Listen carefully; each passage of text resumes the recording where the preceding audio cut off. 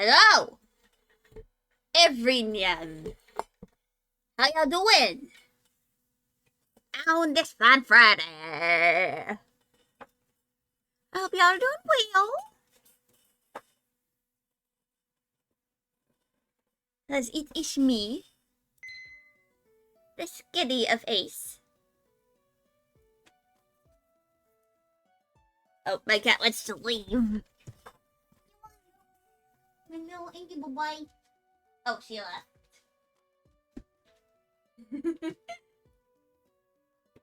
Apparently the door was cracked, so she could just leave.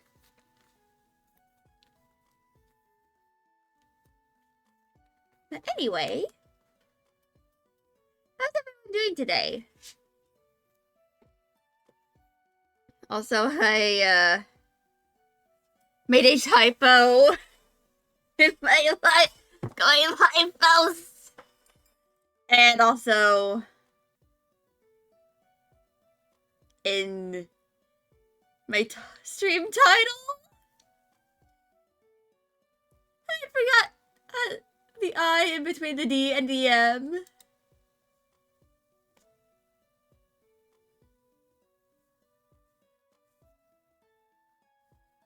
But anyway, this is what we are doing today. So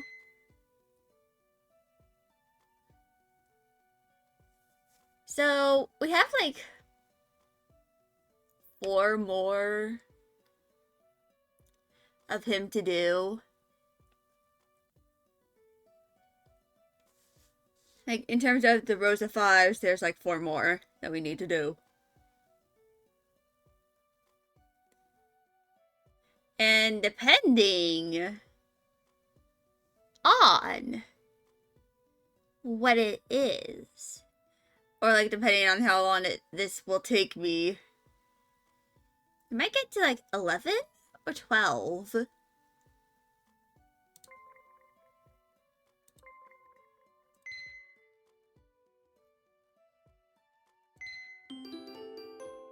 But anyway, I am going to narrate. Also, if y'all have, please feel free to chat. I hope y'all don't consider me like too scary. I'm just going to focus on narrating this, which is gonna make my throat hurt a lot. And I'll occasionally have to mute myself because I tend to get the burpees. Usually when I do these like for long enough. So yeah. Excited! I'm so excited! It's the opening day of Moon Meow. I've gotten up early to get everything ready. There's even balloons right outside the door. I'm so pumped up. Everything is cleaned up, and all my clothes are being displayed on mannequins or racks. I'm absolutely brimming with pride. My grandma would have loved to see this day. Thank you, Grandma, for leaving me behind an inheritance so I could realize my dream. I was going to make a joke about, like, my grandma. I would never, but I think y'all would. I think that's a little too sad of a joke to make. I unlock the front door and then stand behind the counter, smiling brightly. An hour later, and I finally have my first customer. Oh, it appears to be 2 women, actually, so my first 2 customers. Welcome! They nod their heads at me and continue chatting with one another as I step inside the boutique. Anticipation wells up inside of me as my eyes follow them along, trying not to stare at them too much, but unable to really leave them alone due to my giddiness. I can't help it! Do they see something they like? Will they buy anything? I just want to be able to sell my first piece. And just like that, the 2 women disappeared from the boutique after browsing around for a couple of minutes. I keep up my smile. It's okay, your first customer doesn't have to mean it'll be a paying one. The next one might buy something. I keep my chin up high. It's almost afternoon and my spirits have depleted a little bit. The number of customers that have entered my boutique is something I can count on both hands. And the amount that purchased anything at all is non-existent. Oh no. Oh no. Oh no. Indeed, and yo.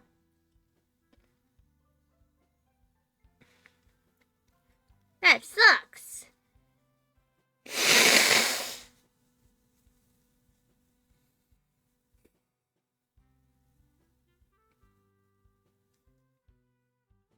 It also kind of reminds me of when I first opened my commissions on Ko-fi.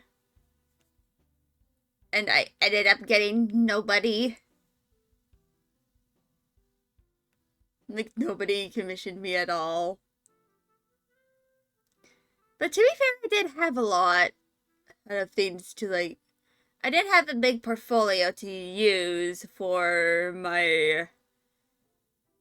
to show, you know, the people what, you know, I could do. You know?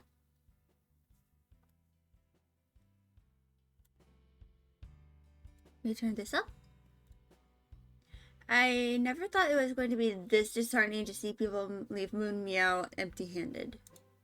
It's okay, the day still hasn't ended. I close up shop with a heavy sigh. My earnings for today is a big fat 0! Hopefully we should have more people coming in to check out the place, but I did see that many customers today. It was in the low 20s, and not a single one of them bought anything. My morale is low and my spirits are crushed. What a disastrous opening day, not a single sale. I could mention that I head to my workroom and try to finish a few designs to get my mind off a slow start. When I head back upstairs, I can smell dinner has been made. I make my way into the kitchen to see Dmitri standing in front of the stove. Wait, Dmitri is home already? When did he get back? How long was I working for? I can't even remember. It's almost 8 o'clock now.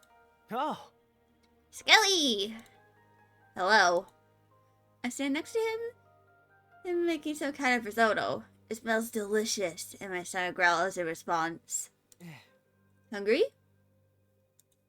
Starving. When did you get back home? I didn't hear you come in. I came in the back. I didn't want to disturb your opening day or anything. How did that go anyway? Did you sell anything nice? Did the people like it? I've been thinking about it all day. Dmitri fires off one question after another. It's clear he's eager to know how the opening day went, but my smile falters as I stare down at the floor.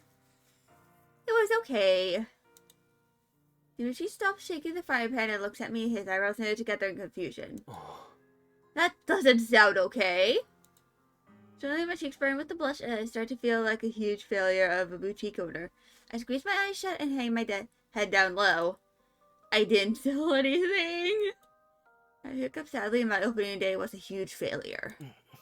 Oh no. Tears are starting to ball up in my eyes after all these years of my hard work and my dreams. I feel like they've been crushed to oblivion. I couldn't even sell anything during the opening day. No, come here. Dmitri takes a step closer to me and wraps his arms around my back, pulling me into his chest to hug me.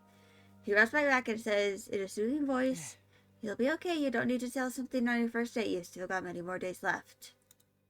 I press my face into his chest, wanting to hide from the world. I can't believe I screwed up so bad that I need Dmitri to comfort me. I snip softly. I really don't want to cry, but I'm feeling so down my expectations of this day. I just expected so much more. I wanted to sell my clothes. I wanted to see people wear them. He actually stroked my back with his hand. And all these feelings come flowing out of me. I worked so hard, and yet, not a single one. Dmitri shushes me at me softly, and then it continues to stroke my back. It feels warm. It'll come, don't you worry. How about I help you out for tomorrow? I push myself away from his chest and look up at him with a frown. Dimitri's hand stalls my back. And he looks at me as well. Help? You know something that'll lure more people to your boutique? His grin at that cute dimple of It just makes me calm down a little bit. I sleep once more, feeling a tiny bit better. And what's that? It's a secret tomorrow, no worries. Is he getting out the cat suit? Please don't tell me he's gonna get out the cat suit.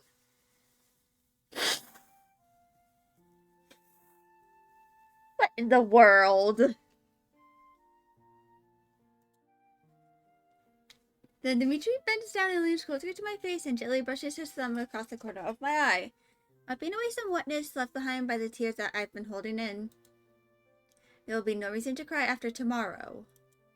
When I get the sudden touch of his thumb, I'm acutely aware of the fact that he's been embracing me this whole time and touching my back, ignoring the risotto! Oh, and I sort of left the print behind on his shirt. It's got 2 small wet spots where my nose has been. Well, that's a little embarrassing. A little bit too self-conscious at the moment, I pull back from Dmitri completely and take a small step backwards. Dmitri suddenly touches up his mouth, realizing what he's been doing, and sheepishly rubs the back of his head. Sorry for touching you like that!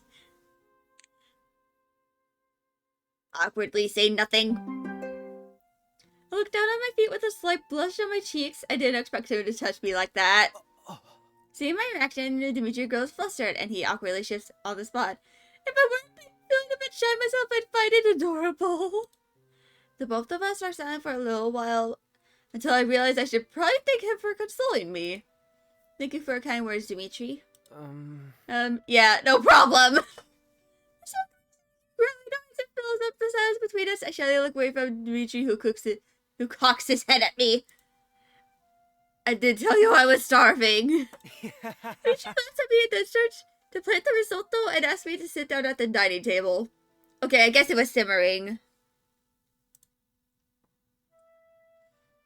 Over dinner, Dmitri tries to cheer me up and offers some encouragement. Saying things like he'll definitely help me out tomorrow, and that's what he's got in mind will be a surprise! Despite the rough first day I had, I do feel better with Dmitri being here with me. I'm sure that if I had to make dinner for myself after a rough day, my mood would have grown even more sour. I'm glad he's with me. After we finish our dinner, I start to clean things up and do the dishes in the kitchen. Dmitri has gone back to his own room. As I dry off the dishes, I keep wondering what Dmitri has in store for me tomorrow. I hope it'll work out as he says. And so, because my soul will be crushed a bit if I have to experience another day with no sales, I sigh deeply. Oh, I was going to clean up. Dmitri's behind. I turn my head to answer him, but I'm suddenly left speechless for a second. Glasses! He's wearing his glasses! And he changed his clothes. Even his hair is tousled. Is this what Dmitri looks like when he wants to relax at home? He's been living here for several days now, but this is the first time I've seen him like this. I guess because all the other nights I would have gone to bed already, so I didn't get the chance to see Dmitri in his comfy clothes. He looks very comfy. Reminds me of when he was younger. He looks more like his old self now. What? He asks if there's something wrong with my clothes?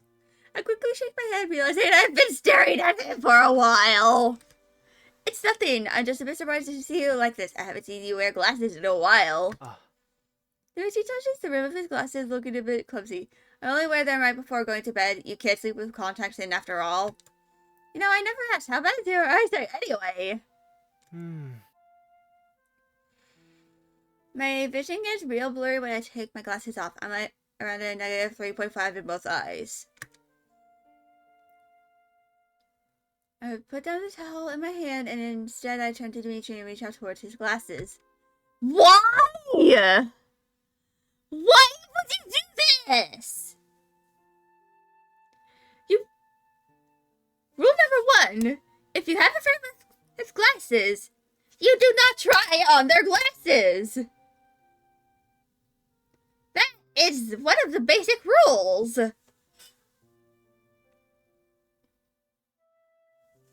I mean, to be fair, some people don't even realize this because they don't wear glasses. But my brother has pretty bad eyesight too. He also wears glasses. He's like nearsighted, I think, while I'm farsighted just a tiny bit, and I have like a plus 1.5.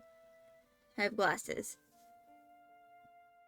Not strong enough to require a prescription because I could just buy my glasses on Amazon. Or at Target. Or Walmart. Or like any supermarket. I wonder if I could even get them at Lidl. Or Aldi.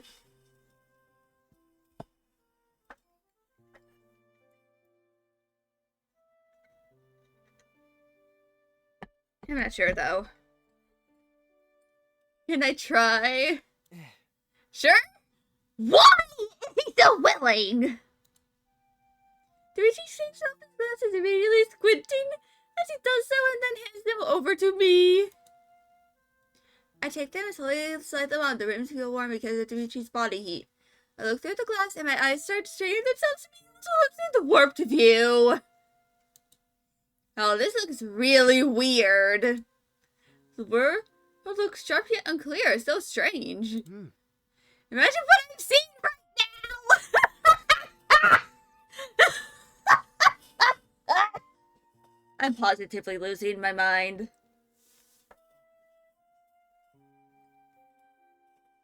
Like, positively losing my goddamn mind.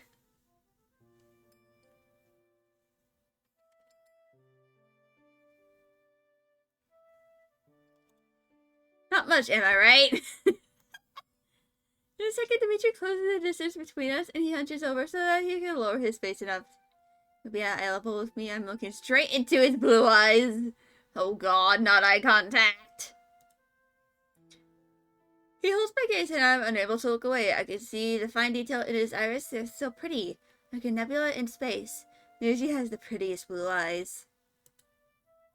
I clear my throat, realizing he's also staring right back at me. He's so close. Give me a little space, would ya? I need to be this close to see anything sharp. I quickly take the glasses off and hand them back to Dmitri, who puts them back on as he removes himself from my personal space. I can see again. Woo! Being stared at like that while you're that close to each other, it's kind of nerve-wracking. That reminds me, when we first met, he could see through his glasses. Eventually, when he wiped them clean, he could see clearly again, which meant he could see my shirt was completely see-through. So that's why you had such a delayed reaction before. Huh? Delayed reaction about what? Remember when we met in the rain? You couldn't see my shirt was see-through until you cleaned your glasses. You simply couldn't see it before. Oh.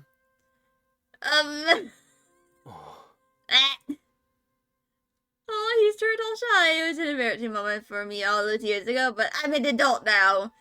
It's simply a funny memory to me. I can't help but grin at Dimitri's demeanor.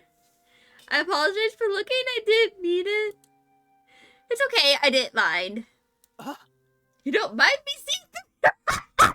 Oh my god! Hold up! My hand in protest!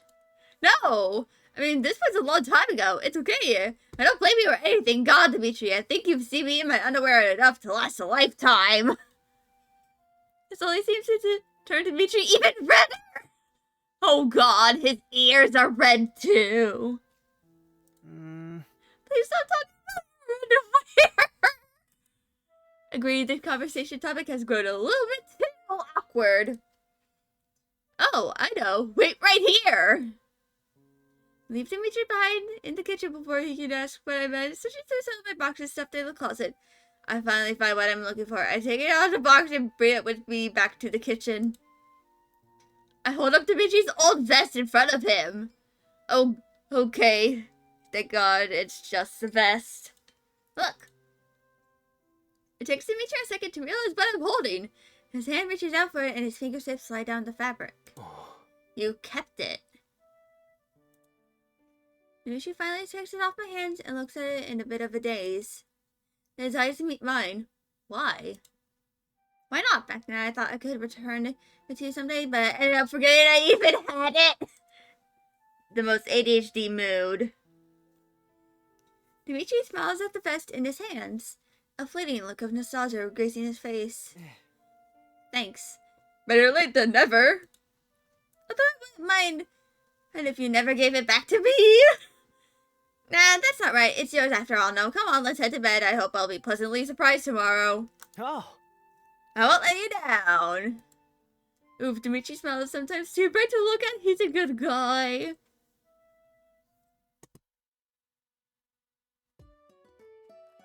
That took me like 15 minutes.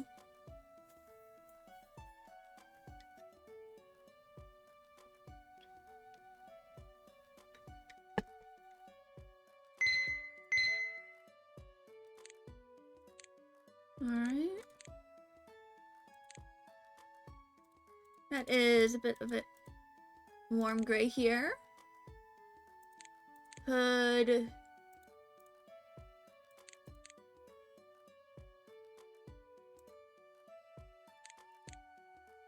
Is that? There we go. This is very simple.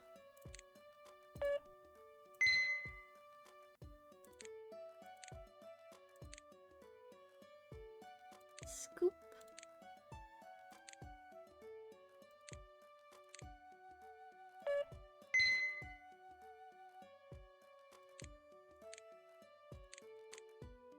All right. Straight short. I believe this is skin tone.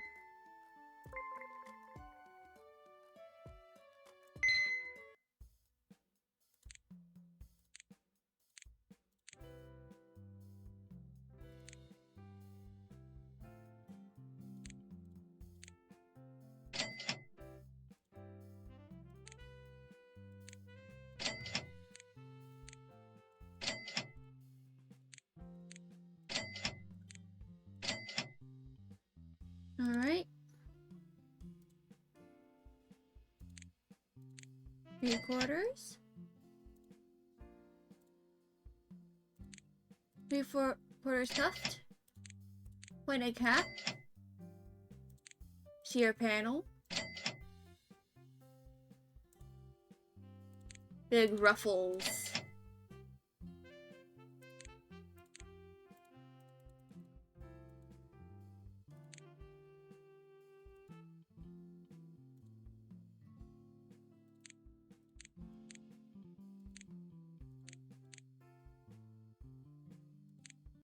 And I can see that you like being eccentric.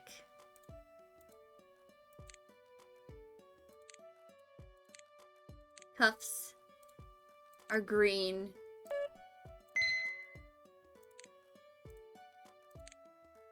That's certainly a choice.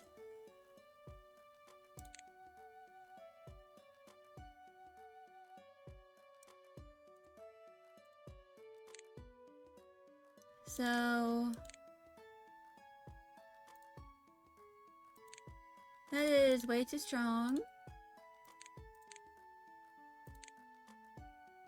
So collar.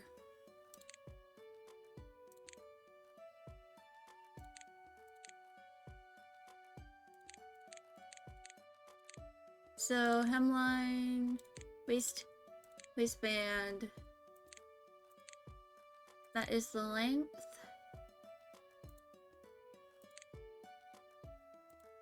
And pattern.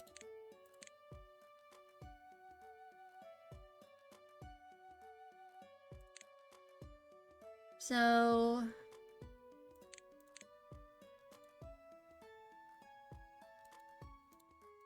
I think this is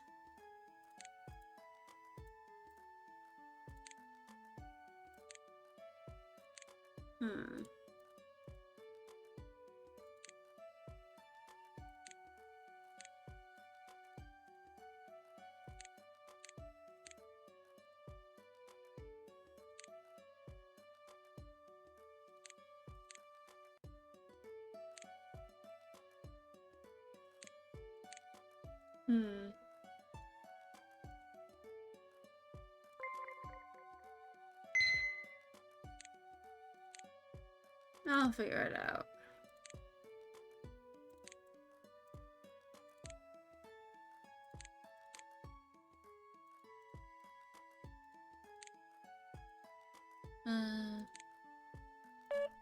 Here we go.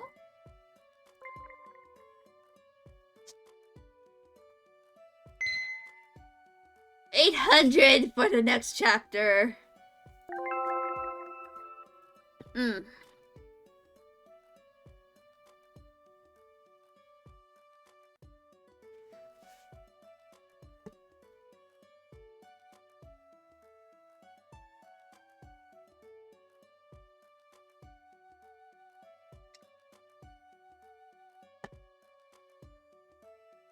I'm gonna mess around a little bit with it.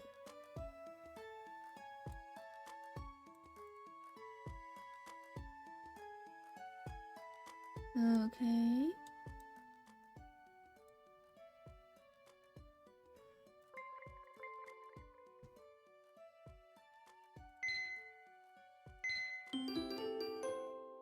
Next one. I nervously stayed at my counter the next day. It's business hours and the store is open. Balloons are outside and yet it's still empty. I've had one customer drop by, but no sales. My stomach feels all twisted and knotted with dread. Dmitri is nowhere to be seen. He wasn't even in the house when I got up in the morning. I don't know where he is, and it's making my anxiety soar through the roof. Oh boy. Do you forget? Didn't he have college anyway? But he promised. He said he had an idea to help me out. I'm feeling a little bit abandoned. It's that same feeling I had whenever I had made plans with Alex.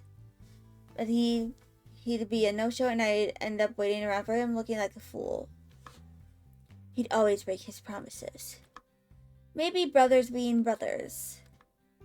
Locked down with a sigh, I hope customers will show up soon. The doorbell rings and I look up, my heart is pounding in my chest with nerves. Dmitri! He came! Relief washes over me like a tidal wave. I feel instantly relaxed. Dmitri seems to be carrying a large crate in his arms.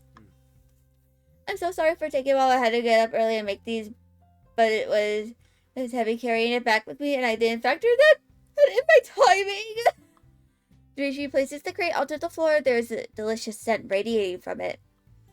I take in a big whiff.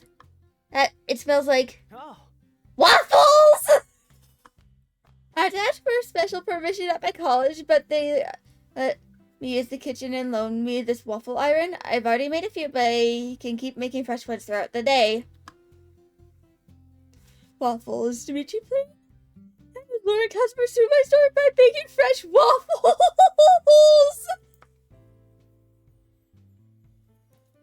Hopefully there's no fights that happen. Can't have a boutique turn it into a Waffle House.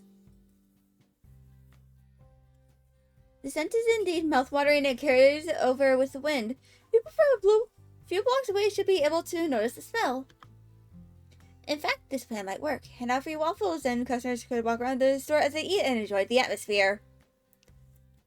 Dmitri, I could just about hug you to death right now. This might actually work.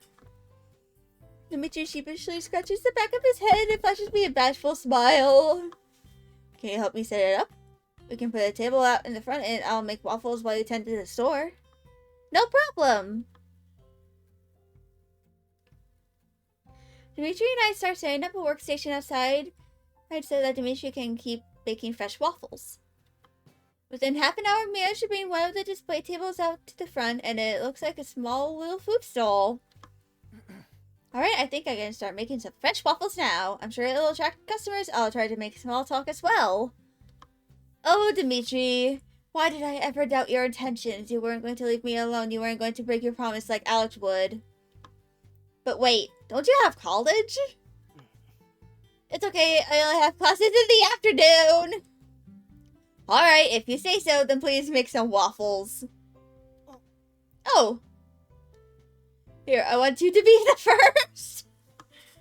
smell is so strong I find it hard to resist, so I take the waffle from Dimitri's hands and take a small bite.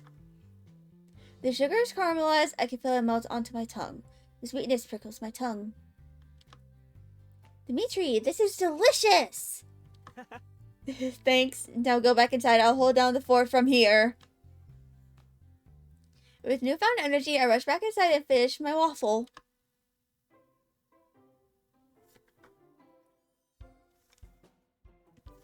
Yes, I find it funny that Dmitri also takes classes in the afternoon because that's also when I tried to do my classes.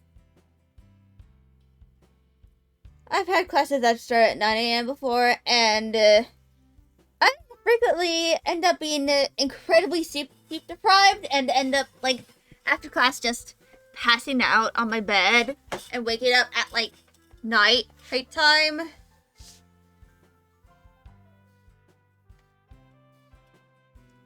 Which is to say, I am no longer a morning person.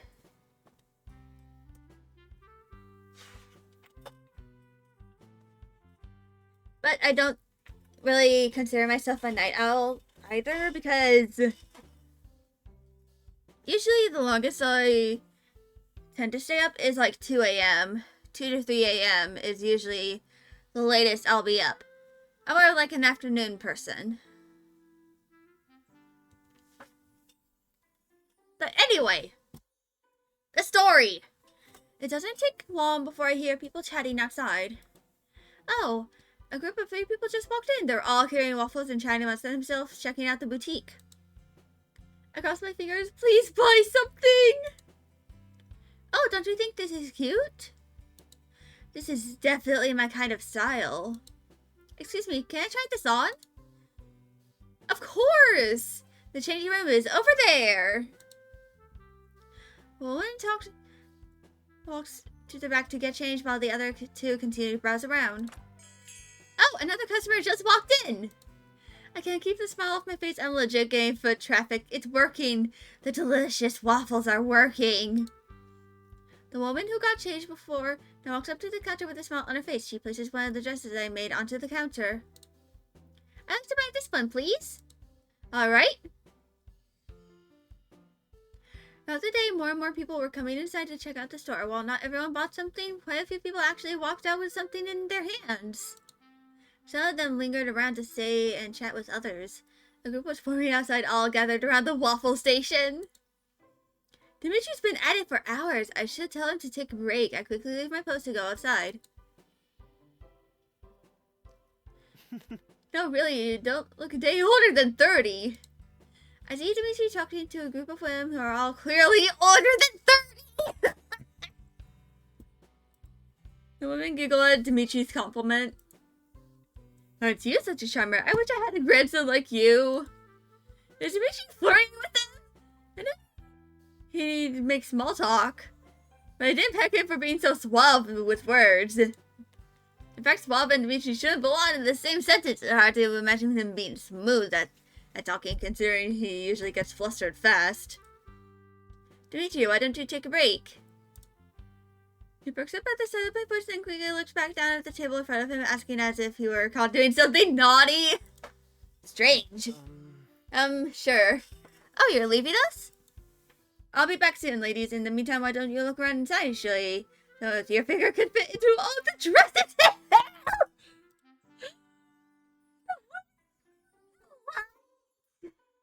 My mouth drops open. Dimitri's a smooth talker. That's really so unexpected. We caught him mid-suavemente. He's been caught mid-suavemente. Dmitri finally heads back into the store. You got such a lovely boyfriend! Excuse me? That young man, he's an absolute sweetheart. If I were your age, I wouldn't hesitate to put a ring on it! Oh, awkward! They think Dimitri's my boyfriend. They probably misunderstood our relationship. No, you've got it all wrong. He's not my boyfriend. We live together. Oh, at such a young age! Congratulations to both of you! I wish you as much happiness as possible. Wait, what? My cheeks are filled with blood as a faint blush streams across my face. I think I'm married. Oh no, I made the misunderstanding worse! I'm about to correct them once more when I hear someone call out from the store. Is anyone here? I'd like to buy the skirt.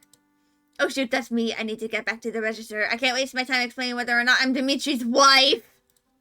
I rush back inside. 349 cents. I place all the cash I earned today inside a secure safe. Today has been a huge success. Not only did more customers visit the store, several of them actually purchased some garments. It couldn't have gone better. Well, congrats! Thank you so much, Dmitri. If it weren't for your waffle plan, those people wouldn't have come to check out Meow. I just gave them a reason to check it out, but it's your work that got them to buy something. Still, thanks. How much money would you like me to pay you for it? Pay me? No, I'm okay. You don't need to pay me. Consider it a favor. But you worked the entire day. You missed college as well. I'm not stupid. I know Dmitri skipped college classes to help me out today. I'm forever grateful that he did, and that's why I want to offer him some compensation. At least let me pay you minimum wage for working an entire day. It's alright. I'm happy to help. I can miss one day of college. It won't be the end of my studies. It still doesn't sit well with me, though, but that really doesn't seem like he'll budge on the issue. If that's what you want. Don't worry about it. Worry about your boutique instead. You should spend your energy on that. Oh, by the way, Dmitri. I suddenly recall the conversation he was having with that group of older women. When did you learn how to flirt? For a second, it seems like Dmitri doesn't understand what I said as he giving me this weird and confusing look. Huh? Flirt? You were flirting with those women outside when I told you to take a break. Oh. Aha, I see. Now that's the Dmitri I know, the one who gets flustered easily. I wouldn't call that flirting. I was only trying to get them to look inside. The lady thought we were married. It's still a little embarrassing she thought that. Us? Married? Do we seem like a couple? Silly, right? Dmitri blinks at me, and for a split second I think I see a look of hurt grace his face. And he's back to smiling again, so I must have imagined it. Yes, silly. But in the sudden changing mood, I decided to talk about something else. How about I cook dinner for tonight? After all, you helped me out so much today. Sure. After dinner, I clean everything up, telling Dmitri he doesn't need to do any chores today, considering he helped me out so much. A shower would be nice right now after such a long day, or maybe a bath. Yeah, a bath sounds nice. Relax in a hot bath until I fall asleep or something. I opened the bathroom door.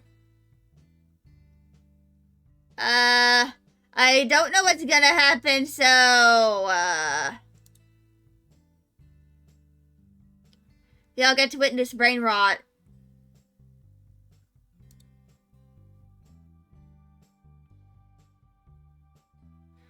Okay, hold on.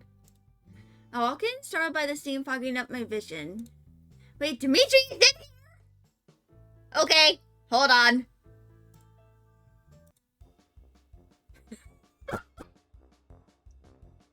Okay.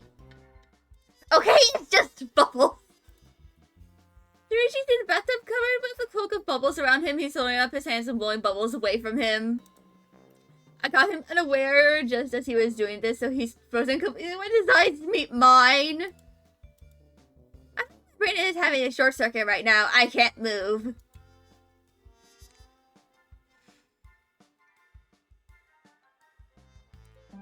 Ah!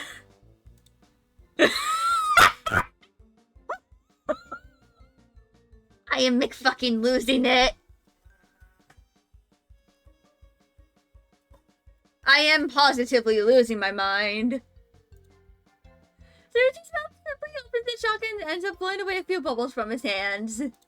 So sorry! I slammed the door shut with a loud bang. I quickly run away from the bathroom, my cheeks feeling like they're on fire. I can't believe I walked in on Dmitri taking a bath. Stupid, so stupid. I should have known he was in there. I didn't see him in the living room or kitchen after all. Oh, but it was so quiet. He didn't think anyone was in there, especially when it was unlocked.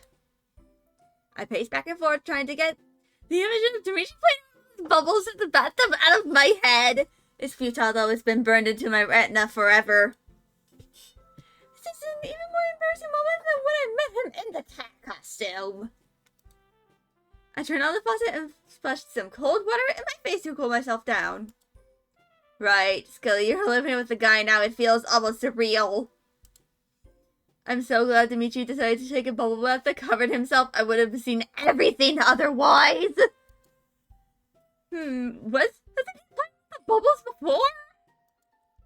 My cheeks seemed with a painful blush. So I tried to shake the image out of my head and focus on something else. Sometime later, I decided to head back to the kitchen to prepare myself something to drink. I've been hiding in my bedroom all this time. Dimitri's there, wearing his hoodie with his back turned towards me, pouring in a drink himself. Oh, how should I act around him now? It feels really awkward. Should I say something to apologize for walking in? Hi!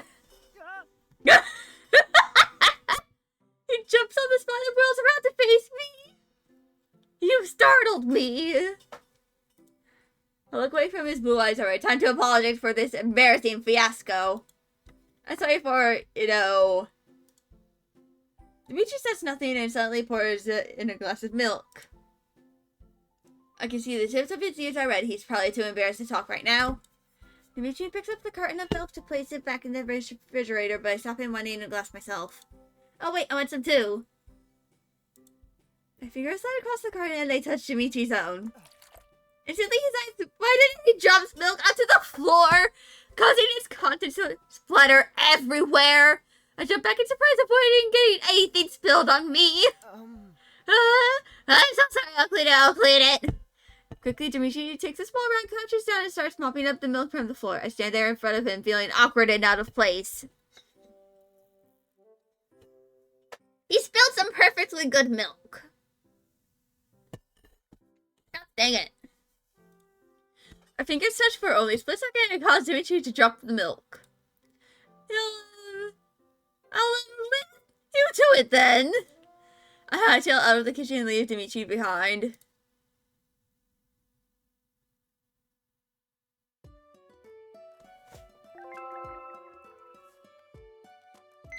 Oh! Oh!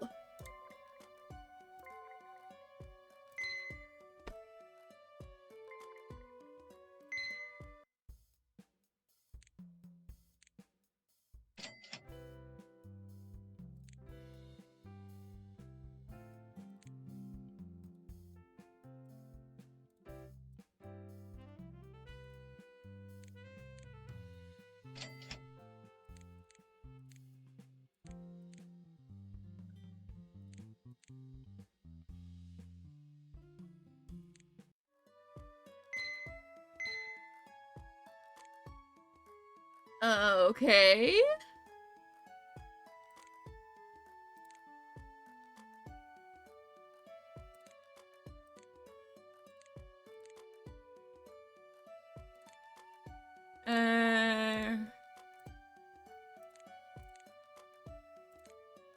There is a kitty. He's going meow.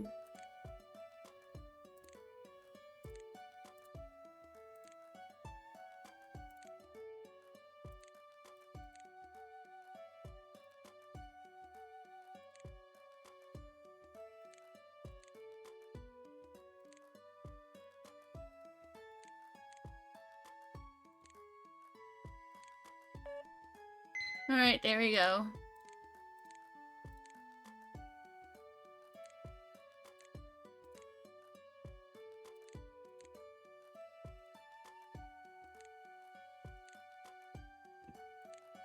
Waistband.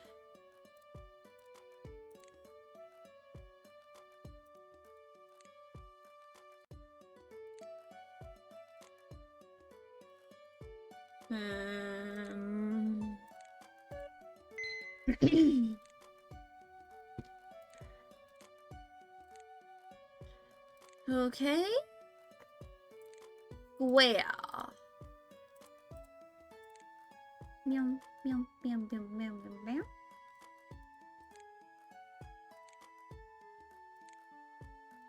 So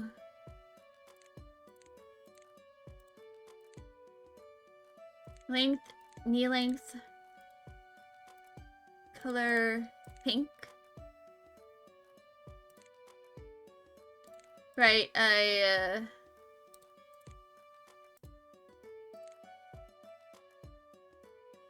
Oh, I just realized the color is off.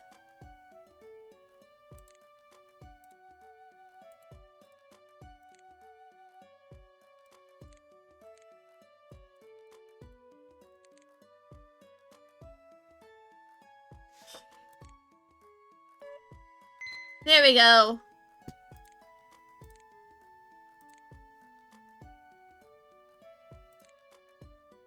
So, round.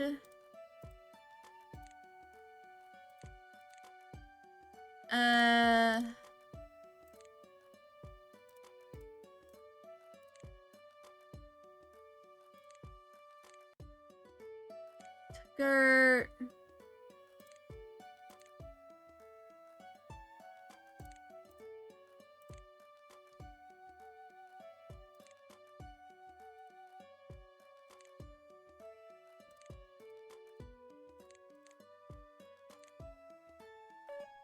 All right.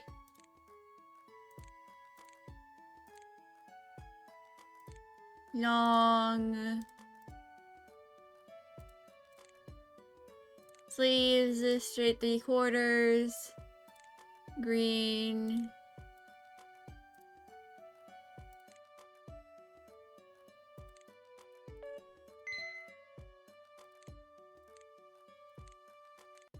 Square.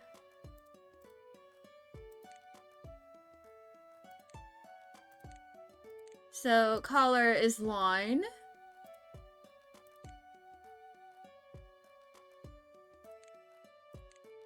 Above knee.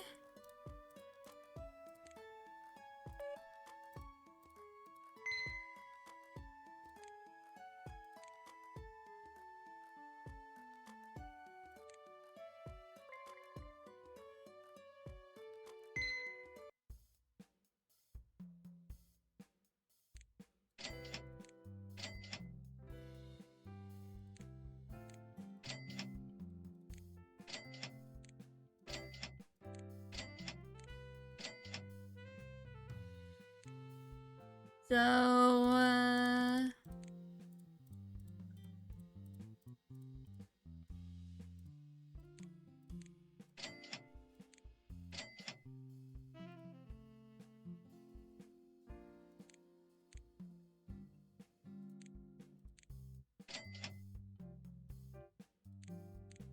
metal diamonds, houndstooth, Greek key, bubbles,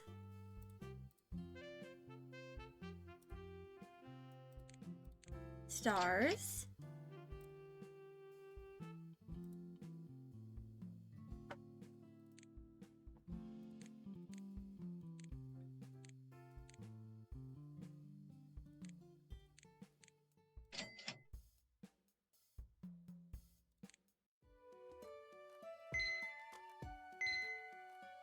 I'm gonna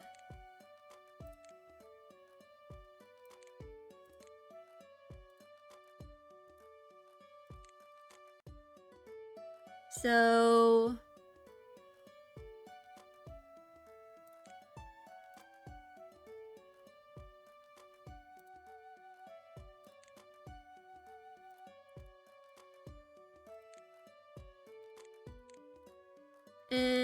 this is, I think, a pink collar, waistband,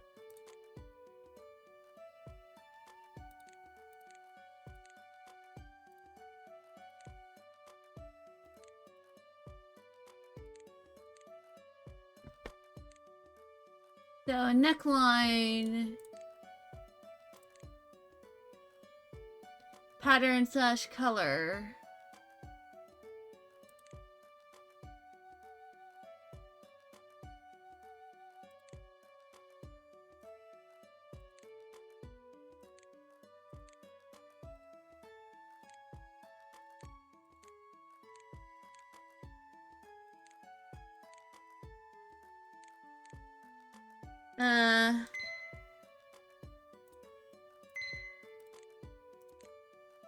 So strapless, hemline fade,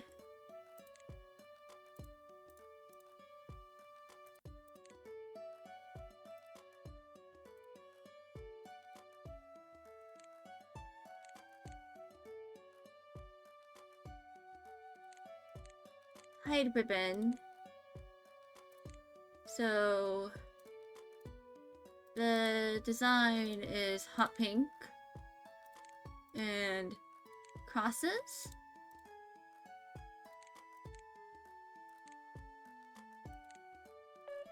There we go.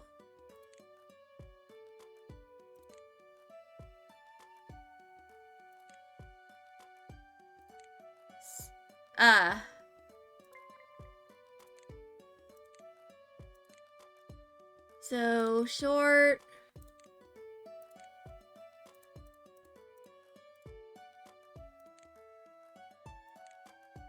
Sleeves, 3/4.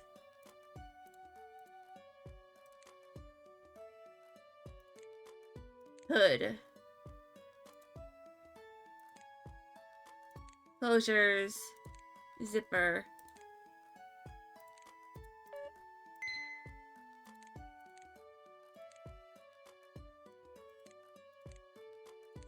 So asymmetric.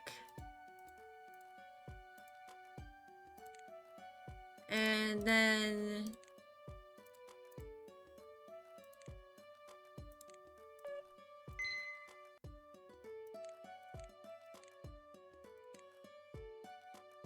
so capri length, skinny.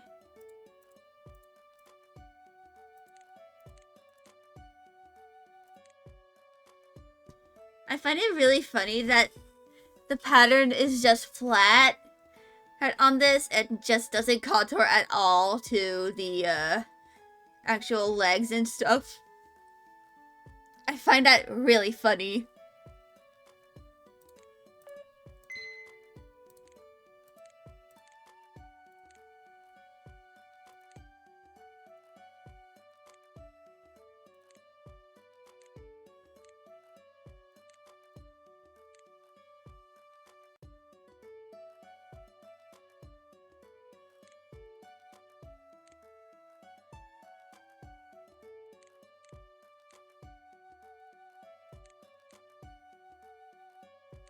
Bishop sleeves.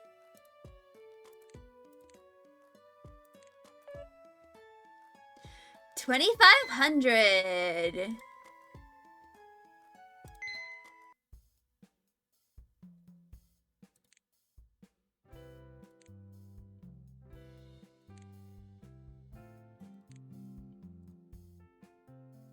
Sweetheart.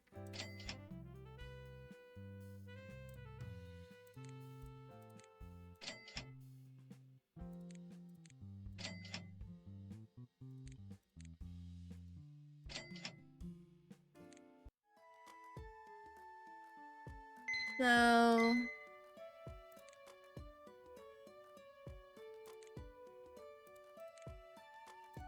sweetheart. This yellow.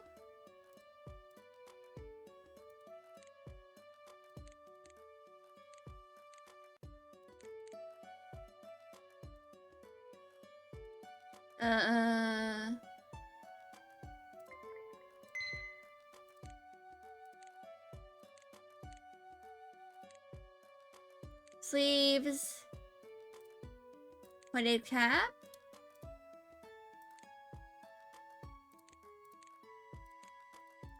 Here is that.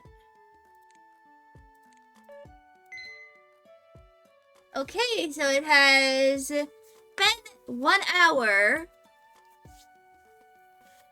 So I'm going to do an intermission. I'm probably just going to grind all of the client orders so I can finally do this one. So I shall return in about 5 minutes.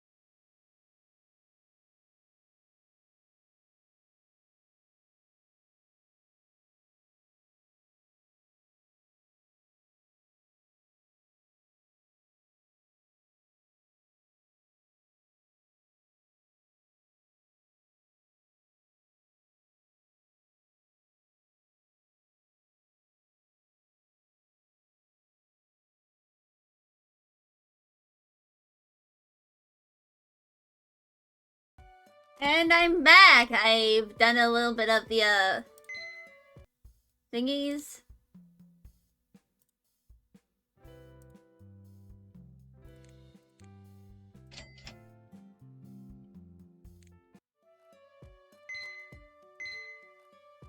So...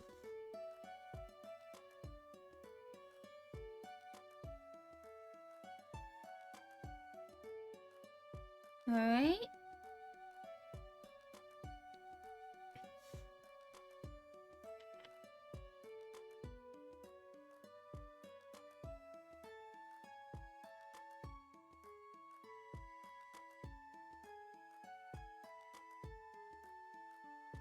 Sorry, I had to reply to something. So, sweetheart. The sleeves are straps.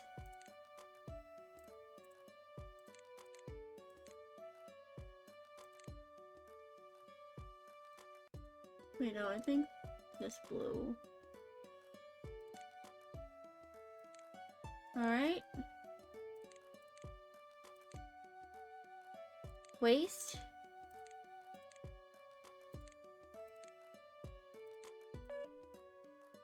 Alright.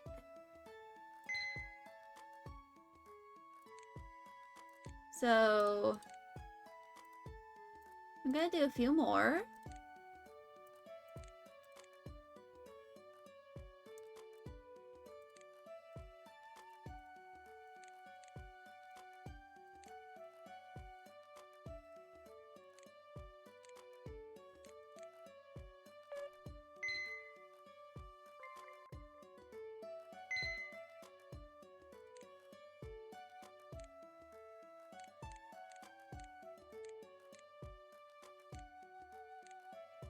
Oh, that's pretty. That's pretty. Yeah, let's buy more browns.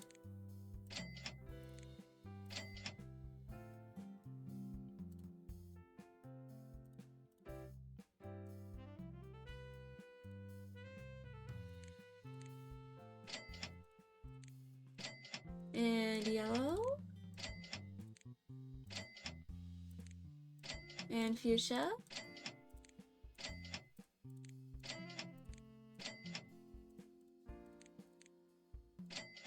I'm just gonna try and get all the colors that I, am able to get.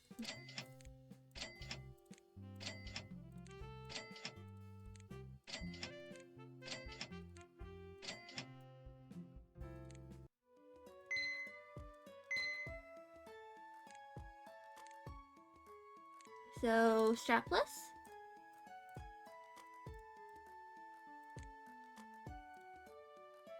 Dark red. Color is a line.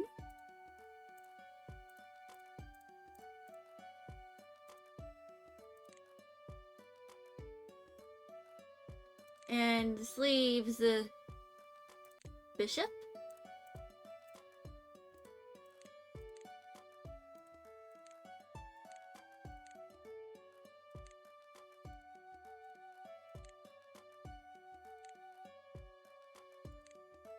Waistband is this pink.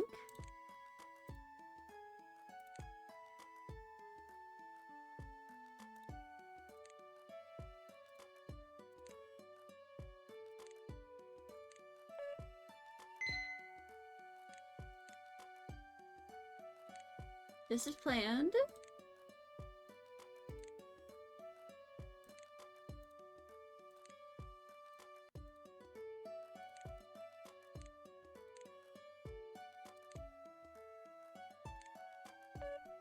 There we go. So, scoop neckline.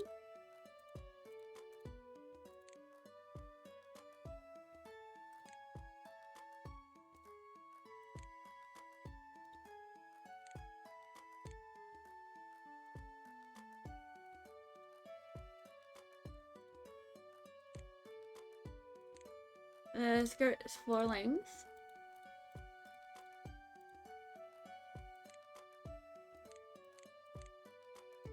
I think that is. Here we go.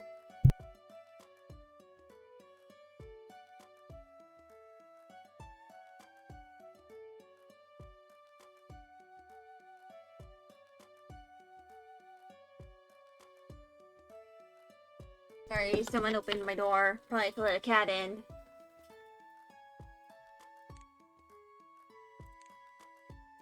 So...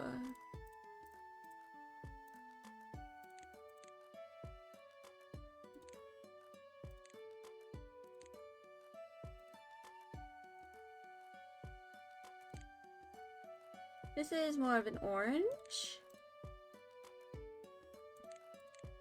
Straight short.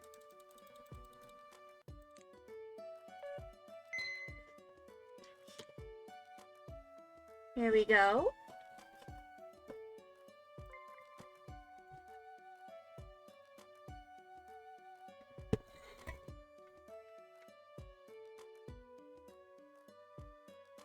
So, let us continue. I suppose the week passes in a blink of an eye. With some help from Dmitri, I managed to rope in some clients. The word of mouth, the opening of Moon Meow spread around, and even more customers came to visit and purchase some of my clothing. I'm so happy it ended up going well. I was so scared of being a big fat failure, but everything has gone relatively smoothly after that awful opening day.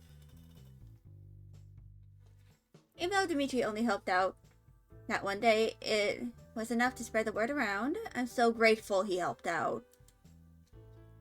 There was also the day I walked in on him taking a bath, and I still feel a little weird around him. Honestly, I would too.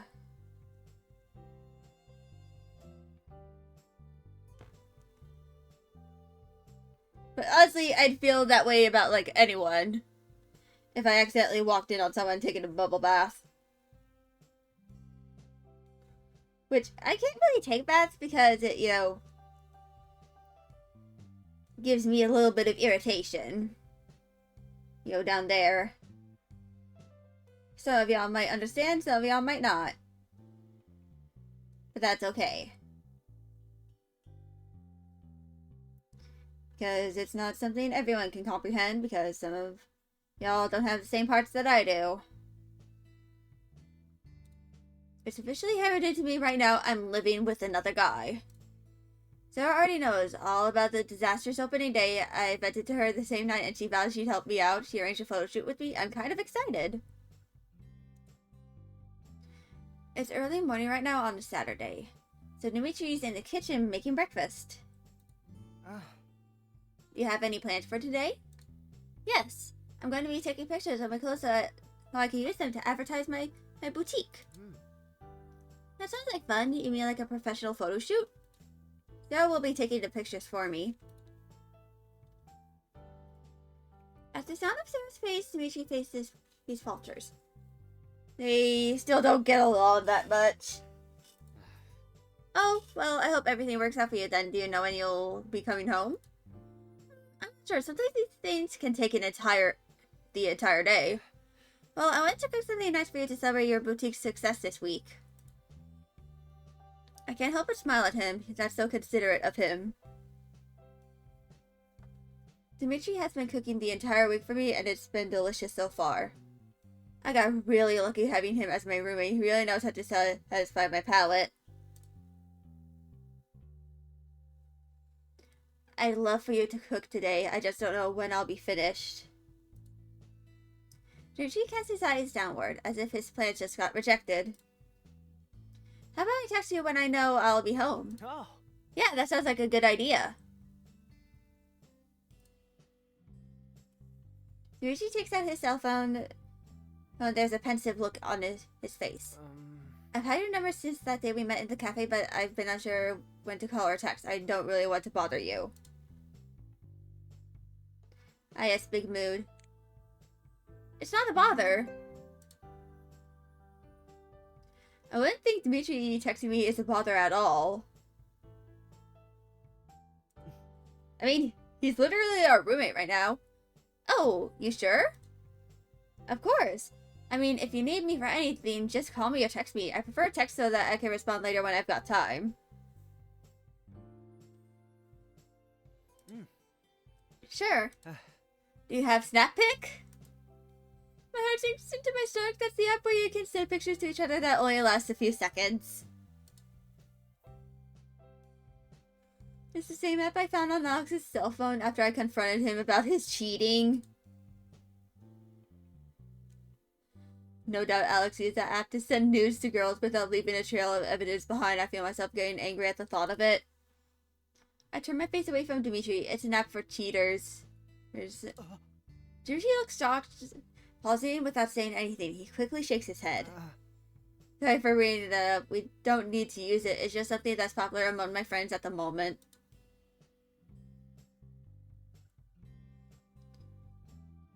I can just use regular texting if you prefer. I know Dmitri didn't mean anything by it, but mentioning that app put me in a sour mood. I'll text you when I know I'm almost done with work, so you can prepare dinner. Yeah, alright, I'll wait until you text me. Good luck with your shoot today. Thanks, see you later. I'll leave the kitchen.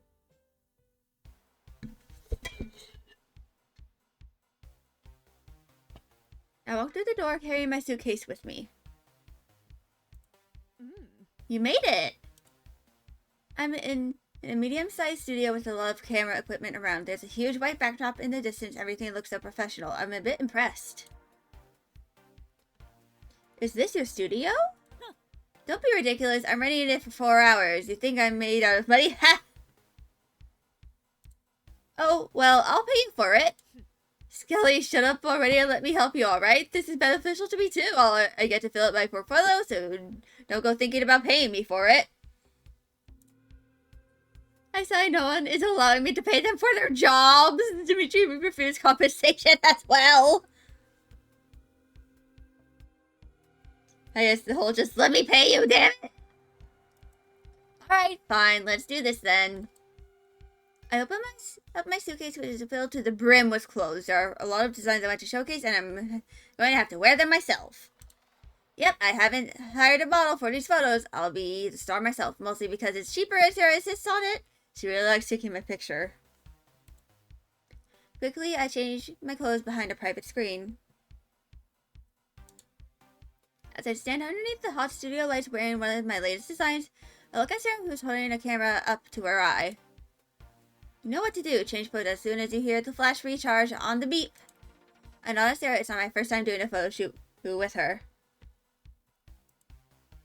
I put on a dazzling smile and give it my best shot. Great, you look absolutely lovely. The first flash fires off, then I change into my next pose. Sarah doesn't miss a beat and snaps another picture. The flashes are blinding me, but I continue nonetheless. When Sarah has taken a bunch of pictures in one outfit, I change to the next one. This goes on for a while until my feet are starting to hurt. Having to wear high heels the entire time for these pictures is going to have its toll. Sarah decides to call for a break, and I sit down on one of the chairs, suddenly feeling famished from moving around so much. Some of these turned out really well. She's checking the pictures she's taken so far on her laptop. Whenever Sarah snaps a picture, it will automatically sync to her laptop straight away. Frankly, I'm a bit lost when it comes to all of this camera equipment. As Sarah continues to check her pictures, I reach for my phone to check the time. I noticed that I received a message from Dmitri 10 minutes ago. With a smile on my face, I unlock my phone and check out the message. Hey, I was thinking you'd probably get pretty hungry during that photo shoot of yours, so I made lunch for the both of us. I heard you say the student was too far away. Should I bring it over? Lunch sounds great. About now. I'll send you the location in a bit. I can't help but smile. It's so nice of Dmitri to think of me and make me lunch, even going as far as bringing it over to me personally. I look over at Sarah as I text Dmitri the location and wonder if they're going to be butting heads with each other again. I hope not. Sarah notices I've been on my phone and raises an eyebrow at me. Texting someone? Yeah, Dimitri's coming over to drop off some lunch. I hope that's okay. Cat boy, fine, as long as he doesn't disrupt the shoot. I stare at the phone in my hands, wondering about Dimitri's text until something crosses my mind. Hey, Sarah. Do you use Snappic? Yeah, I do. Why? Just wondering how popular it is. Sarah walks over to me and whips out her phone. She stands next to me and directs the phone's camera toward us. It's pretty fun. Here, just smile. Before I can react, Sarah snaps a picture. She snaps her on her screen a bunch of times before showing me the picture she took of us together. There's a strange filter on the picture that gave me and Sarah buddy ears and a nose. I laugh at it. It looks ridiculous on us. This is stupid. That's the point. It's obviously not studio quality like my DSLR. After all, Alex was using it to send and receive nudes to girls he met on dating apps. Because of the nature of Snappic, the nature gets erased after a couple of seconds so it doesn't leave any evidence behind. To be honest, I'm still pretty bitter about it. The doorbell disrupts me from my thoughts. Sarah looks up as well. Brace yourself, Sarah. Catboy is here. Sarah rolls her eyes at me as I make my way over to the entrance to let Dmitri in. When I open the door, Dmitri is standing there holding up a brown bag and a small plastic cup with a smile on his face. Oh. Hey! I can't help but smile back at him. He's always so adorable. Hey, glad you could find it. Come in. Oh, it's not that hard. That's what GPS is for, right? We both walk away from the entrance and Dmitri hands over my lunch. I look inside the brown bag and see some type of sandwich along with freshly squeezed orange juice. I take out the sandwich and start eating it. It's good. Thank you so much for the delivery. You really didn't have to. I'm happy that he made the effort to come over though. We both sit down at the table and I resume eating the lunch Dmitri made for me. Dmitri bashfully shakes his head. No, I wanted to. I enjoy cooking and preparing food for you. I like it. Cat boy. Dimitri's face falls immediately and he narrows his eyes at Sarah. Good day. I tilt my head sideways. These two really can't get along still. Maybe if they would just spend a little more time together, they might be able to change their opinion of each other. I swallow my food and then look at Dmitri, determined to get these two to like each other. Sarah's taking pictures of me and my designs. Want to stay and watch for a while? Sarah glares at me, sending me vibes that she wants to get rid of Dmitri as soon as possible, but I ignore it. Dimitri's eyes flicker towards Sarah before settling on me. Well, I'm free today, so I guess I don't mind staying for now. Hey, this is my studio. I paid for it, so you better sit down and not get in my way. I shrug my shoulders at Sarah. She can glare at me all she wants, but I think the two could learn to get along better. So, I get to see a model. So, I feel like I'd be putting on a show in front of Dmitri, and it makes me feel a little self-conscious. She's not doing it for you, buddy. I didn't think she was. I quickly finish up my lunch to prevent a fight from breaking out. Thanks for the food, Dmitri. Dmitri smiles warmly and nods his head at me. He's got such a cute smile, it's always so adorable. Come on, let's get back to work. I only booked this place for 2 more hours, so there's not much more time left. There's not much to argue with that, so I get up from my seat and walk behind a privacy screen to get changed into a different outfit. Soon enough, I'm in front of a camera lens once more, the lights blinding me each time Sarah takes a picture. Dmitri is watching me from afar. Each pose I make feels slightly more uncomfortable when his blue eyes are on me. I don't have issues posing in front of the camera, but now that I've got someone else looking, I feel a little more nervous. We each take small breaks so I can get changed into the next outfit. I'm trying to zip up my dress, but I can't seem to get the very last part of it all the way zipped up. After struggling for a couple of minutes, I give up. Seems I need some help, and I call out for Sarah. Sarah, can you help me zip up this dress? I hear someone approaching the screen, but judging from the large shadow that's blocking the light, I can tell that it's definitely not Sarah. Sarah went to the bathroom. Want me to help? Alright, I guess Dmitri can help as well. Yes, please, I can't get the last part zipped up. Dmitri walks up around the screen and into my view. He looks a bit uncomfortable, like he's treading into unknown territory. I brush my hair away from my neck and turn my back toward him. Dmitri takes a small step closer. Even though my back is turned to him, I can feel his presence behind me. It's an odd but warm feeling. I look down at the ground, unable to say much at the moment. Dmitri is so close to me that I can feel his breath on my neck. He raises his arms and his knuckles brush briefly against my shoulder blade. Dmitri fumbles around trying to get a grip on the zipper. I can tell he's nervous for some reason. A second later, and he softly places his hand against my back and zips up the dress. My skin feels warm and prickly. There, all done. I'm a bit too self-conscious with the way he's so close and touching me. I can't let myself focus on it too much. Quickly, I drop my hair and spin around to face him. I end up bumping my nose into his chest. I stumble backward with a dazed look on my face. I'm sorry. Dmitri rubs the spot on his chest with his hand and takes a step back. That's alright. Can we get started or not? Yeah, I'm coming. Sarah pops back into the studio and she stops dead in her tracks when she sees me and Dmitri. Oh no, is she going to pick a fight with Dmitri again? Sarah raises her camera and peers at us through her viewfinder. Dmitri and I look at her confused. What is it? I have an idea. What's that? Catboy, he's tall, and while I don't want to admit it, he's got a pretty face. Why don't you two pose together? Oh god. Oh god. Dear lord. We're not even halfway through the story!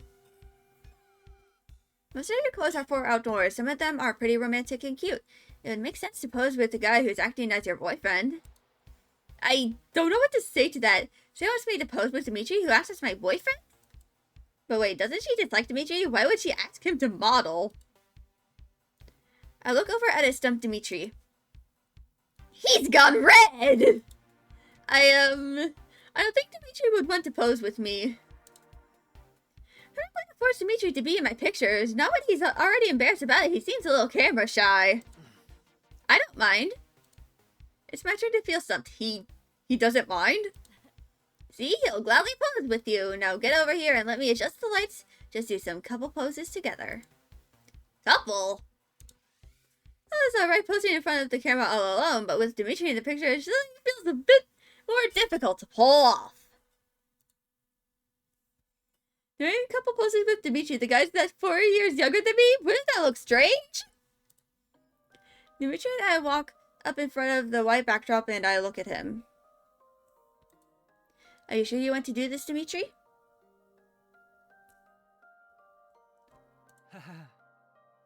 I get to help you out with your work. Seems like fun. Alright, make sure you're in front of him most of the time and give it your best shot. Dmitri shyly lays his head down. Do you want me to hold your hand?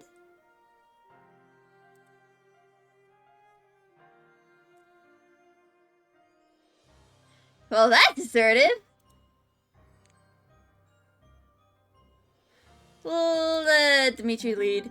I raise my hand and Dmitri gently takes hold of it. It's a little awkward to pretend we're some couple. Oh, but I can see why it would be a good idea for the pictures. Dmitri pulls me closer so that I'm next to him and he gives me this lopsided smile. Is this okay? Sarah gives him the thumbs up. My head feels clammy. Or is that Dimitri's hand that feels kind of sweaty? I can't tell. I'm too focused on how big his hand is and how small mine is in comparison. Sarah takes a picture and the light of the flash briefly blinds me. Dmitri tilts his face a little to give me an awkward smile. Feels kind of weird to do this. Just a little. What if I... Oh god, what is he gonna try and do? Is it okay if I hug you? I shyly nod my head as I turn to face him. Dmitri lets go of my hand and takes a step closer to me. He slips his arms around my waist. He's pulling me against him, all the while avoiding eye contact. His cheeks are pink. Mine feel on fire as well. We're so close like this. I turn my head away from him to look at the camera. Awkwardly, I place my hand against his chest and put on my best smile. Light flashes once more. For a brief moment, I glance upward at Dmitri. He's not looking at me either, staring at the camera. I press the palm of my hand against his chest and feel his heartbeat against it like crazy. Wow, it's going so fast.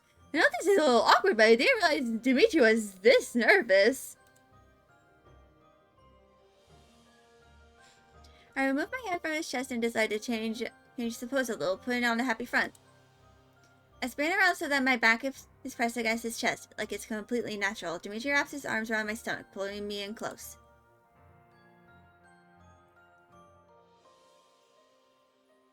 Oh! Smile! I direct him before putting on a large smile myself, looking really happy. Sarah snaps another picture! This time Dmitri holds me in a firmer grip, like he's a little bit more confident in his actions. He rests his chin and on top of my head. I can feel his broad chest against my back. Like it's actually a really nice feeling that leaves me a little breathless. Lights flash in front of my eyes again. Is it my heart that's beating so fast, or can I feel Dimitri's?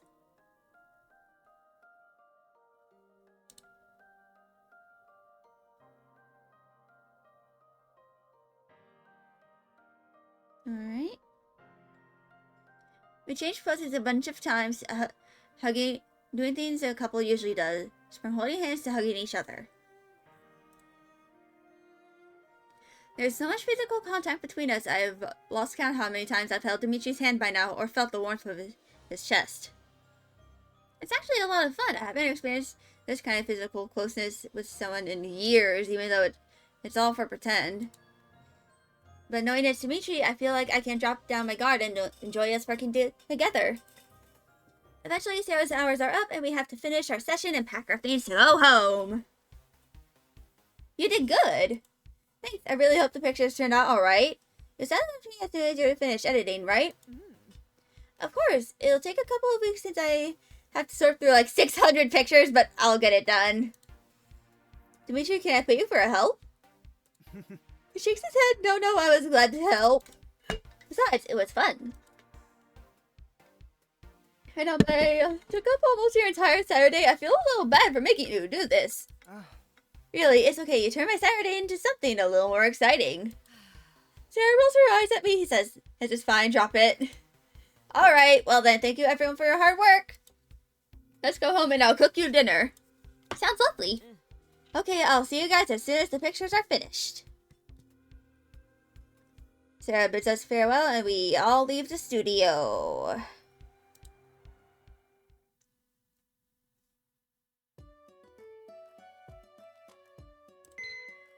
Okay, I can take the dress off. So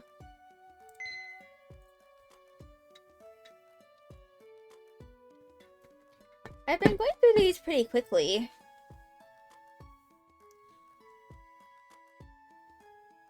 So I'll do chapter 9. I'm gonna save first.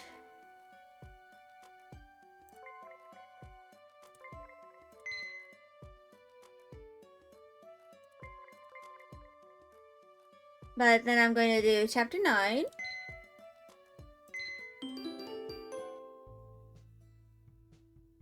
A week later, Sarah sends me the pictures of the photo shoot we did together.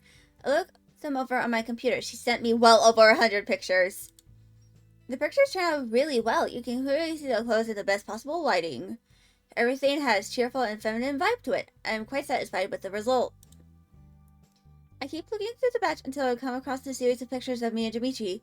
The tone shift says Nancy's in the frame as well. Everything looks romantic all of a sudden. There are some pictures of us holding hands as Dmitri hugging me from behind. There's one where he's holding me up in the air as I jump. The dress I'm wearing looks super cute and airy because of it. Still, I can't help but feeling a little embarrassed that I did all of that with Dmitri. We look like a genuine couple, something that feels rather weird to me. After all, I'm 4 years older than Dmitri. On top of that, I dated his older brother. To think of us This is being in a relationship is something I can't quite wrap my head around. It simply feels out of place. I come across a close-up of me and Dmitri laughing together, whereas I'm smiling into the camera, Dmitri's blue eyes are looking at me. There's an adorable smile on his face. The camera captured that adorable dimple as well. It's a genius smile. I mean, a genuine smile, not a fake one.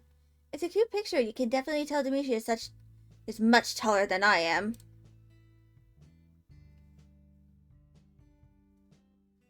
I enlarged the picture, zooming in on Dmitri's face to get a closer look at his dimple.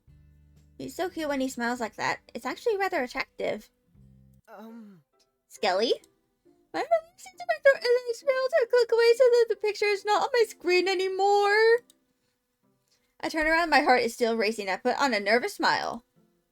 Dmitri, I didn't hear you come in. Oh god, please tell me he didn't see me zooming in on his face. That's really embarrassing.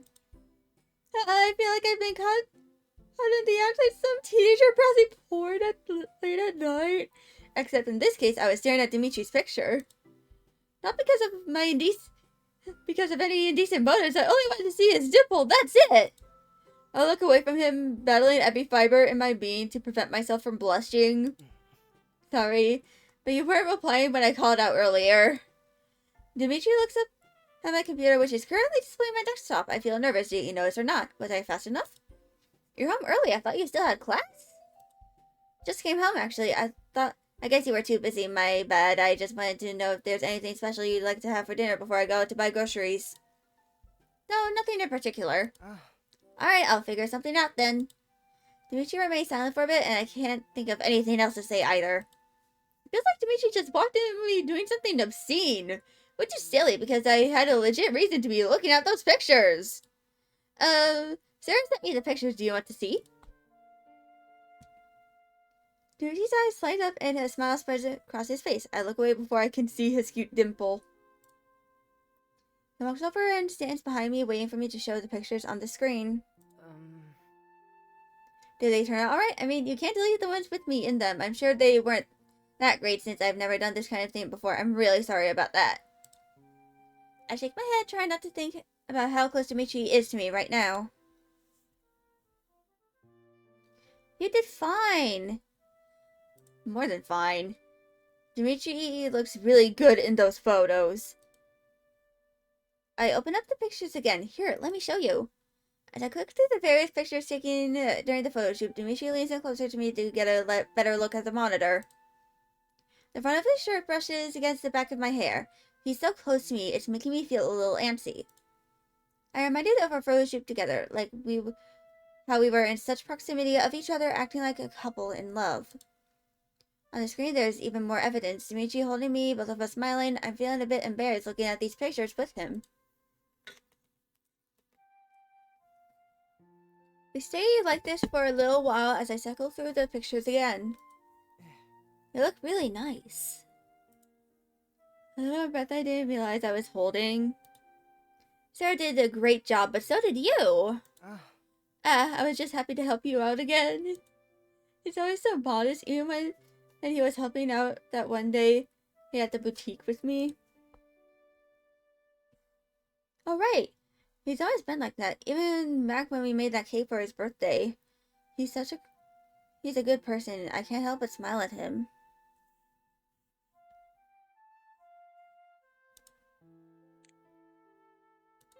Don't be modest, you really helped me out.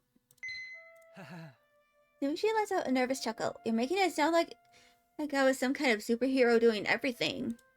That's not too far off from what you did. Lily turns red and shuffles on the spot, looking down at his feet.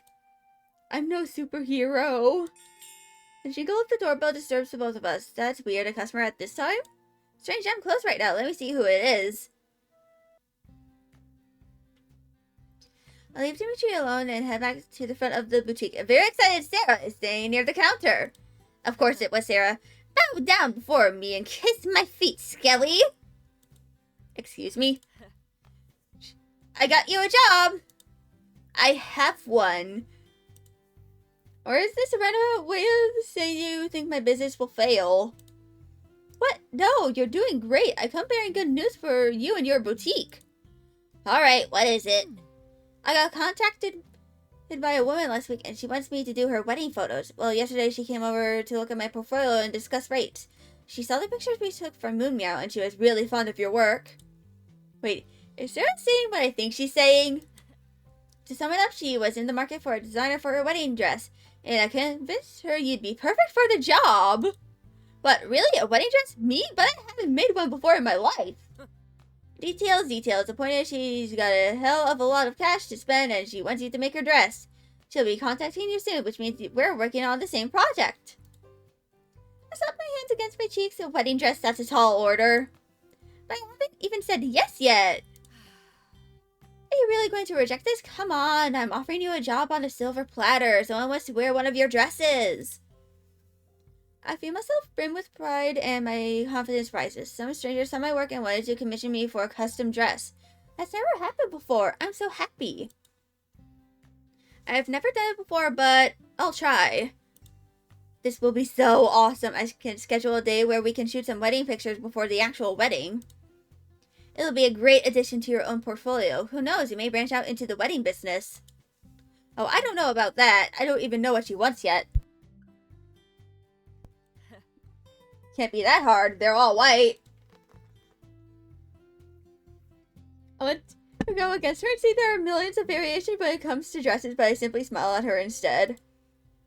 After all, Sarah roped in a client for me. I really do appreciate it. Oh, and she gave me this. Something about getting it as a gift on her bachelorette party, but she didn't want it. It's the game Twisted.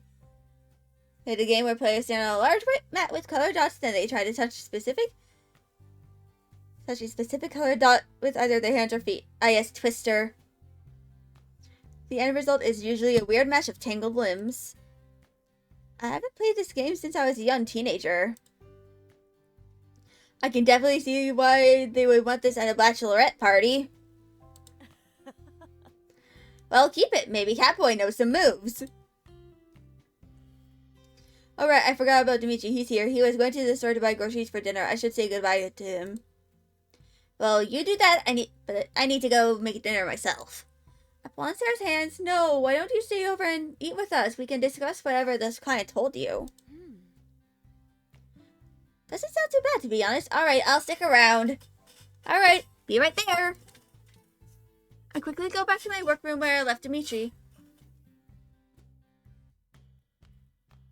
When I open the door, I see Dmitri standing in front of my computer. He's doing something, but I can't quite tell. I walk closer, which is when I notice he's got his cell phone out and he's taking a picture of my computer. Or rather, what's on the computer. There's a picture of me and Dmitri on the monitor. It's the one where he's holding me from behind and his chin is leaning on top of my head. Both of us are smiling in the picture. What are you doing? He wants to allow Yelpin jumps away from the computer. He quickly stuffs his cell phone into his pocket. This is not what it looks like. I feel like I walked in on something that I wasn't supposed to see. By now, Dmitri has turned a nice shade of red. He looks like a deer caught in the headlights. I just wanted the picture because your brother dies. I mean the picture. It's nice. I'm sorry I sound like a complete creep. He takes out his cell phone again, looking mortified at me this time and starts to swipe his finger across the screen. I'll delete it now. I'm getting secondhand embarrassment here. What's with this over-the-top reaction? Did Dmitri really want the picture of us? I mean, I'm fine with that. I would have given him a copy if he simply asked for it, but he's acting so sneaky and suspicious over it. Then again, I sort of had the same reaction earlier when he walked in on me zooming in on his face. I guess I can't talk much either. It's a good picture. I would have given you a copy if you asked for it. Dmitri pulls his eyes away from the screen to look at me, narrowing them like he doesn't believe what I'm saying. Awkwardly, I slink past him, getting on my computer so that I can send the file to his phone. I open up my web browser and quickly send it to him in an email. There, now you have the high-quality picture. You can show it around college and tell people you've turned into a model. Dmitri checks his phone after getting a notification, then hurriedly turns off his screen. He shakes his head, still looking self-conscious and nervous. I'd rather not show this to anyone. They'd make fun of me for sure. People make fun of you? Dmitri shuffles his feet, a pensive look on his face. Sometimes, yeah. Oh no. I feel like I brought up a painful memory. I'm sorry, I didn't realize. Is everything alright at college? I mean, they used to make fun of me when I was younger. It's a little sad to hear that Dmitri got bullied when he was younger. He's always been so sweet and kind to me, but I don't really remember seeing him hanging out with friends.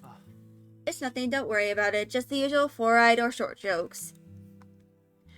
Can't believe people said that. I thought you looked pretty cute when you were short and wore glasses. It was like a cute little brother. Dimitri's face rapidly changes color and he starts to stutter. Realizing what I said could be taken the wrong way, I quickly add to my original comment. You know, like a cute younger brother. Right, like a younger brother. And of course, silence fills the room. I feel like I've stepped on a landmine or something with the way Dmitri is suddenly so tense. Oh, right. Can you make sure you buy enough food for 3 people today? Sarah is staying over for dinner. Now that I broke the silence, Dmitri nods at me. Sure can do. Anything else? No, I believe that's it. Dmitri excuses himself and leaves my workroom. I leave the room myself to check up on Sarah. During dinner, Sarah and I discussed the client a bit more. Turns out this 25-year-old woman is named Mandy Hobbs and just got engaged to her fiancé. She hired Sarah to take pictures at her wedding, and now she also wants to hire me to create a wedding dress for her. I'll have to schedule an appointment with Mandy personally. I'm definitely eager to take this on. A wedding dress? It'll be my first, but I'll get to try my hardest to create something special. However, how I ended up in this situation, I'm not sure. Left hand green, I call out. If you move your scrawny butt out of the way, then I can reach it. Maybe if you weren't so big, you could go around me. The both of them are posed in a weird position on top of a twisted mat. I'm the shop caller holding a wheel that says where they need to place their hands or feet and on which color. We're playing Twisted, the game Sarah gave me a few hours ago. Sarah's leg is half over Dimitri's thigh and she's holding herself up in the air with both of her hands. Dimitri's own arm seems to be blocking her access to the green dot. How did I get roped into this? Somehow managed to rile up Dmitri up and challenge him to a game of Twisted. For some reason, Dmitri accepted. I guess he couldn't back down. They're so competitive around each other. Oh. Watch it! Stop stepping on my fingers! They both groan and complain as they get into their new position. I sigh. Why am I doing this again? I spin the wheel once more. Right foot yellow. This turns to be a groove for both Sarah and Dmitri. They start to get ready and move toward their new position. Hey, any closer my foot will be up your butt! Funny, it already feels like it's there. You watch your mouth, cat boy. Can't you watch your foot instead? What are you? Where are you putting that? You won't stand a chance at beating me if you keep complaining like this. Right hand red. They've been ribbing each other since the start of the game. I've known Sarah since college, and I've seen how competitive and aggressive she can get if she wants to win. However, I wasn't prepared to see Dmitri have the same sort of mean streak in him as well. It seems he doesn't like to lose. Little brother behavior. Cheryl lets out a gargle but a strained noise as she tries to reach underneath Dimitri's body to tap the red circle, but she's on her last breath here. Cheryl eventually slips and falls down flat on the colored mat. No!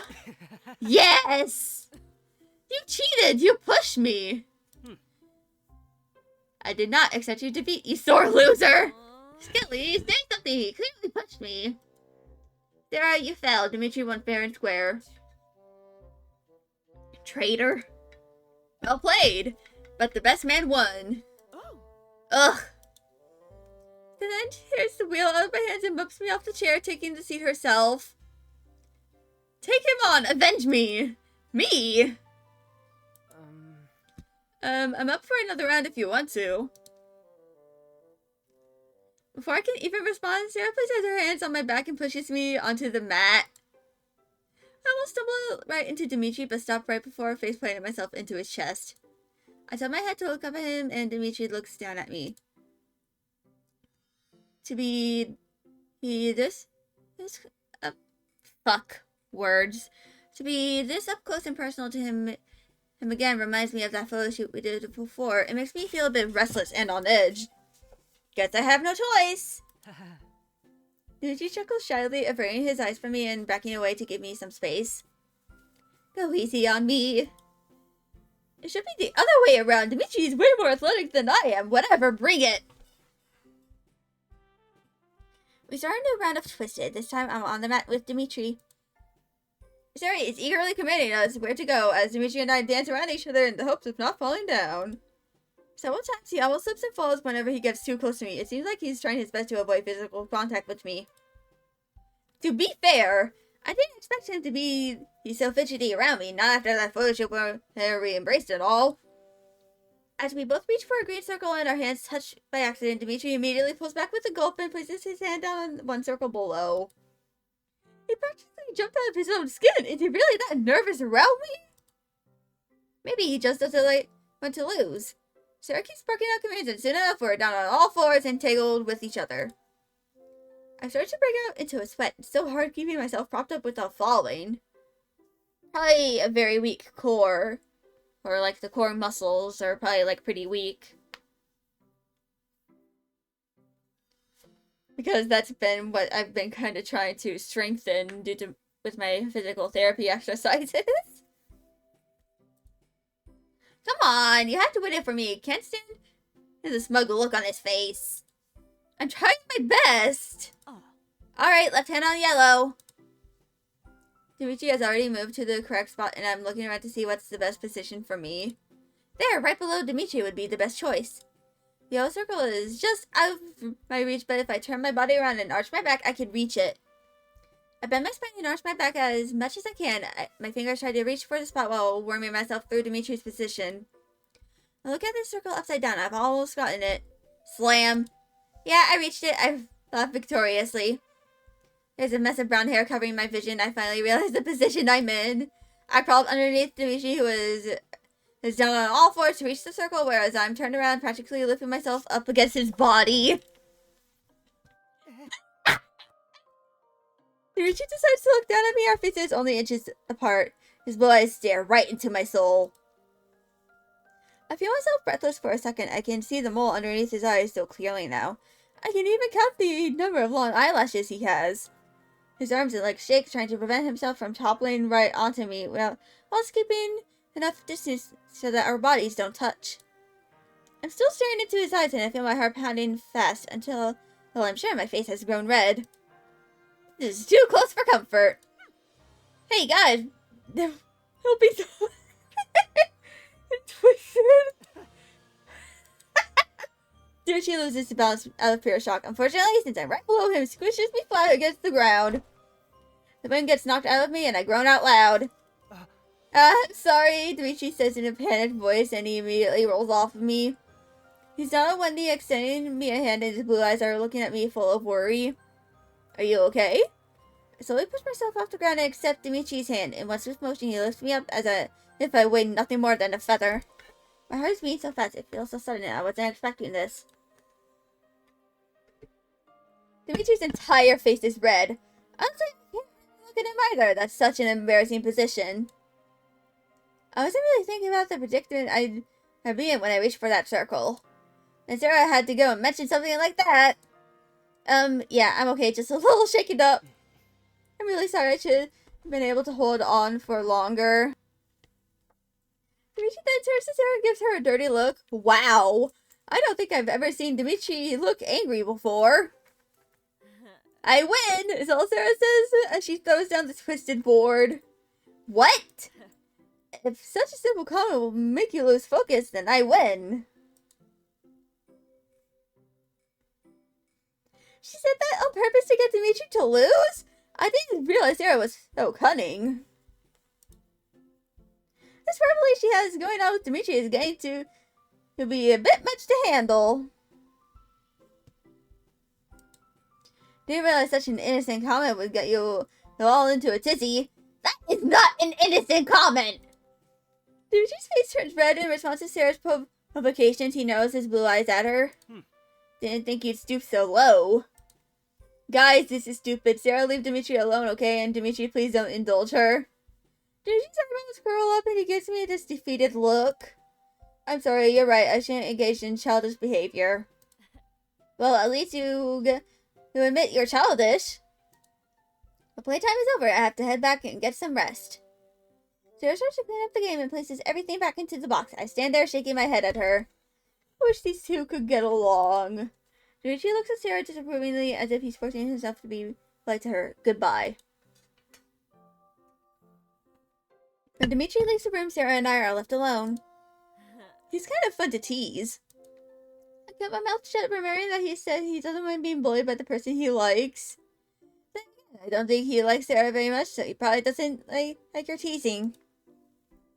I don't think he likes it when you do, though. But don't you think so? His reactions are always so on point.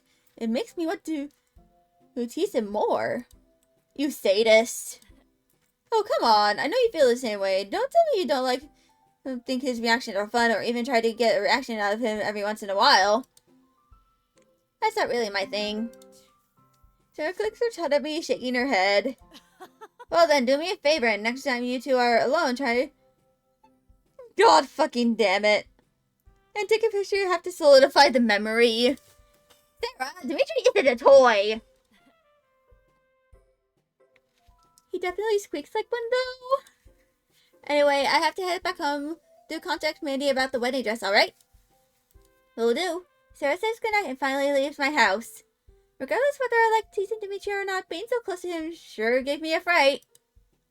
I put a hand down and on top of my heart. It's still racing. There have been too many moments where I've been up close and personal with Dmitri lately. I shake my head, trying to get these thoughts out.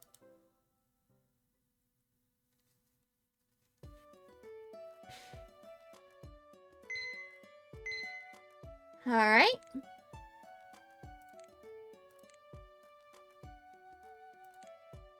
I'm going to do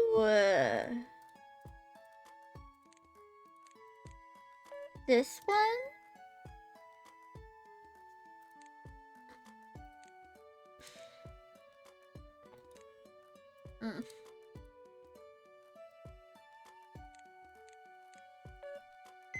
And that one too.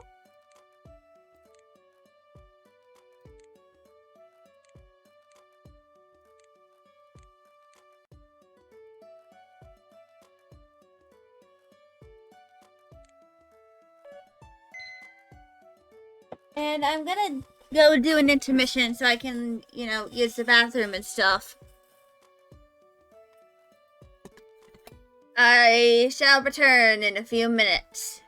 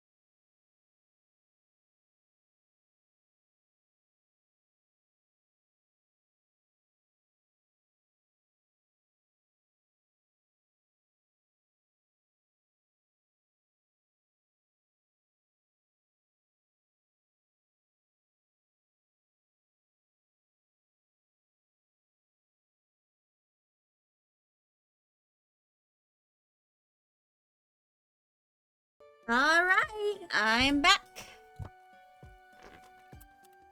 Ebo din yan.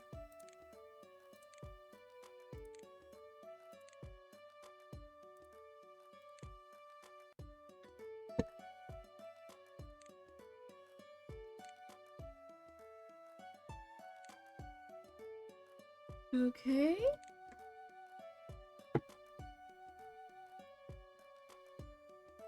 So sleeves are short.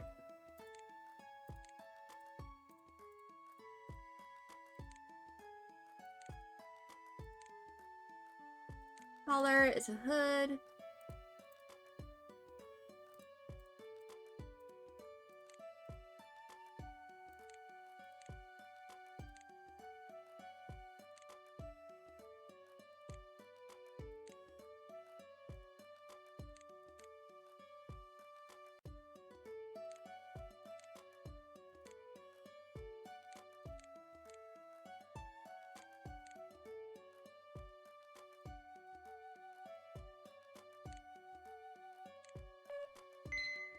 Oh.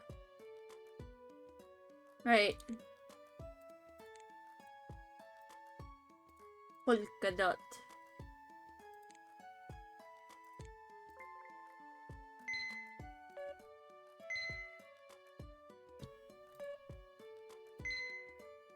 But... Oh.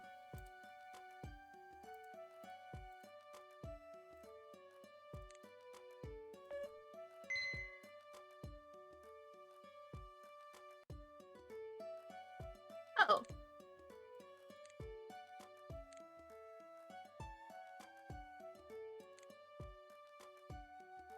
So...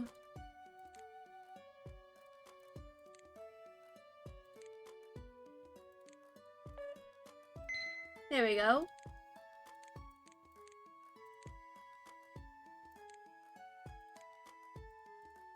So... Light pink. And a darker pink. And waistband. Medium.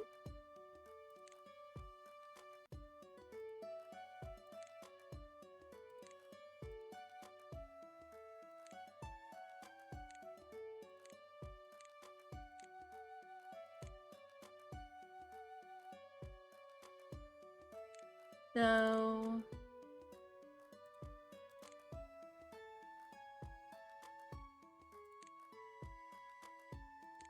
Sleeves, straight long, green.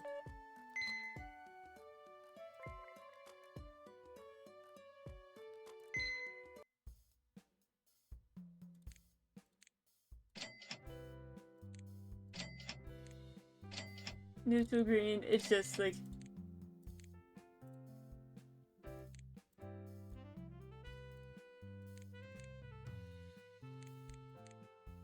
Oh!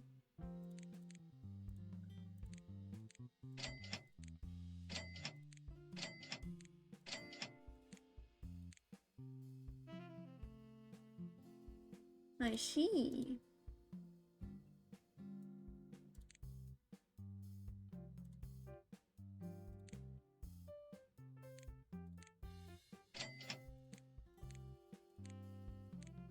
So...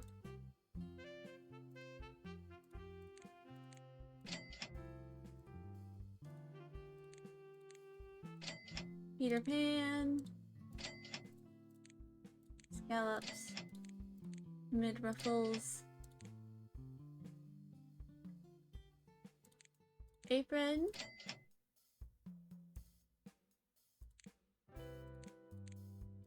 Long. Fur.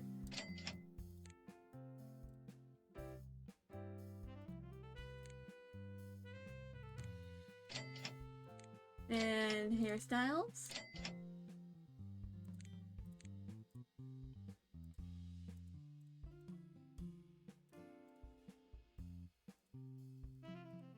So,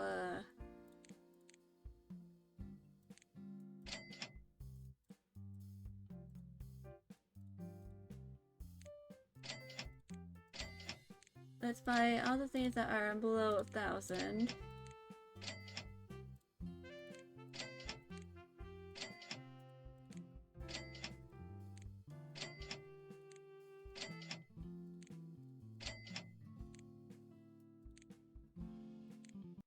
Return.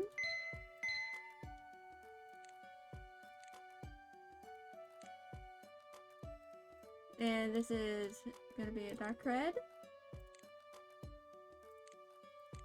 with short sleeves that are in kind of like a coral and heart pattern, which is like this sort of fuchsia.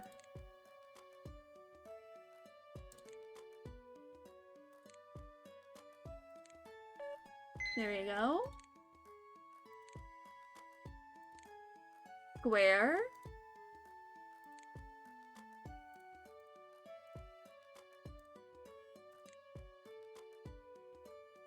There is this navy blue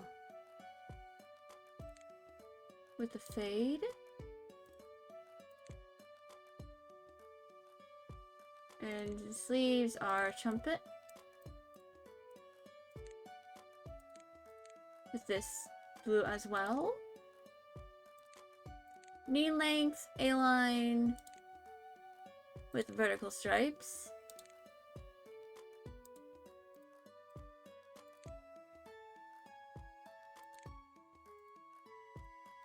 I think I need to make this a little darker.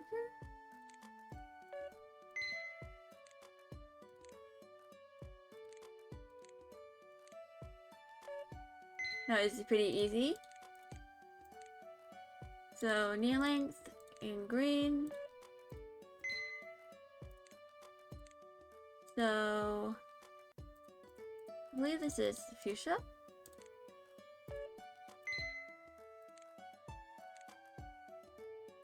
And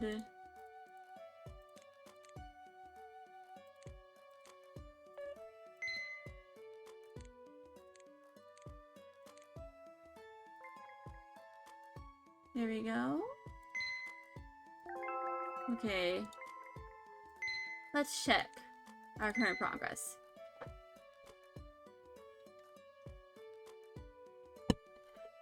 So we're getting close to roughly halfway. We are currently at chapter 10.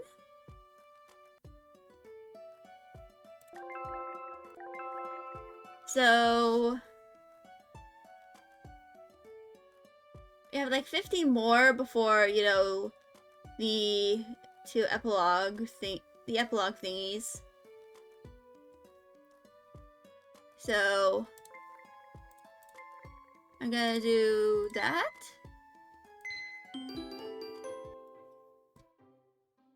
Right now I'm at a cafe waiting for Mandy. I called her and we set up a quick appointment to chat about what she's looking for. I'm sipping my coffee, casually checking my phone for some news. It doesn't take long before someone tries to get my attention. Skelly? Skelly Ace? A pretty looking woman stands near my booth with a smile on her face. Hello, you must be Mandy. Great, I got it right. Sarah told me to look for the woman with brown eyes and red hair. I nodded at her. That would be me. Please sit down. My feet are killing me. I've been walking around this city the entire day. Been doing some shopping? I've been all over the place, scouting out some decorations for the wedding, and of course, got some new clothes. When is the wedding? It's July 15th, so in 2.5 months. I know, it's pretty soon, but I've been planning this wedding for half a year now. My previous dress got cancelled. The designer had a midlife crisis and decided they couldn't do it anymore and ghosted me. Pathetic. Minnie helps and flips her hair out of her face. Then my photographer decided to bail out on me. His wife was divorcing him and wanted all of his camera him, and God knows how that ended. I'm sorry to hear you haven't had a lot of luck lately. Anyway, I found Sarah not too long ago, and while looking through her portfolio, I saw your designs and absolutely adore those clothes. They're completely my style. I found myself feeling shy at the compliment.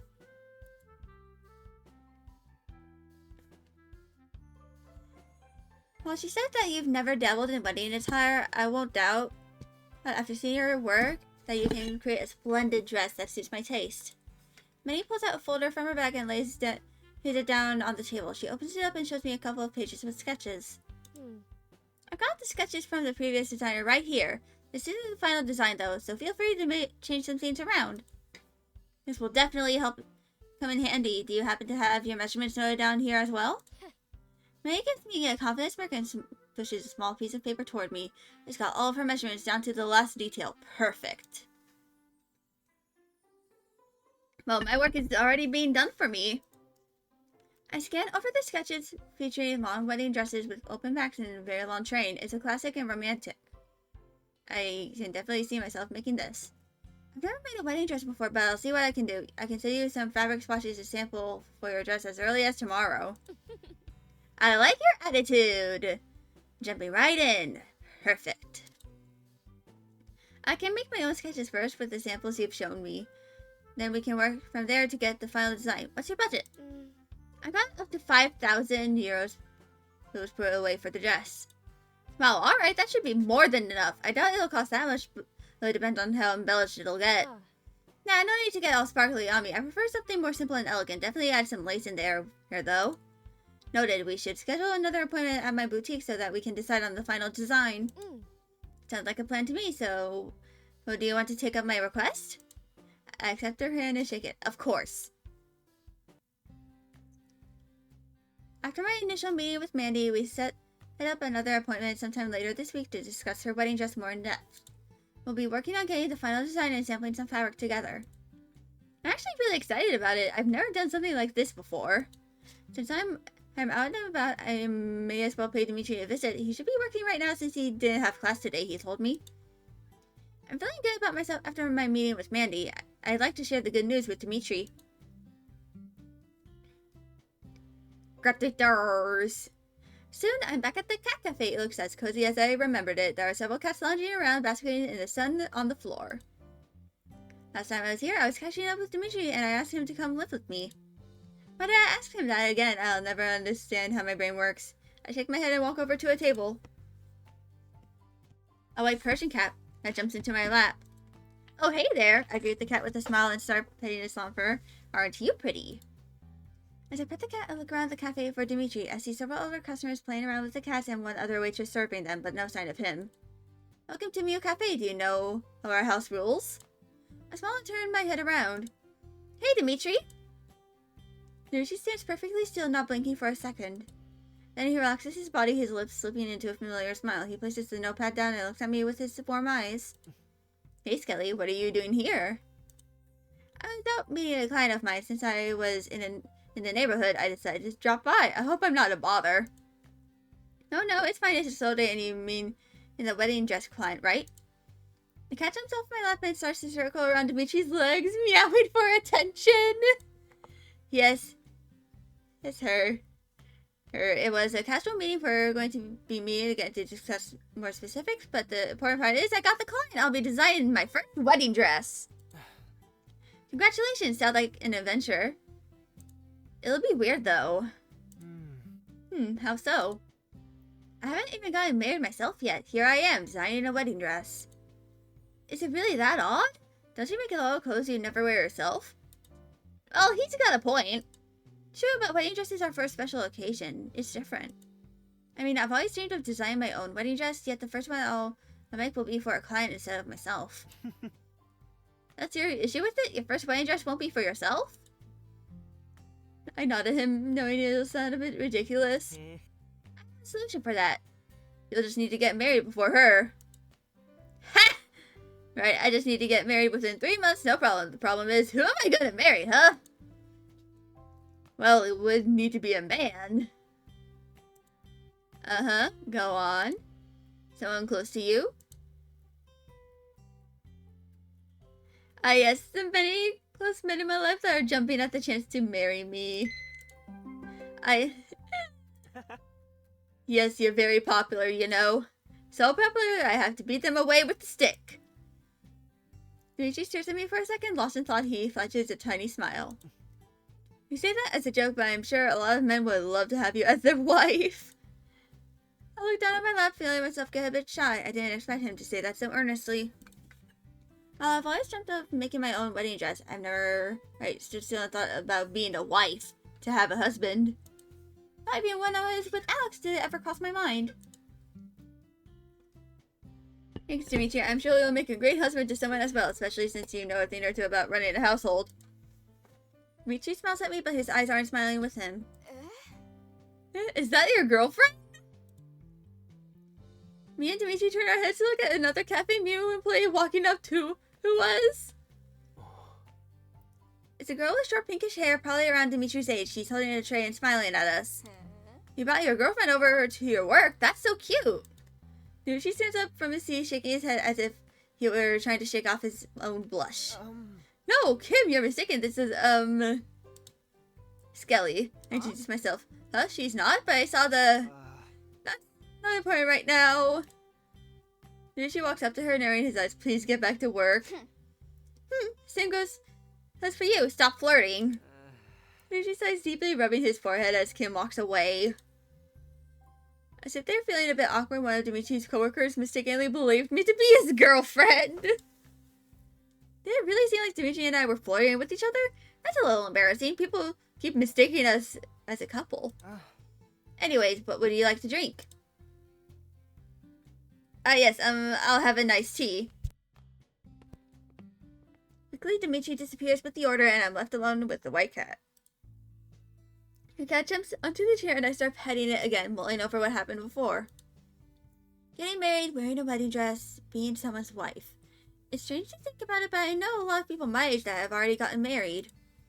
I guess at 23, it's not that strange to think about settling down. Then again, it's not like I even have a boyfriend, plus I still have some issues with getting close to someone. Besides, I just started my own career. No need to get married right now. I'm fine with what I have at the moment.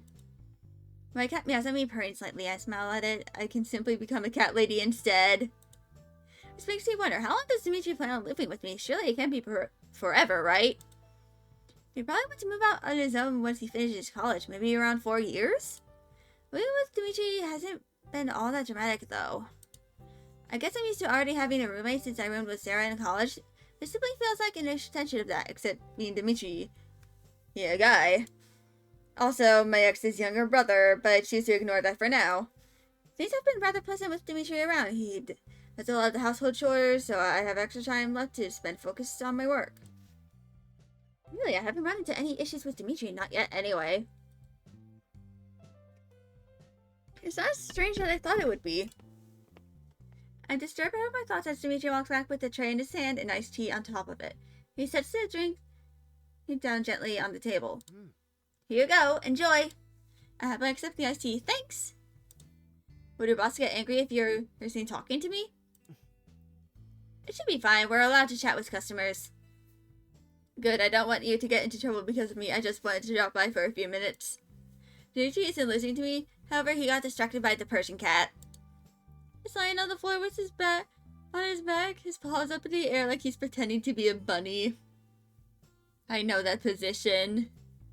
They end up looking very rectangular, or if they're like really fluffy. My cat Wrinkle does it a lot, and so does Orangey, who is the fluffiest cat in the house right now.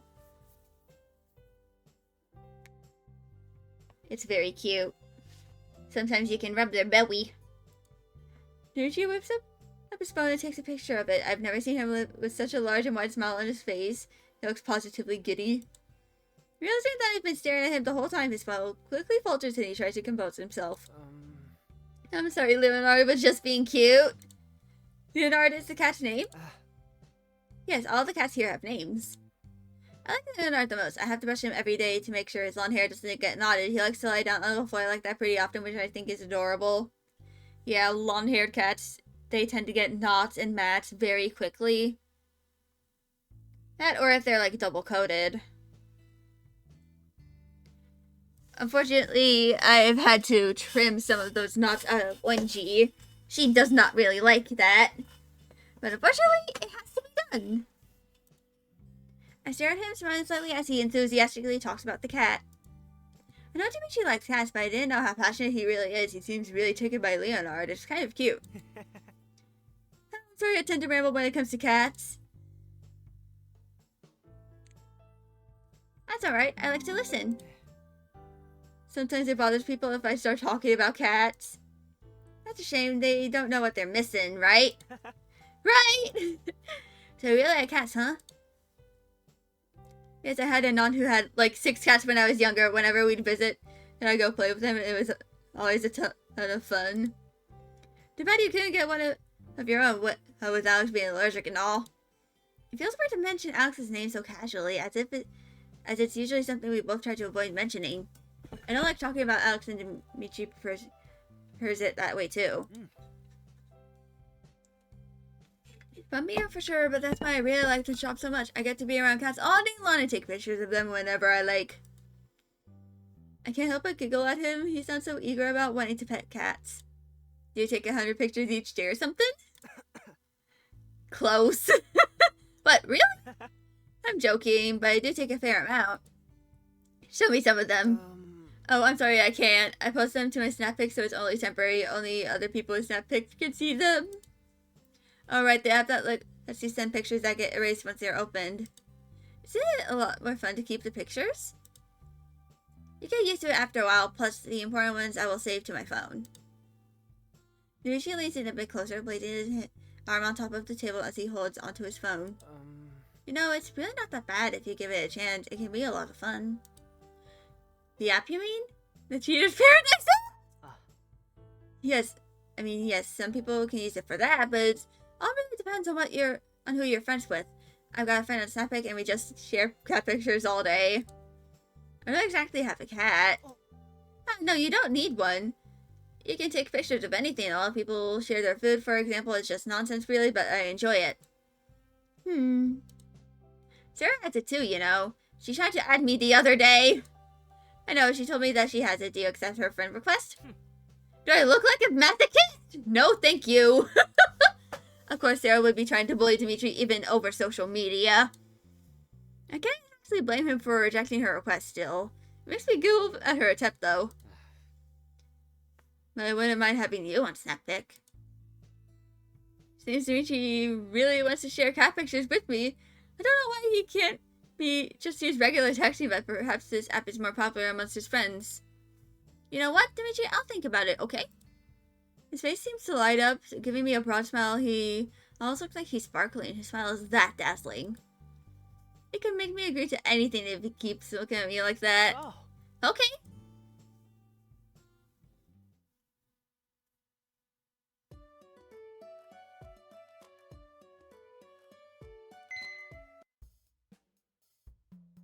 So...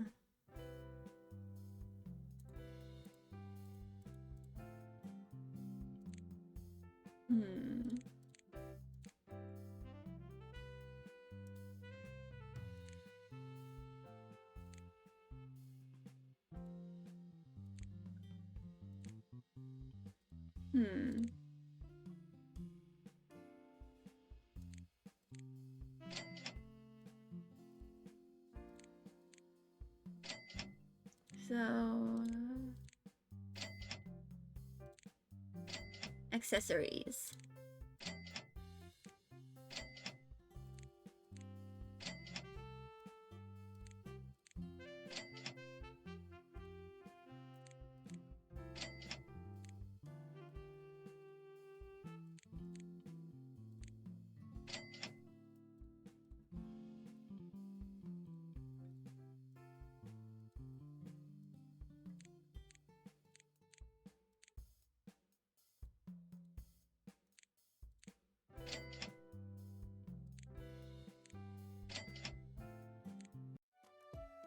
Now we just gotta do a little more designing.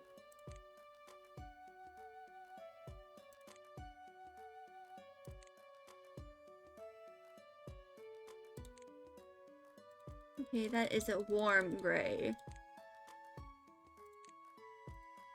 With the crosses.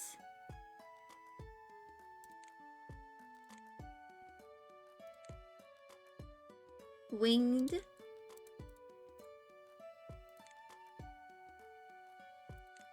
Now the skirt is above knee.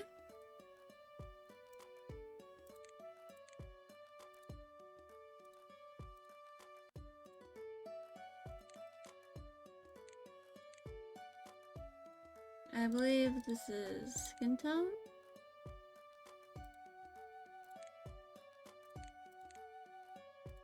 And waist, apron.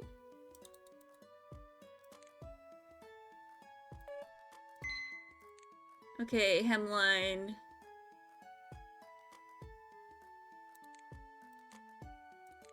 Is a fade.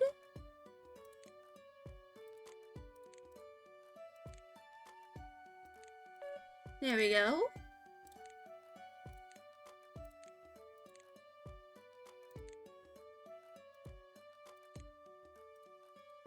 So I believe that is a neutral gold.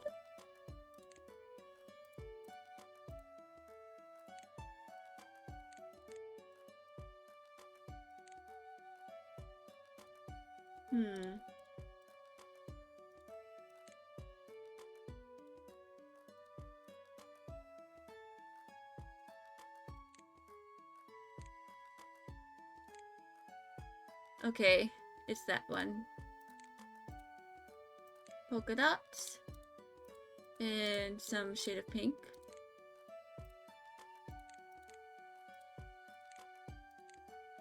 Fuchsia. Peter Pan collar.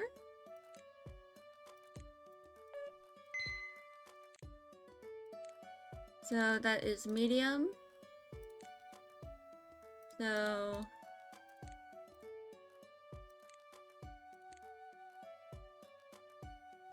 sleeves are short.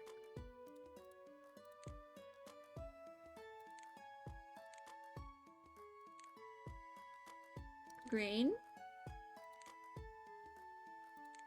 Collar is fur.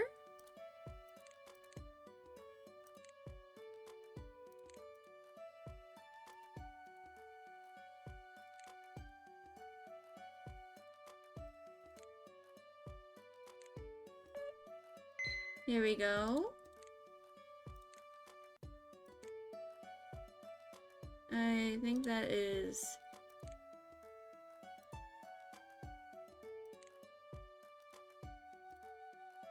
like this color? Short sleeves and an orange. Fur collar.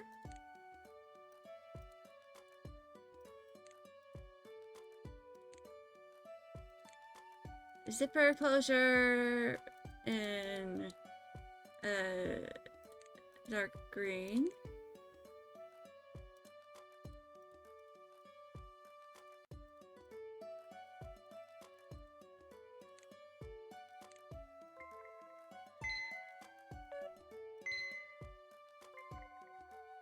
There we go. I'm going to go to the next chapter. My phone buzzes. I tried to ignore it as I handle a customer checking out some dresses of mine. But as soon as the customer walks out the door, I grab my cell phone. Look how cute he is. He's always lays down on his back like that, exposing his tummy. Oh, look at the little belly.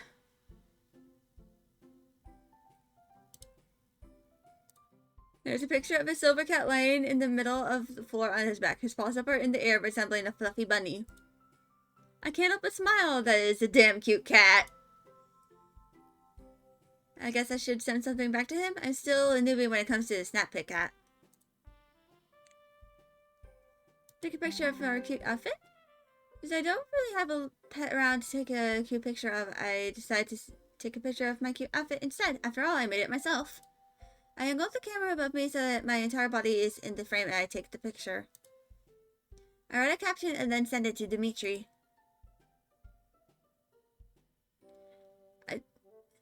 Okay. Ooh. For some reason, I started to blush. Wow, he complimented me so boldly. I didn't expect that at all, coming from Dmitri.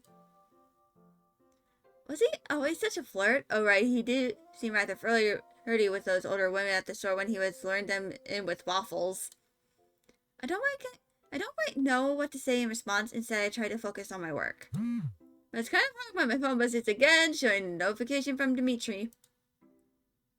I feel giddy as I unlock my phone and check to see what Dmitri sent me. Oh, look at the little orange kitty. It's a selfie of Dmitri with an orange tabby in his arms. He's smiling or perhaps laughing while the cat is rubbing his face against his shoulder. Cute, you can really see his dimple like this. I love the way these cats seem to adore him. The picture removes itself after a few seconds, and I'm a little bit mad that they don't last forever. It was a really nice picture of Dmitri. I wish I could have saved it.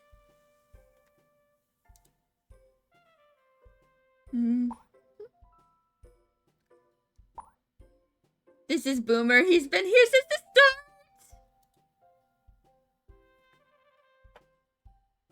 Aww.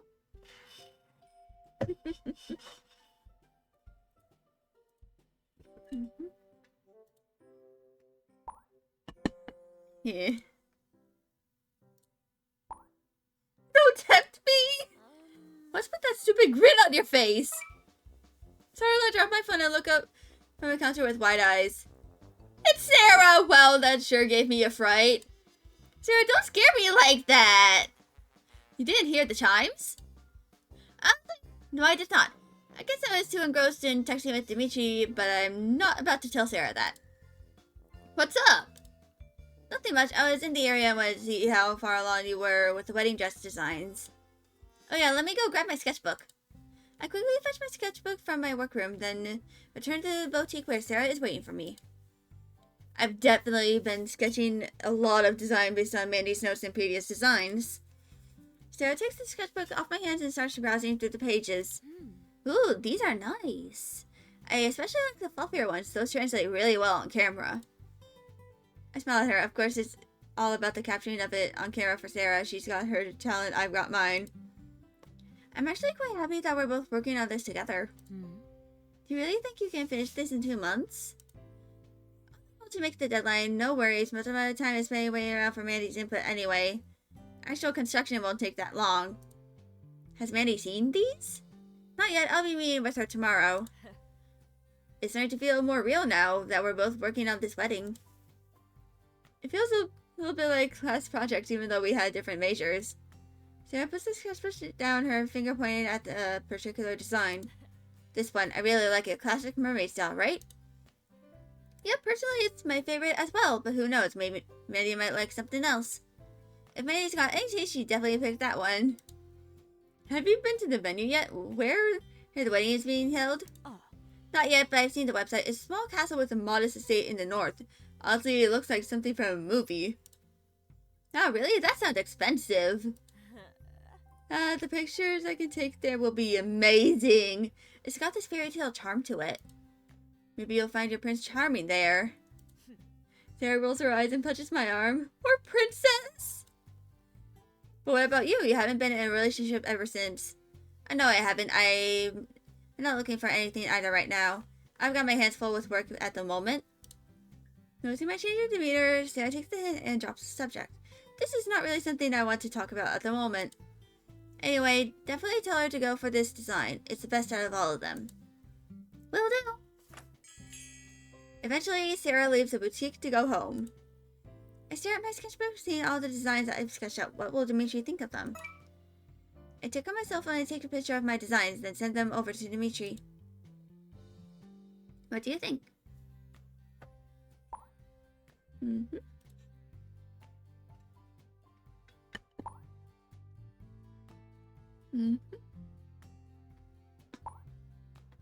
Michelle Mermaid Steve.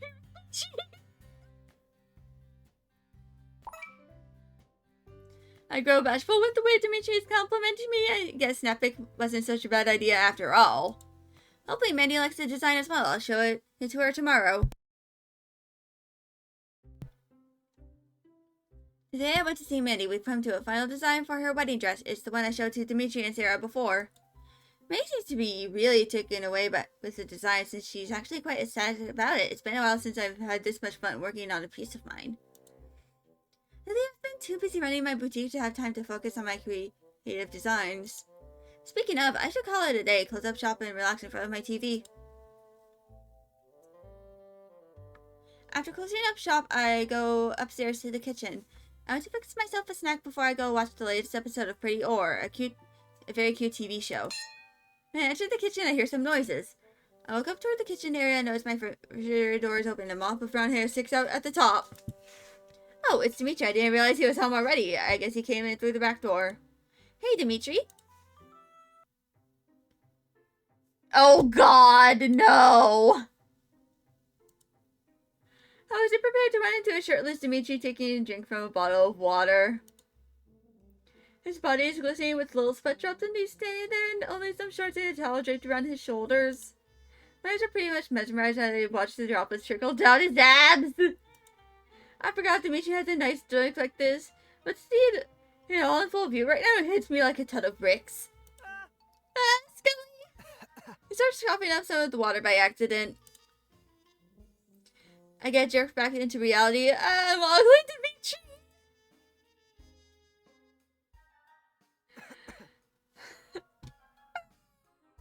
Oh my god. I'm not letting y'all see this. I'm not! I'm sorry I didn't realize you'd come up here. If I knew he was here, I would have walked into the kitchen much sooner. Skelly, what the hell are you thinking? I shake my head, trying to get rid of those intrusive thoughts. No, it's your home too. I'm just a little surprised to see you standing around wearing only that. My eyes flicker down to his shorts. A blush spreads across Dimitri's face. He turns all awkward and crosses his arms across his chest to make him less exposed. I'm sorry for walking around indecent. I just came back from tennis practice. He shakes his body to make himself look small and insignificant. I'll go change now. No! What? Wait, why didn't you say something so desperately? I mean, like I said, it's your home too. You're allowed to walk around naked. What? If she says part and so do mine. Words, Skelly. Words have meaning. I mean, not naked. Please don't sit around naked no matter how good looking your body is. What am I saying? Did I just call his body good looking? What is my mouth doing? Dmitri in turn just grows quiet and flashes me a nervous smile with a very bright red face. He stands there awkwardly while I'm trying to calm down my heart. I force myself to stop talking because whenever I open my mouth, I say weird things. I turn my face away from his as well. I can't believe I'm acting so nervous around Dmitri all of a sudden, and I was staring at his body. This is Dmitri we're talking about. Sweet, adorable Dmitri, who happens to be my ex's younger brother. I can't go ogling him. Even if he has a really nice body, it's inappropriate. I'll go get changed. Yeah, probably for the best. Alright.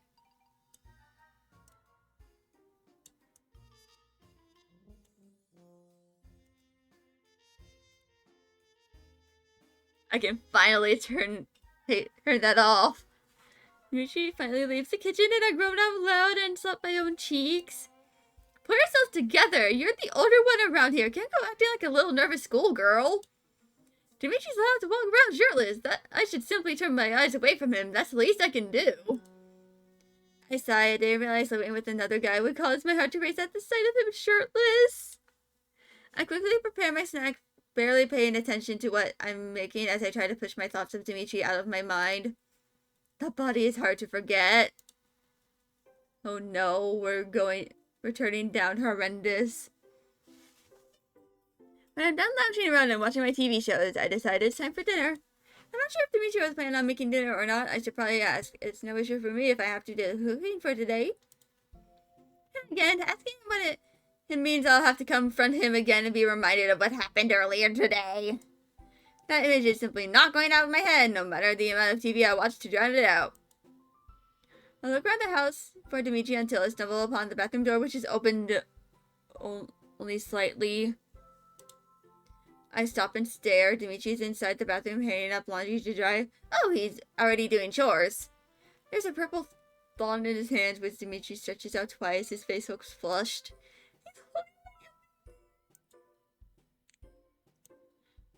Let's pretend we didn't see anything. Please, that's way too embarrassing. I know Dimitri's going to do most household chores, but I guess it didn't really register with me that it means Dimitri's going to see all of my underwear. Not to mention I've got these panties I use when I'm on my period. Oh god, no! In embarrassment, I pull myself away from the door, but I accidentally stub my toe against the frame. I yelp out loud and pain and hunch over to hold my throbbing toe. I end up sitting down on the floor and bite down my lips to prevent myself from cursing out loud. Oh shoot, busted! Now Dmitri knows I was here looking at him. I can't stop blushing. Dmitri walks out and he extends a hand to me. Hi Dmitri. Are you alright? I can't look at him straight on after seeing my purple thong in the same hand he's offering to me right now. Yes, I stubbed my toe, but it's alright. I heard you before. Dmitri knew I was out in the hallway. Finally, I accept his hand and Dmitri pulls me on my feet again. My toe doesn't hurt anymore. How'd you know I was here? The floor creaks when you walk on it. I can hear it from the bathroom. I hope that doesn't mean Dmitri realizes I saw him holding my underwear. I should probably offer to do laundry myself. Are you doing laundry? He shyly looks away. See? Even he finds it embarrassing. Yes, I'm just hanging them to dry on the rack right now. That's okay, I'll do it. How about you go make dinner instead? Sure, I can do that. He walks towards the kitchen and I let out a breath I've been holding. I sighed to myself, it's still weird getting used to living with a guy. I guess I'll have to do laundry myself if I don't want Dmitri handling my underwear. One thing is for sure, I'm definitely living with a guy.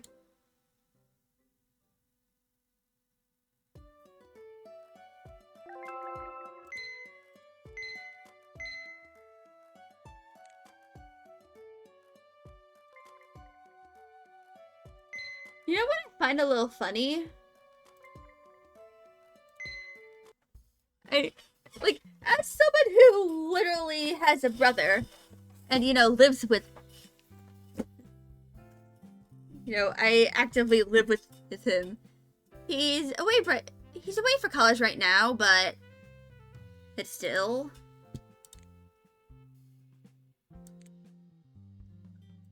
But pretty much. I kind of find it funny about how embarrassed the MC is. Because, it's very normal to see, when you're living with a guy, sometimes they walk around without a shirt.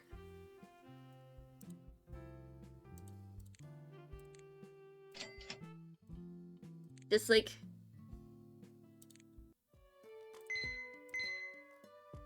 it's just something relatively normal-ish.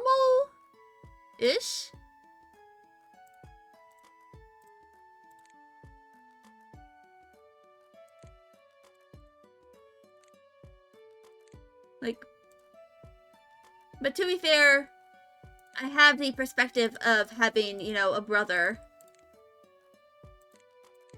So, it's not as weird to me.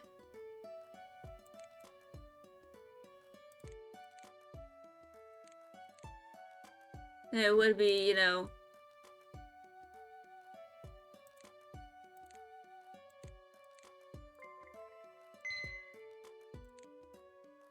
it would be for someone who doesn't have a brother.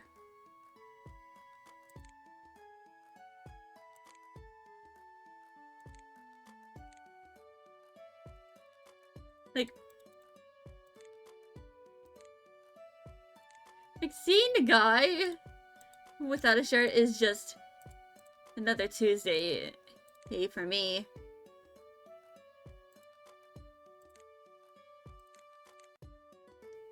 Sometimes you can just stare in judgment.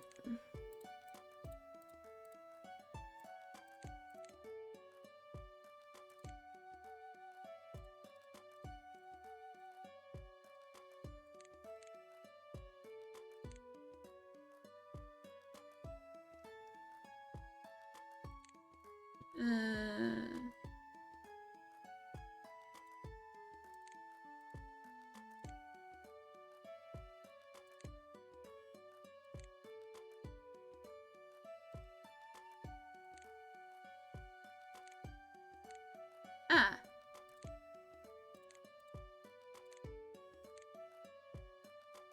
Ugh.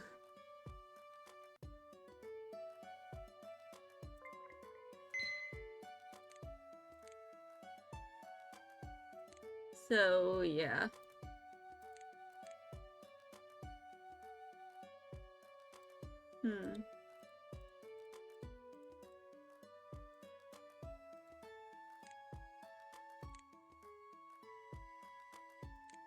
It's kind of like just...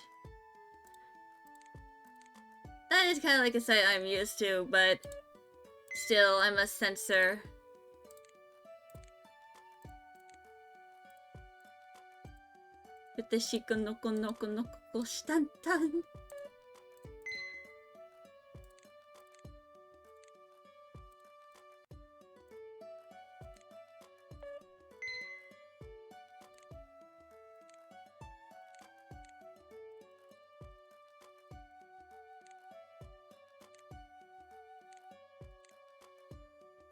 Straight long.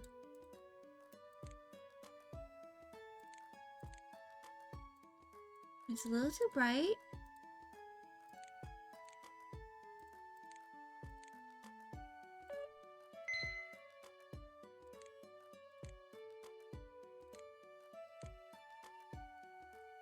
Terrible taste in fashion, I can kind of tell.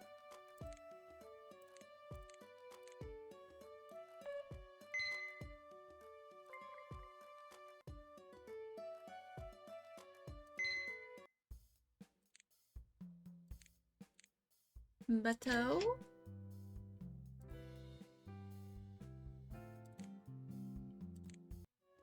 But yeah.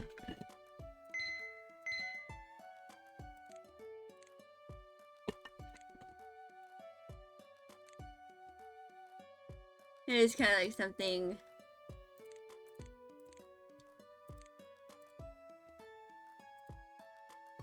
you know, that you kind of like have to deal with when you have... I did not mean to minimize. Like that.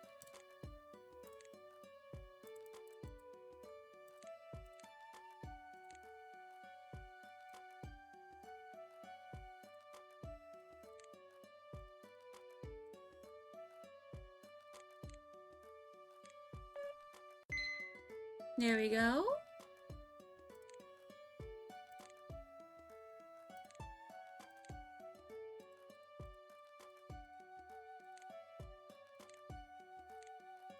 But yeah. Just, I am used to some of those sites. But I did censor because, you know, shirtless dude.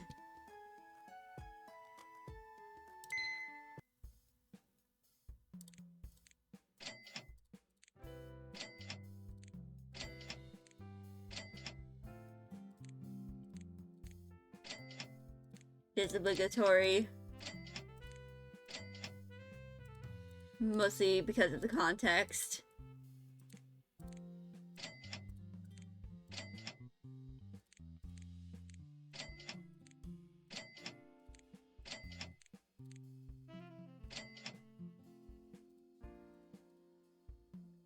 We've almost gotten all the colors, actually. Let's get some of the cheaper patterns.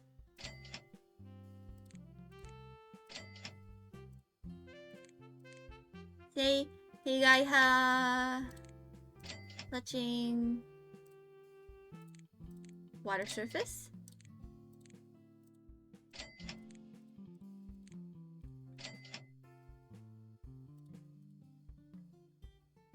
And return.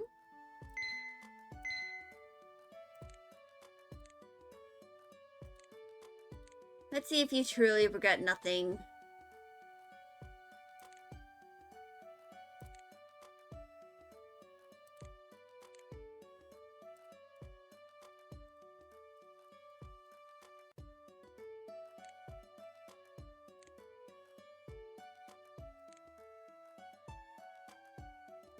So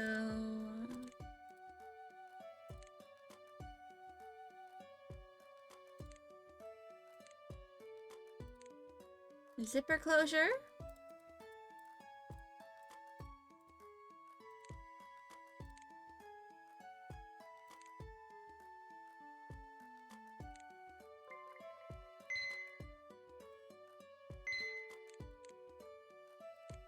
So long sleeves, long. I believe that is skin tone.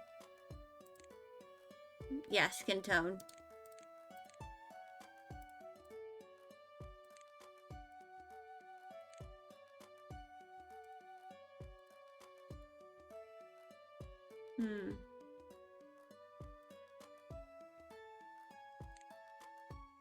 I'm gonna sneeze.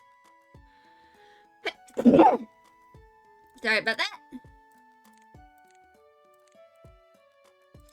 That appears to be more of an orange. There we go.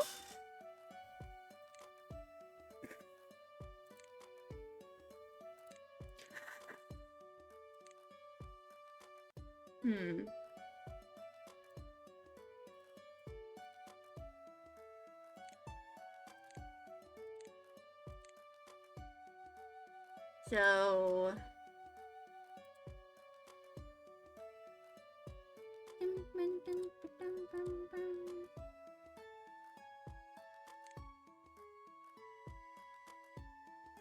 okay. Sleeves are long.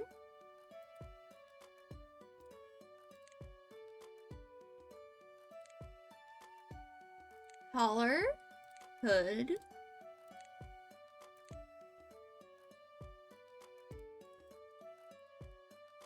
Skin tone.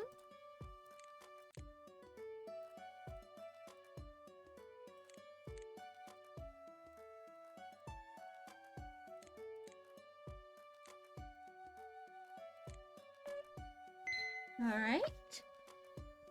I'm just gonna continue doing this until it is time for me to do the intermission. Or I might not even do an intermission at all. I'm probably just gonna do a bunch of this.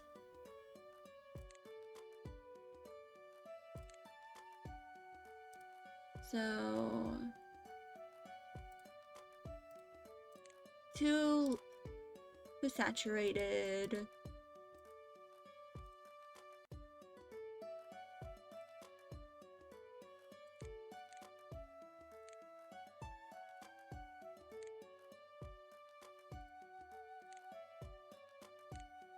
All right.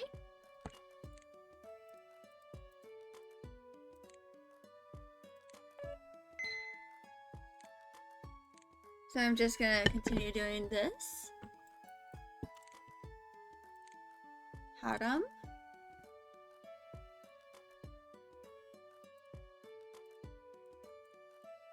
I believe this is a fuchsia hemline with cuffs.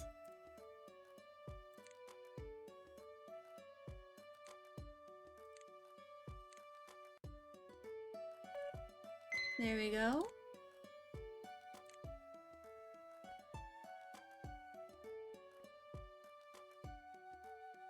So long.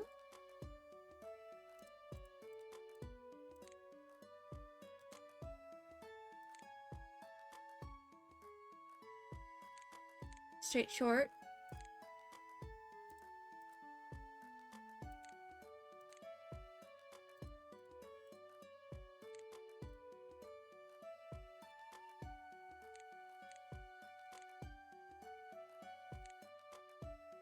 Closures, zipper.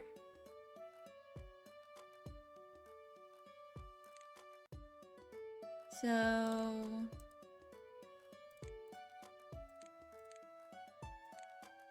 that is an orange.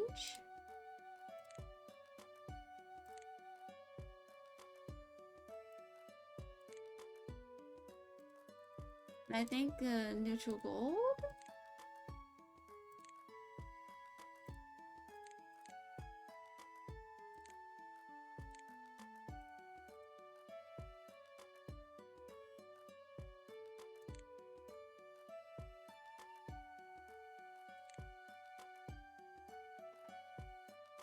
So,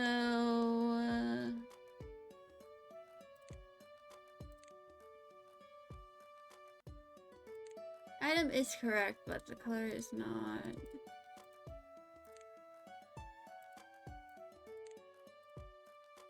Is it a neutral?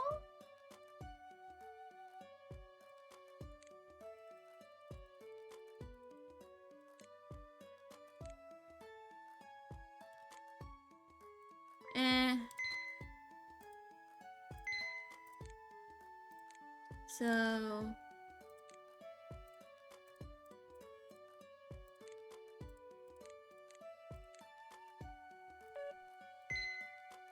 Here we go.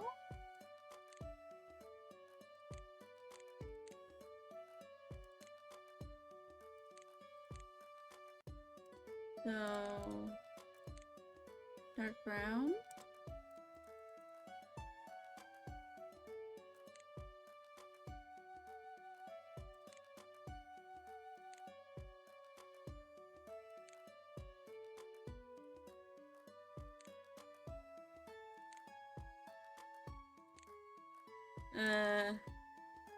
So the color is...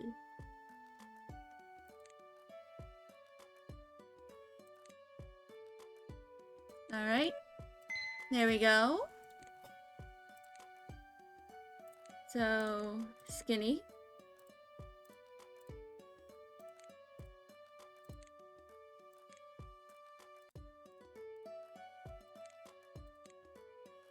Hemline.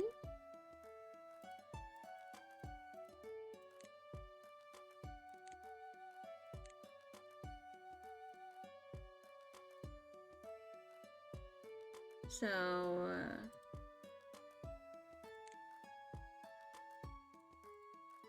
coral.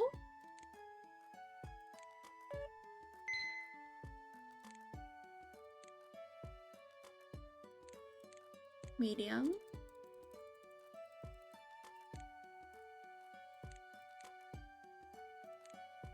Short. Her sleeves.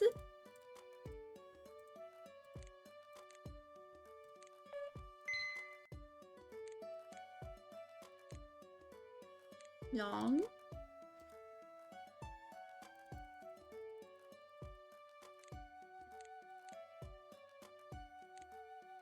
Long.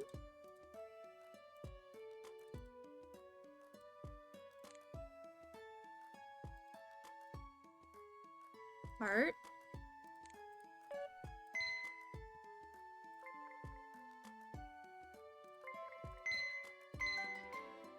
Let's save that.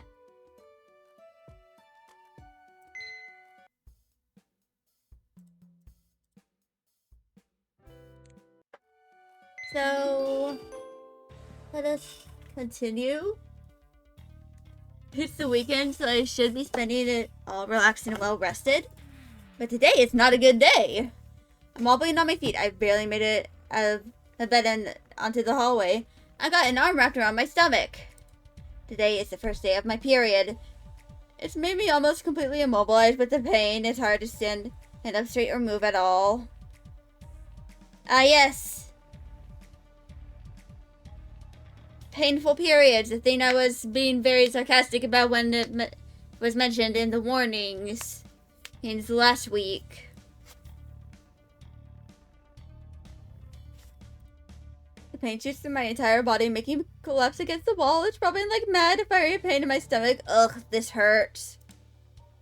I take deep breaths to withstand the pain.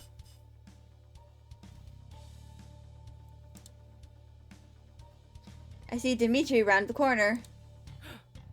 Skelly, what's wrong? As much as I want to answer, and the cramps get even worse and it knocks the wind out of me. I'm unable to move, much less spare her any oxygen to answer. Dmitri, I squeeze my eyes shut, hoping it'll pass soon. Are you okay? Another round of contractions. I helplessly buckle over, sliding against the wall. Dmitri catches me in his arms and holds me close to his chest. I'm calling it. Taking in all the strength I have, I shake my head, clean it onto his shirt. Please, no.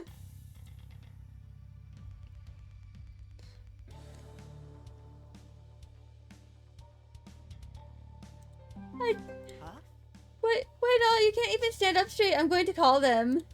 I just need to lie down. But I just need a bed, please. No need to call an ambulance. It's normal for me. Dmitri looks positively frightened, but I can't keep explaining everything to him when I'm in such pain. It's making it really hard to concentrate and stay up straight. This is normal? Ugh, I groan out loud as a nasty pain paralyzes me to the core. My mind goes numb through the pain and briefly my world turns black.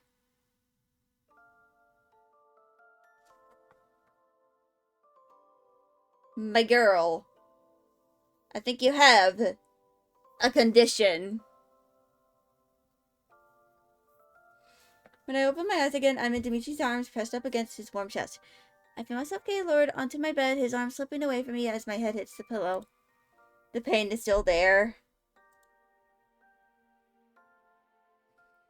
How long was I out for? Dmitri looks at me, his face contorted in an almost permanent frown. He's definitely worried for me. About 30 seconds, give or take. Is this normal for you? I fucking guess. I close my eyes and think, it's been like this ever since I hit 18 for some reason. It was tolerable before, but one day my cramps got so bad I started passing out from the pain. I find myself on the floor, not remembering how I fell, completely blacking out at the experience. Don't worry, I'm not dying or anything.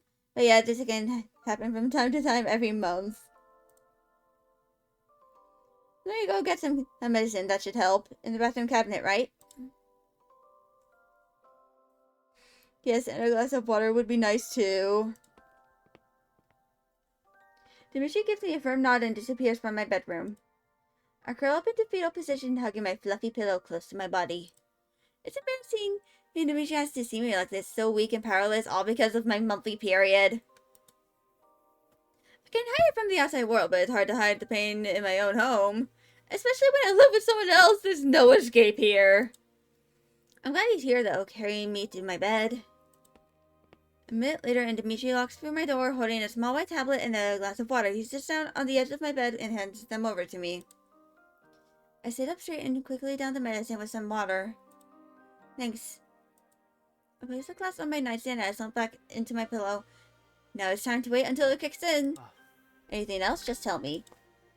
No, that's alright. All I can do right now is wait for the medicine to work. Thank you for taking me to my bedroom.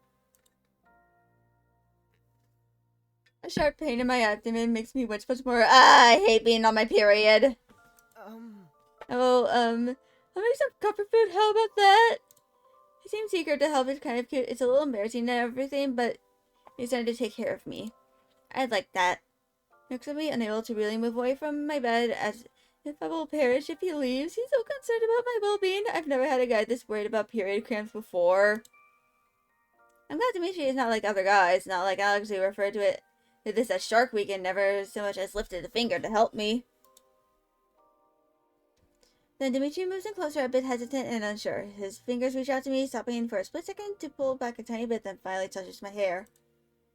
Dmitri slowly starts to stroke my head, his fingers slipping through my long hair. It's comforting. I close my eyes, savoring the feeling as I lean into his hand. It's making me forget that I'm in pain. Dmitri is very gentle. It's such a nice sensation. I don't want him to stop. Hang in there. Before I know it, Dimitri's hand is nowhere near my head, and he's left the room. That nice sense of security he provided only seconds ago slowly fades away. I'm accurately aware of the pain in my abdomen again. I close my eyes as I try to focus on anything but the pain.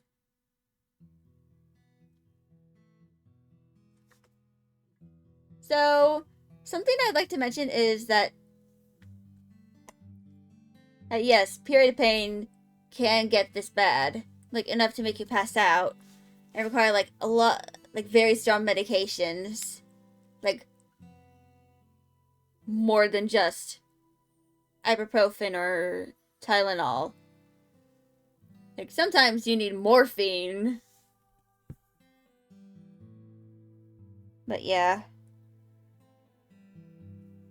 I know about this because I myself have painful periods. The only reason I haven't had them lately is because I'm on birth control. And hopefully in the next few years, I plan on trying not to have periods anymore by forcefully evicting the organ that causes them to happen.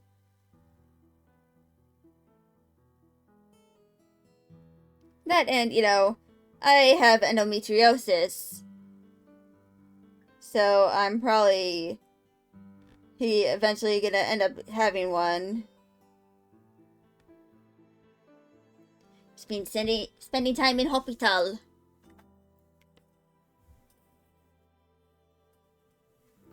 But yeah, for those who, don't have the parts, it's very normal to, like, bleed out of a certain orifice, like, every month. But sometimes, if you, for example, have endometriosis, the endometrium, aka uterus lining, will just clip and spawn where it's not meant to, like, your stomach and your intestines. And sometimes it can even lead to organs fusing together, which I learned from my mom. Yeah, endometriosis can literally go all the way up to your brain. I've heard of it going up to someone's sinuses before, and they ended up having, like, nosebleeds every single time they were on their period. Which is horrific. Like, it's terrifying that, such a thing can happen.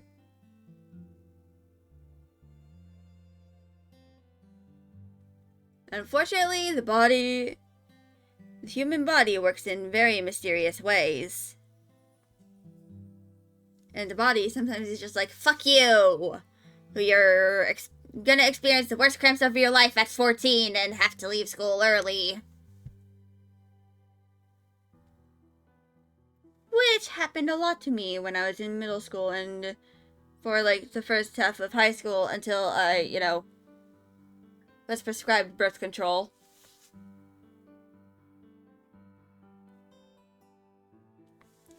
Let's just say that birth control is a godsend for those who have abnormal periods.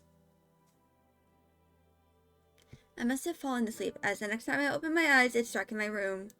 My cramps have disappeared for the most part, but the first 2 days are always the worst, but once I manage to get through those days, the rest is a piece of cake.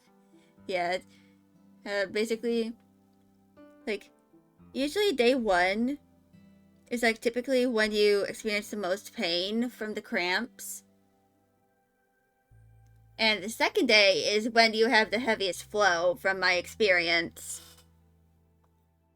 I flashbanged myself on accident with my tracking camera. My eyes adjust themselves to the darkness and I notice a shadowy figure resting on my bed. It's Dmitri, his arms folded across my mattress, resting his head on top of them, while he sits on the floor next to my bed. His eyes are closed and he seems fast asleep. There's a bowl of food on my nightstand and it smells like chicken soup. Dmitri must have cooked for me, but I fell asleep when he got back. Did he stay beside me this entire time until he fell asleep too? So I took the glass off his face and put them next to the bowl of soup. Wouldn't him breaking his glasses like this, and I wouldn't have the heart to wake him up either. Concern for my well-being is giving me a peasant boy feeling. It reminds me a little of when we first met, when he handed me his vest so I could cover my wet t-shirt.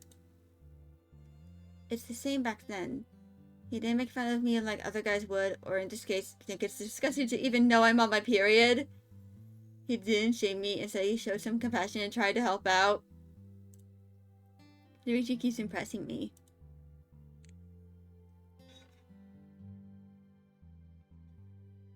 I feel like a lot of people in this world could learn from this fictional character. I lay down on my side and my fingers reach out towards his now messy brown hair. I push my fingertips through his mane. It's soft and silky. I can't resist stroking in him like this, squeezing my fingers across the scalp. Just like he did to me earlier today. Thank you, Dmitri. You're so kind to me. I appreciate it. Dmitri stirs in his sleep, but he doesn't budge from the spot. With a smile on my face, I keep raking my fingers through his hair until I fall back to sleep myself. Neglecting the soup. Next thing I see, Dmitri is already cooking breakfast in the kitchen. No, wait, scratch that. I don't think Dmitri is making breakfast. My entire kitchen is covered in chocolates. There are bonbons everywhere that litter across every available surface space on my kitchen counter.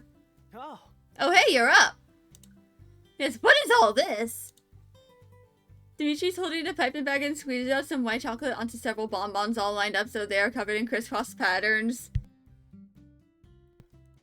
It looks really interesting. The way Dmitri handles the bag looks so professional. Sometimes I forget this is Dimitri's future profession. I'm making chocolate for you.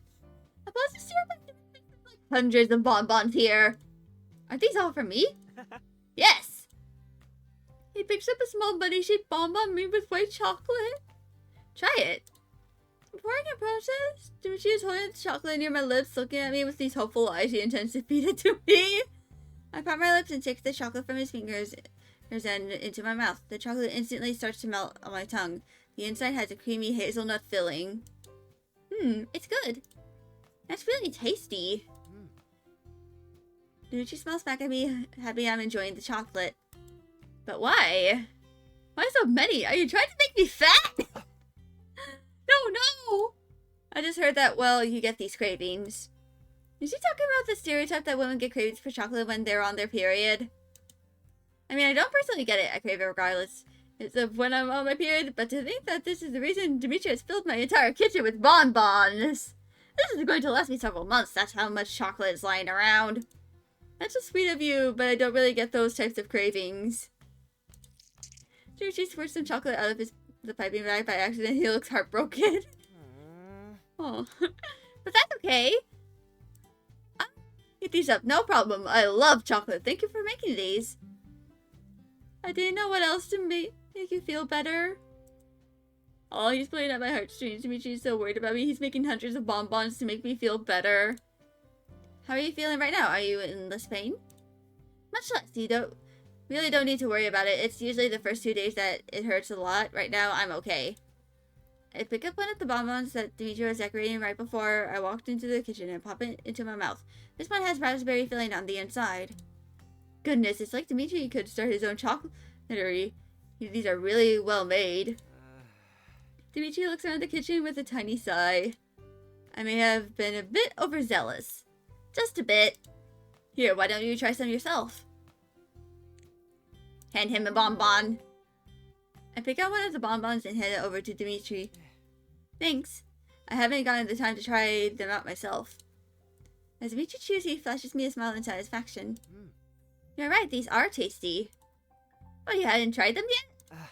Oh, it's much more fun making chocolate for someone than it is to eat them myself. I like making people smile with my sweets.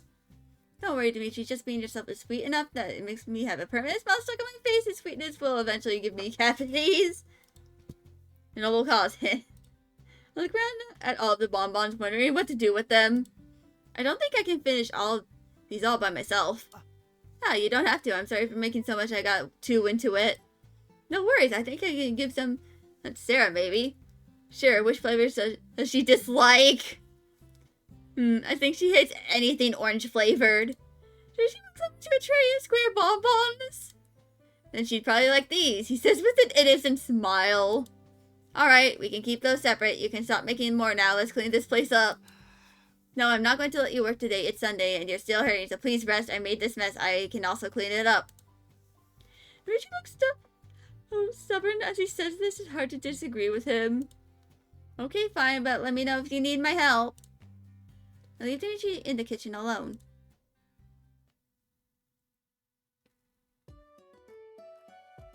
I'd like to mention a fun fact about myself. Like, It was on Wednesday, or I don't remember what day it was. Maybe it was like Tuesday or something. But basically, wait, I think it was Tuesday, yeah. Since I was awake at a very ungodly hour. But basically, it was kind of like I was still on my period when this was happening, by the way.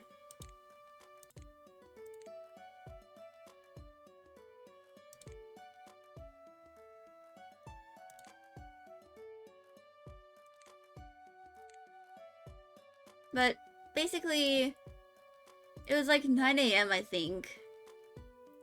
It's like it was really early in the morning for me. But I ended up having like a very strong craving. And for anyone guessing what the craving was, there's no better way to describe it. Literally just whipped cream. That was literally my craving. It was whipped cream.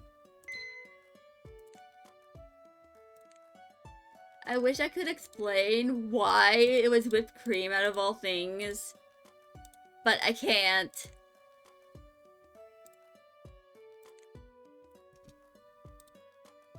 I ended up taking a picture, and I like to mention that I ate the whipped cream with a spoon, because I have some degree of dignity, despite everything. I might be unhinged, but I'm not that unhinged.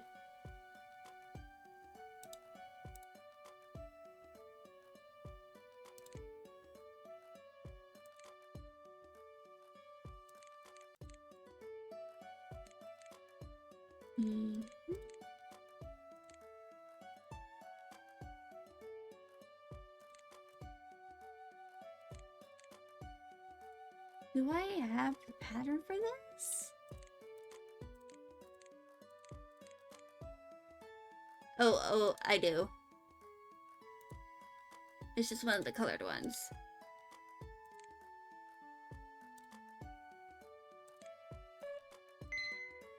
But yeah, that is basically like what can happen sometimes when you're on your period. It's not always chocolate that you crave. Sometimes it's just something weird, really oddly specific.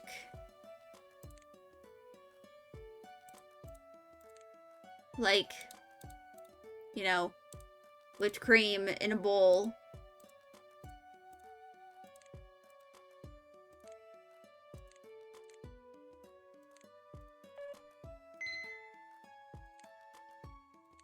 But yeah, that is just me in a nutshell. Or like anyone who has periods in a nutshell.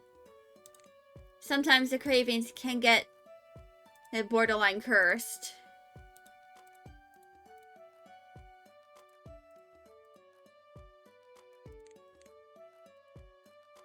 I mean, to be entirely fair though,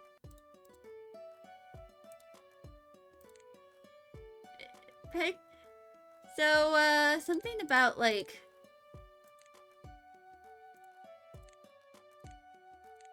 you know, periods is that it's basically like a trial of, you know,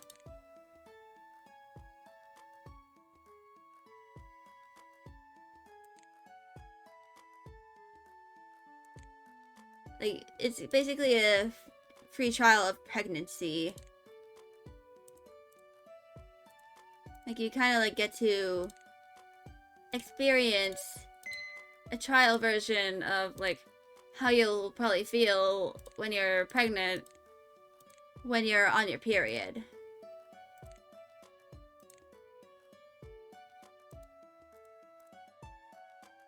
So you get the cravings and stuff, but you aren't actually pregnant.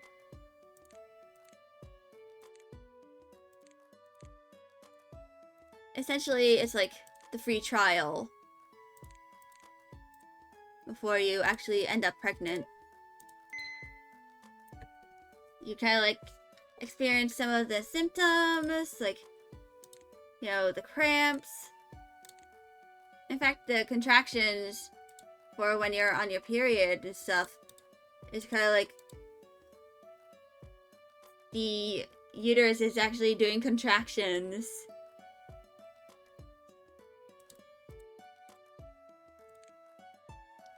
And it's literally just pushing out the endometrium.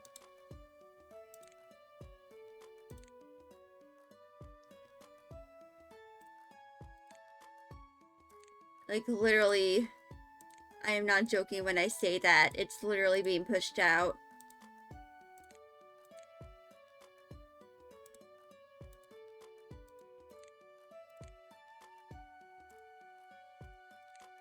Like, it's no joke.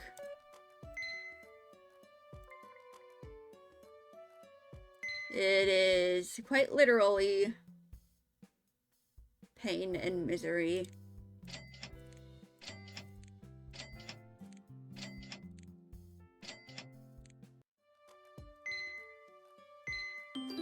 Next chapter, then. Several days have passed and my period cramps are most definitely gone. It's still a little embarrassing that Dmitri found me at my most vulnerable, but on the other hand, he was so sweet about it. It's nice being pampered every once in a while. What girl doesn't dream of a man who is understanding about her monthly cramps? To take care of all the housework while she lies in bed recovering? Not only am I dreaming of Dmitri... Not that I'm dreaming of Dmitri or anything, especially not out of the time I saw him topless. If I repeat this enough in my mind, then I can convince myself this is true. Then the memories will disappear from my mind. However, the mountain of bonbons Dmitri may show no signs of disappearing. I've given some to Sarah, as well as left them as snacks for customers in my boutique, and quite a hit with them, bringing a smile to their faces once they try them out. Dmitri was quite happy with the result. Once I told him how much my customers liked them, I even sent him a couple of pictures through Snappic of pictures of customers holding the bonbons with smiles on their faces.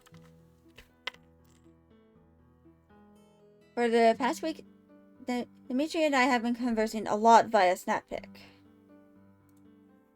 Dmitri will often send me pictures of cats when he's at his part-time job, most of them involving his adorable smiling face. In return, I send him back pictures of designs I'm sketching. I've gotten used to it. It's not as bad as I thought it was at all. I guess it can be used for completely innocent reasons. To be honest, it does make me feel a little happy to be texting someone again. Speaking of texting, I'm lying in bed at the end of the day, but a certain someone decides to reach out to me.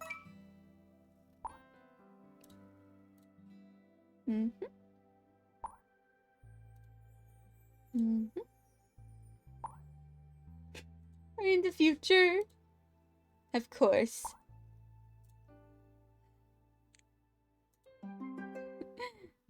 What if you get sick? Oh God.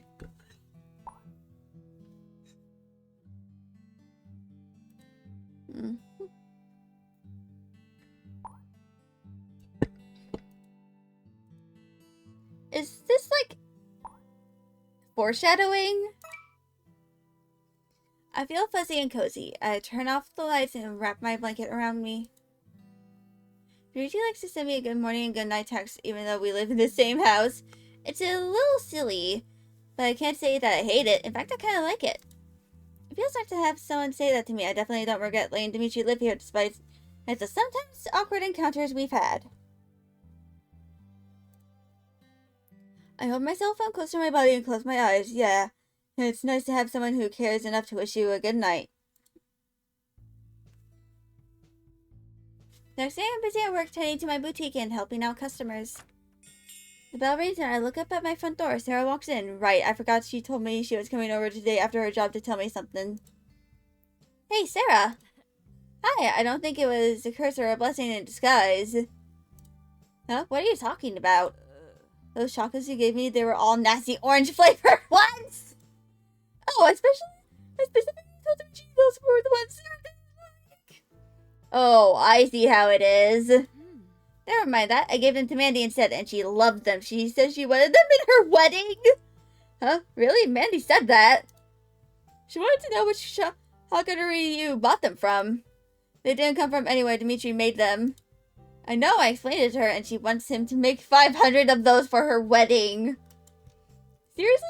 That one has way too much money to spend. But that means she wants to hire Dmitri to do the catering? I don't know if he'd do something like that. He's still a college student. He might not have the time. A poor college student. Good point. He'll probably do it. I'll let him know. Just tell him some rich lady wants him to stuff her with bonbons. I should take her money off her.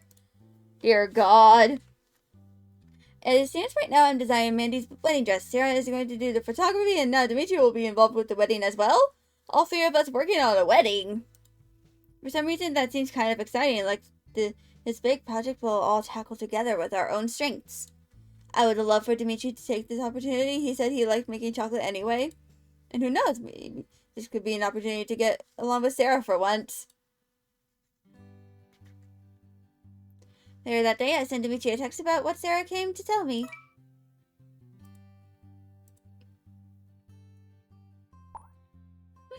It is indeed. God, how ominous. I placed my phone down eagerly, waiting for Dmitri to come home. An hour later, Dmitri arrives back home from college. He immediately changes into his comfy clothes, something which I've seen him in quite a lot now. I think Dimitri's starting to feel a little more comfortable around the house now. Can't say I hate it. I like the messy look on him. As Dmitri serves dinner a little while later, I decide to break the news. Dmitri, this might sound strange, but... Oh no, you don't like the flatbread I made?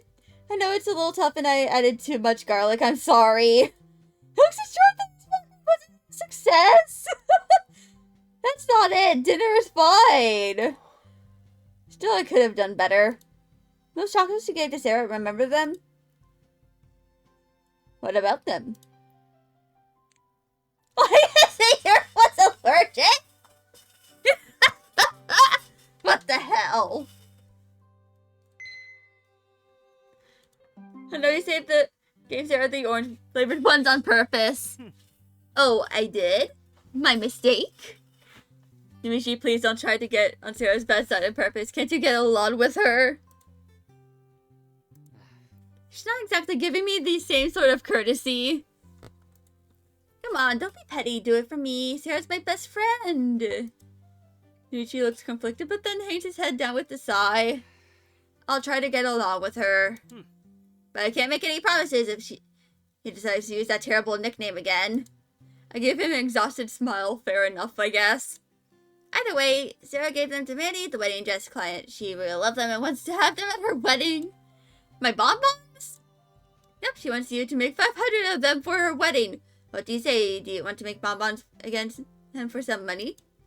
After the confusion on his face melts away, a bright, cheerful smile replaces it instead. Dimitri's whole face lights up in excitement. You mean someone actually wants me to make them the chocolate for their wedding? That's so... awesome! Someone likes my chocolates! Sorry, that's the most exciting news I've had in ages. No, it's okay. You should be excited. This is a great opportunity for you to get some work experience. Dmitri scratches the back of his head, looking all humble yet thrilled at the same time. He chuckles slightly to himself like he's reverted to being a little kid who's going crazy over some candy. Does that mean we'd be working on the same wedding? Yep, you'll be joining me and Sarah. It's kind of bizarre in a way, yet also really cool that we get to work together.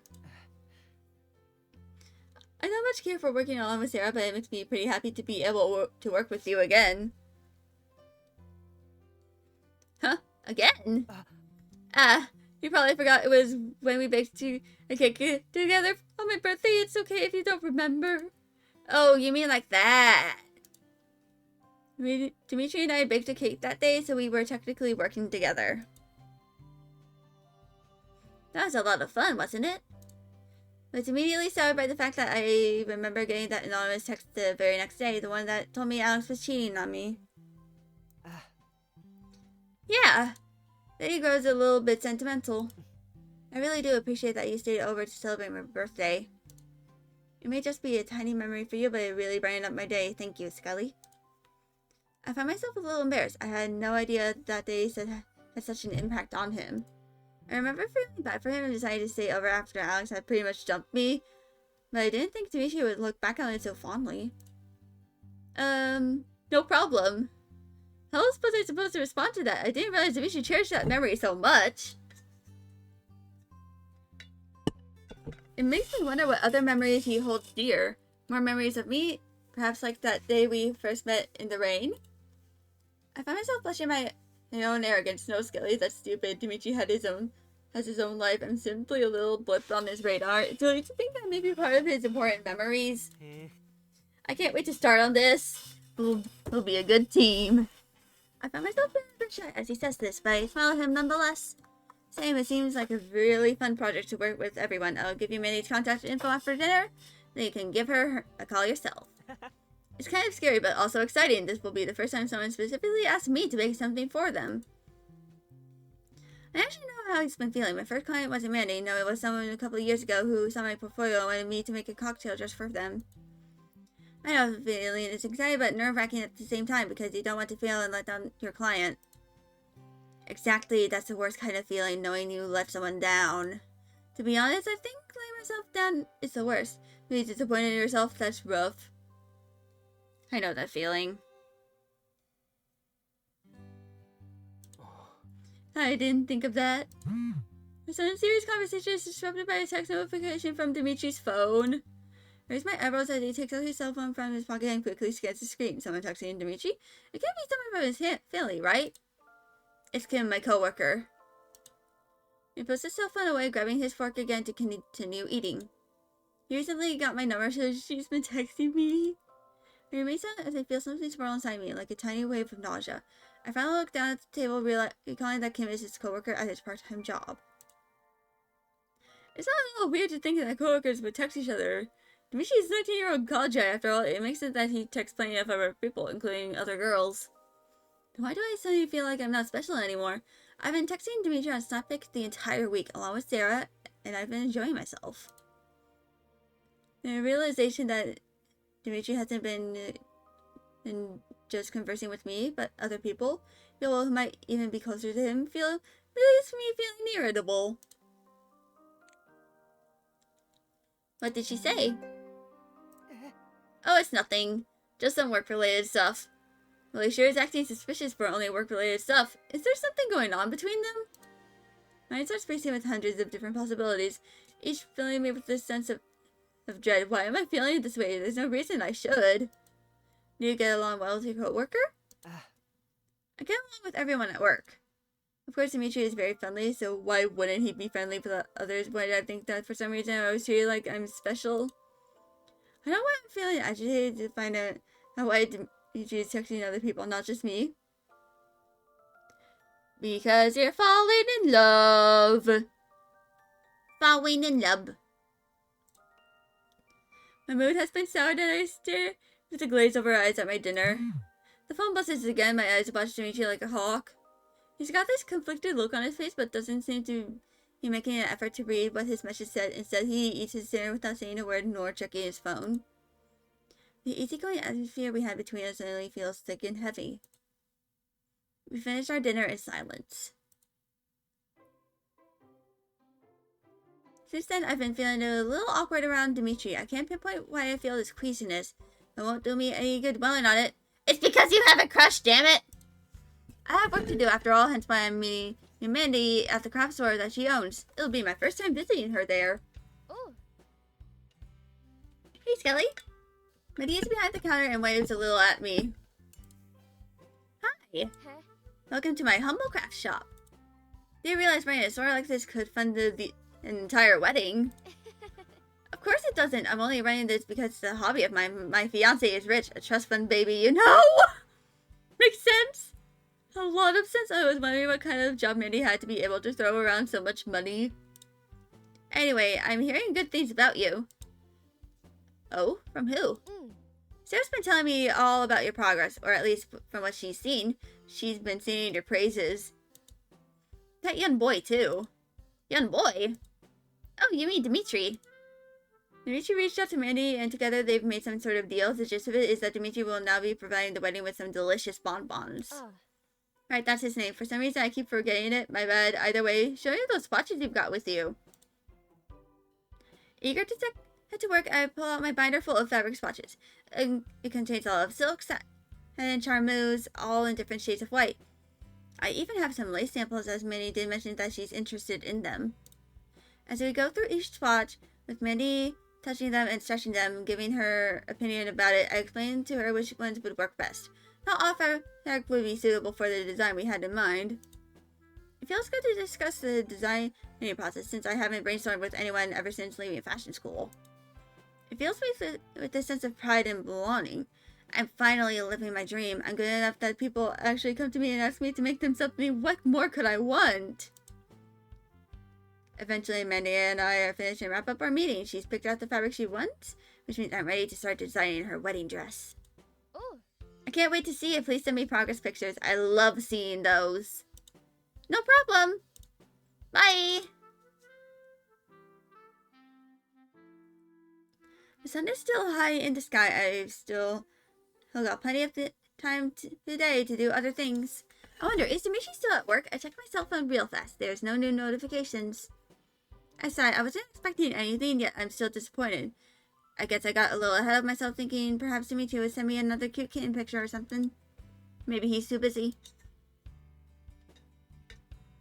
Either way, I shouldn't let it get me down. It's not like he's obligated to send me anything. That would be ridiculous. To get my mind off of things, I decided to text Sarah instead.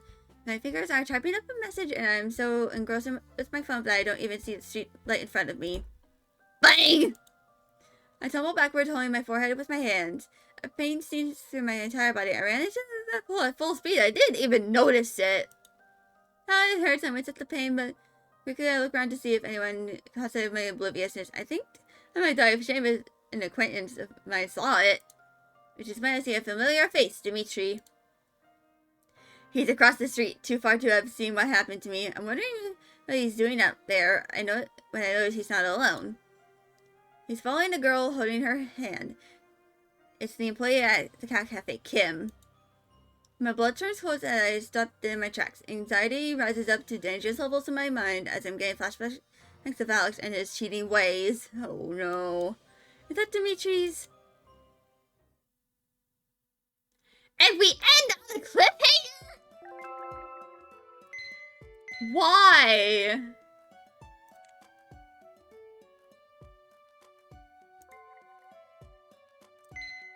Why must it be on a cliffhanger?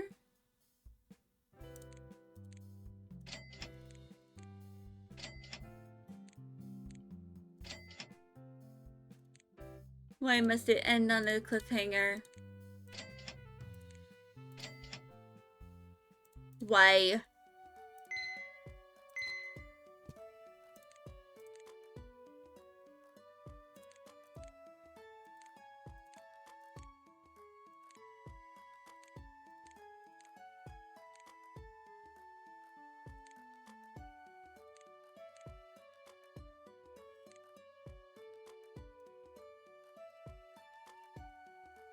All right.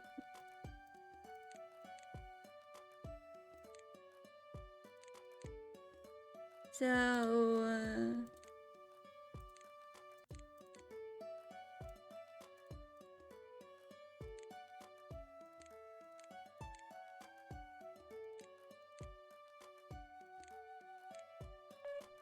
there we go.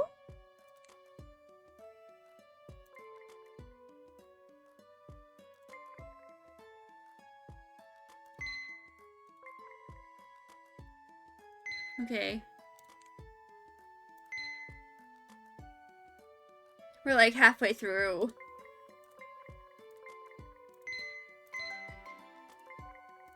Anyway, I'm doing that one. I don't want to end this on a cliffhanger. It's hard to breathe. My heart is beating wildly. My eyes are wide and alert, glued to... Hello, Technic Bread! Puppy sound alike? I'm doing quite well. Well, I did not want to end on the cliffhanger, so I'm doing the 14th part. You missed the entire stream? There's like 20 minutes left. But yeah, I hope you're doing well. We are encountering conflict.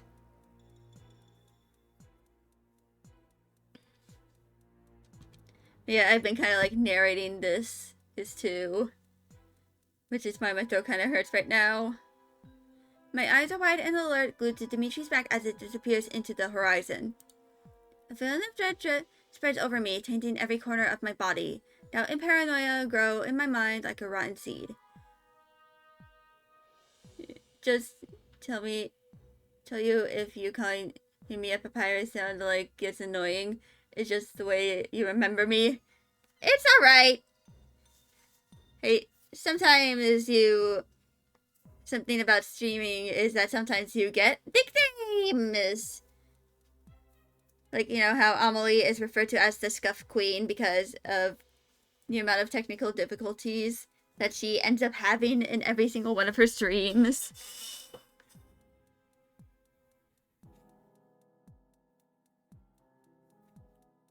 So yeah.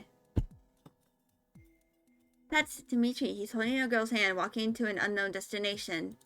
Why are they holding hands? Why? My mind keeps repeating the image over and over again. I can't stop thinking of Alex finding out about those text messages, that he betrayed my trust, that he went behind my back and had sex with other girls.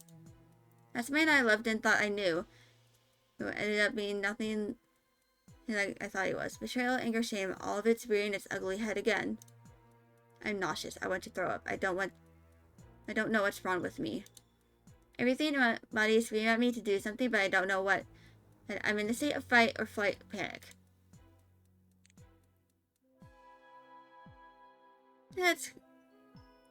So basically the fears, to kind of like explain this, the fears and kind options that like go for different endings.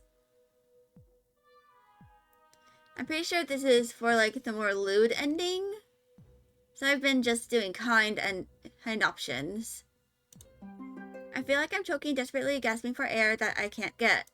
My mind goes into autopilot mode and I got my cell phone in my hand, searching through my contacts to find Dimitri's name. If I call him, I can verify. Verify what exactly? Dmitri disappears into an alley with a girl. I saw my fears and looked down at my cell phone. My heart is pounding hard, pumping anxiety throughout me. I'm shaking as I press the call button. It rings once, twice, 3 times, no answer. There's a blockage in my throat that I can't get rid of. Even if he were to pick up, I wouldn't be able to say anything. My mind is spinning. What is this terrible feeling? Why can't I shake y'all off this anxiety, this feeling of walls closing in on me with no way out? My feet start to move forward, taking my stiff body along. Each step I take, my heart pounds loudly. I have to know. Around the corner to enter the alley I saw Dmitri disappear into. My eyes can't make out what is happening, even though I'm hyper aware of everything at the moment. Dmitri is further into the alley, crouched down on the ground. The girl is next to him, also down on her knees, cooing at a box. I'm panting for air that feels thick and heavy in my lungs. What are they doing? Then Dmitri finally turns his head and spots me, his eyes widen when he recognizes me. Skelly? I'm frozen on the spot. Can't move, can't breathe.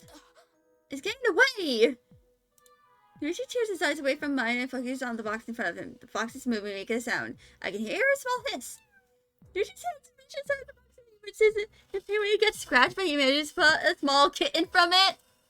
It meows loudly and wrestles with Dimitri's hand, digging his claws into his skin. Quick, the carrier! Him swiftly takes out the carrier she's been holding and opens the door. Dmitri places the kitten inside of it and him closes the door. He quickly takes it off her hands and holds it himself. Alright, let's take it to the vet, quick. Closest one that's open for emergency is 300 meters from here. They're both coming my way. I'm shaking. I feel like all the energy in my body has slipped away. Skelly? I open my mouth, but I don't know how to respond. We're taking this kid into the emergency room. If you want to come with us, just follow me. Dmitri doesn't even wait for my response, and he walks past me with Kim following behind. I spin around to look at their backs, my mind a complete mess. Dmitri is rescuing a kitten. I don't know what went down during the past hour. Everything is so fuzzy in my mind. I've calmed down, though I feel like everything around me is passing me by, when in reality, I'm standing still and not knowing what's going on. You're Dimitri's roomie, right? I turn my head toward Kim, a bit shocked that she's speaking to me. My body feels rigid, yet I force myself to nod. Such a coincidence you were there, too. The poor girl got attacked by kids. It can be so cruel. Yikes! She's talking about the kitten, right?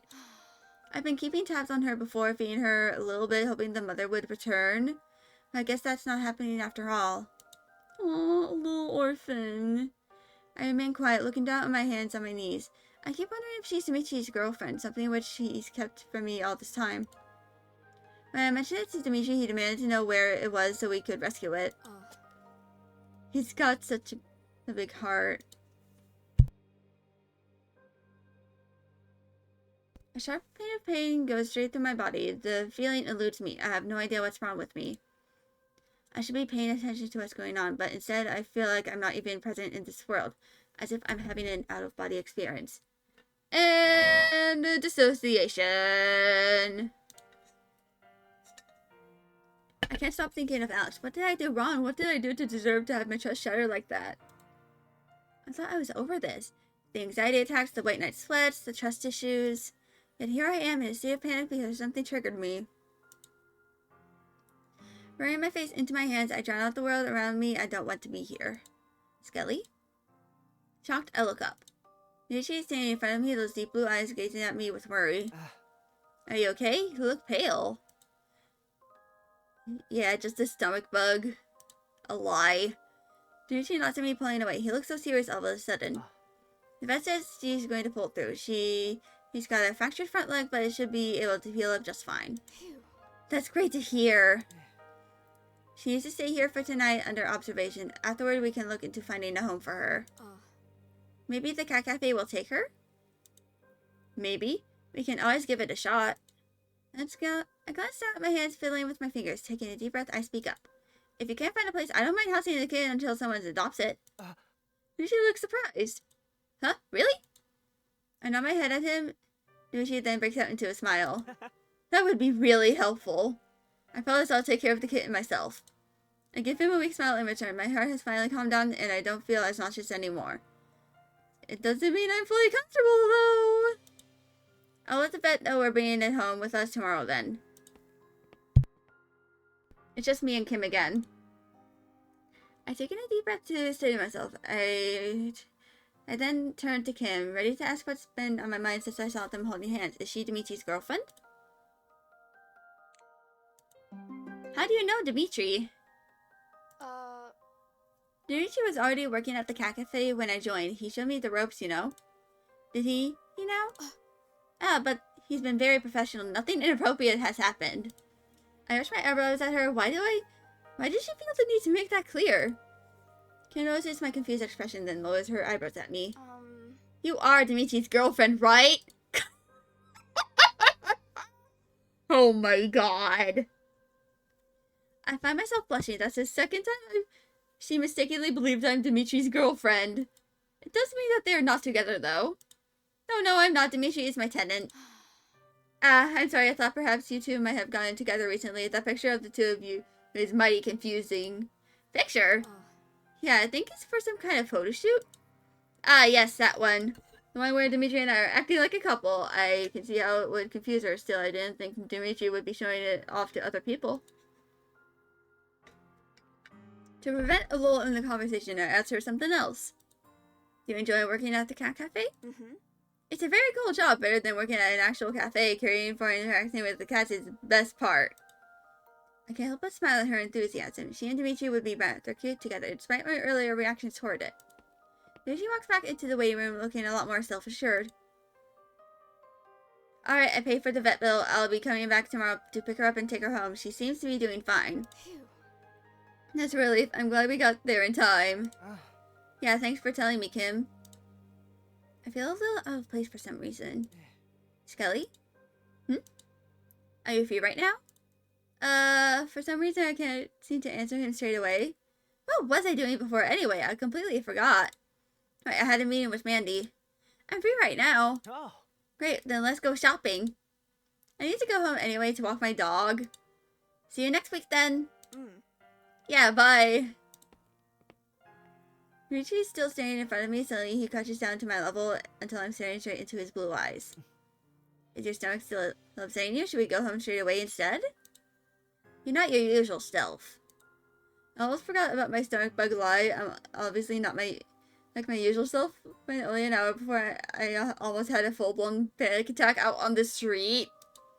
How am I going to tell Dmitri this? I can hardly put it into words of why I was triggered in the first place.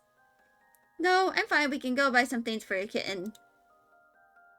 Dmitri stands up again, not looking very convinced. Alright, let's go then.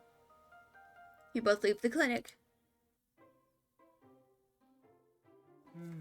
Oh, I think I missed a missed call from you. Oh, did you need me for something? I cringe at myself. Quick, come up with an excuse. Oh, no, it's nothing. Just wanted to know if you'd be making dinner tonight. Dmitri smiles at me. I'll make dinner, don't worry. Quickly, I try to change the subject. Who would make their cat wear this? My aunt is a tutu for a cat. I can only imagine that this would drive any cat crazy. Even I, a fashion designer, wouldn't subject a cat to this monstrosity. I don't know, it's sort of cute, don't you think? I stretched the tutu in front of his face. Really? This is cute? Anything made for cats is cute. Cats in general are cute. Well, I guess I can't argue with that logic. I put the tutu away as I look around for other supplies. We've been here for several minutes now, looking for a litter box and some cat food, though Dmitri's been mostly distracted by cat toys. I would be too. He's holding a large fishing rod type toy with a ball tied at the end of the string. He bounces it up and down to test it out. Dmitri left to himself looking quite amused. He's rather enjoying this. Perhaps a little too much, but it's rather cute. It's making me forget about my awful experience today and simply feed on Dmitri's positive energy. It's rather strange to think I'll soon have a kitten at my house, but I'm excited about it. This will be your first pet, right? Yes, my mother never allowed pets in our home, so this will be my first. Thank you so much for offering to let it stay with us. Don't worry, it'll be 100% of my responsibility to take care of the kitten, plus it will only be temporary until we find a new home. With all this, his smiling is making me rather concerned. He's already getting attached to a kitten that's still at the clinic. What if he won't be able to give it up? Dmitri. He stops putting cat toys in his basket and looks at me. Don't get too attached. Dmitri's smile falters and he immediately looks down at the floor as if he realizes he's been living on Cloud 9 the entire time. Ironically enough, I have had to deal with, having to, have cats be adopted.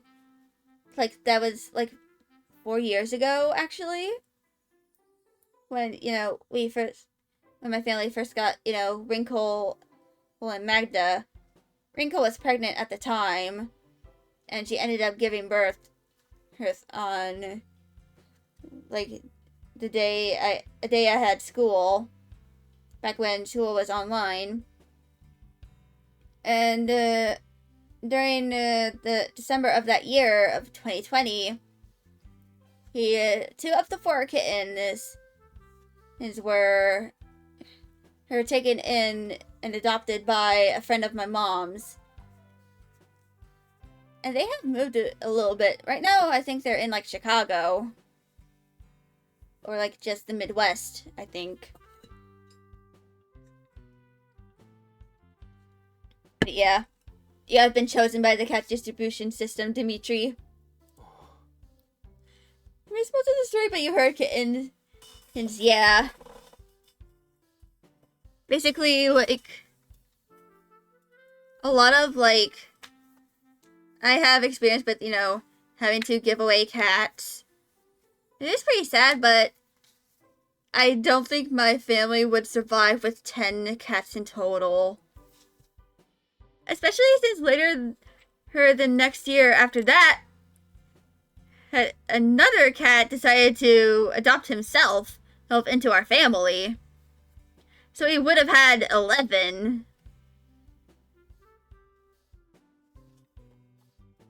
Just Imagine that, just having 11 cats. One of the cats did pass away though. Oh, like in 2022. Because of heart failure. Which sucks, but I think 8 cats is like a pretty good number. You know, for, you know, my household.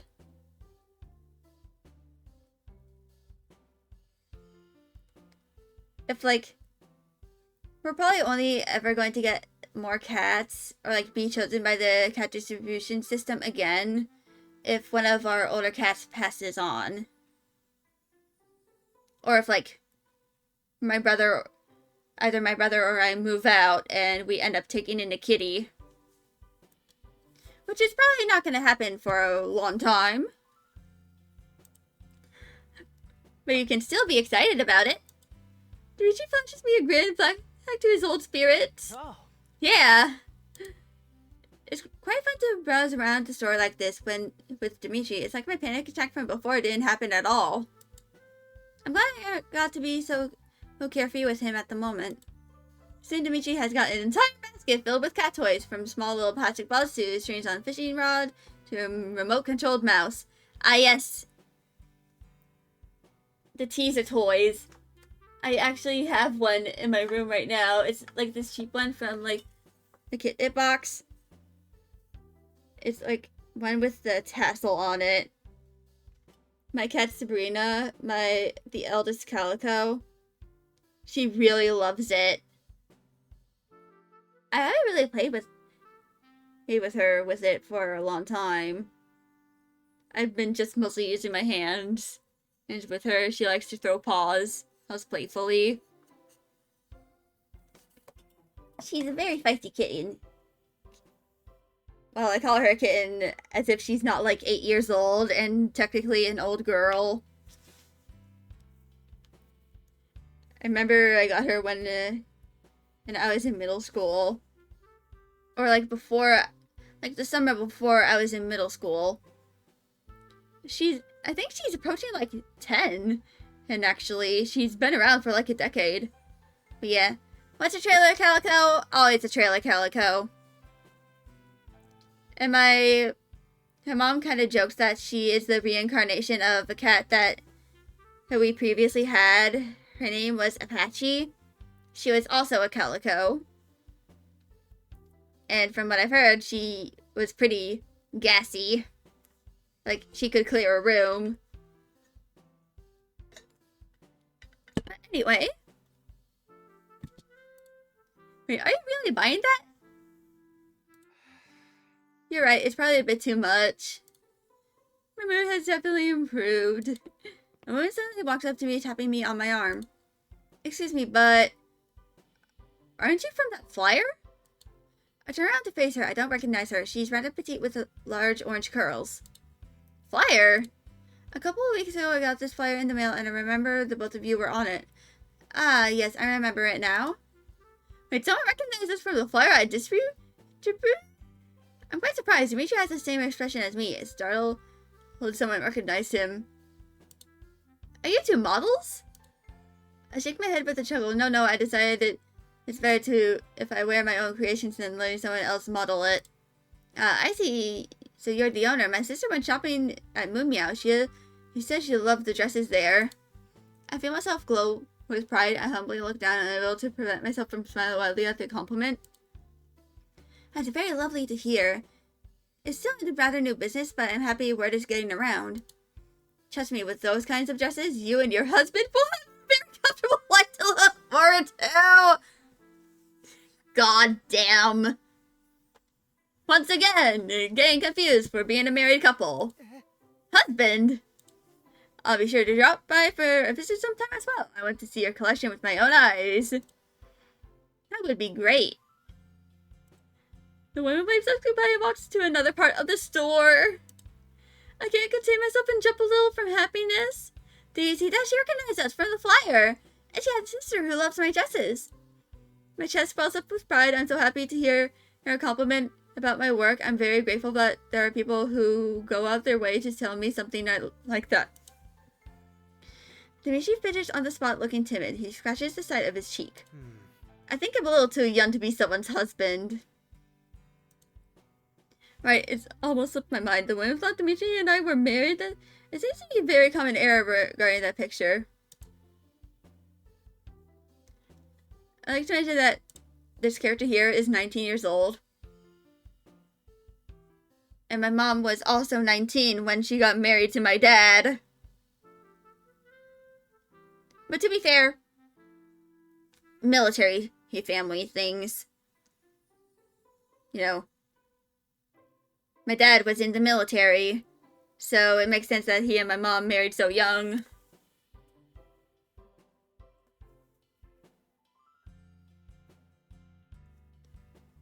And, you know, they moved around a lot, too.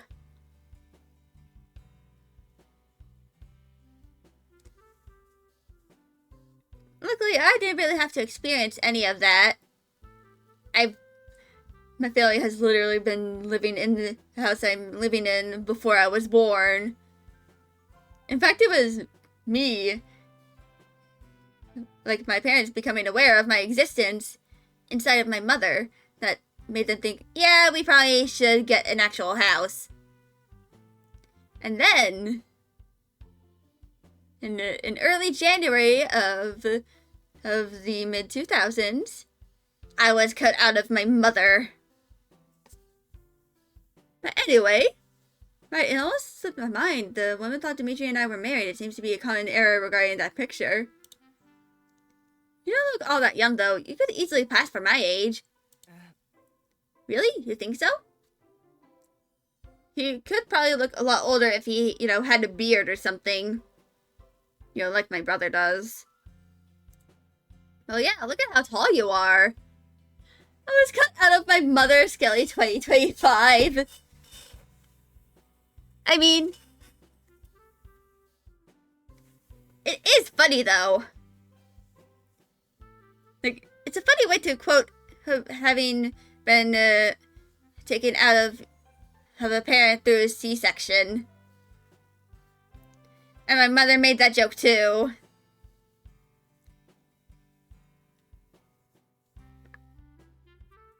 But yeah. I wasn't born traditionally, rather I was taken.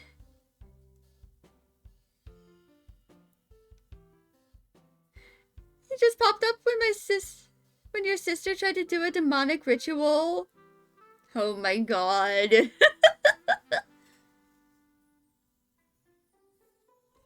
But yeah. But to be entirely fair, I was not expected at all. Like, my brother was, because they used his in vitro to have him. And I think statistically, in vitro has a higher chance of, you know, producing a guy. And I was unexpected.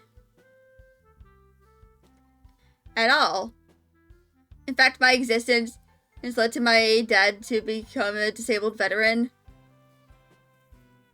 Because, you know, 2 children and all that. And my parents do have stories about, you know, shit I did, like, as a baby. Like, hacking into a password-protected file. And I think I went to, like, a government website. Like, while I was, like, a year and a half old. My parents still don't know how I did that.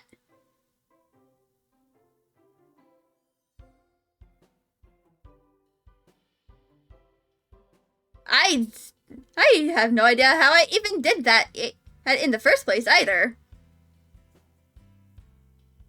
But it did happen. Like 20 years ago. To be entirely fair, though. You've never done that, nor anything like that? Yeah. But to be entirely fair, this was like 20 years ago. So security on stuff like, online security was not as, you know, robust as it is now. When you were one, you crawled inside a washing machine. Oh God. Was it on? Was the washing machine on when you crawled in it? Or was it full of clothing and you ended up getting wet? Now I really want to know.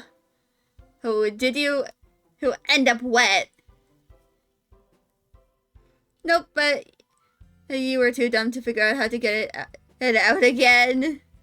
Oh God.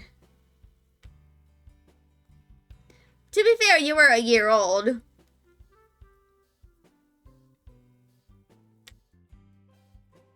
So it kind of makes sense that you did not know how to get out.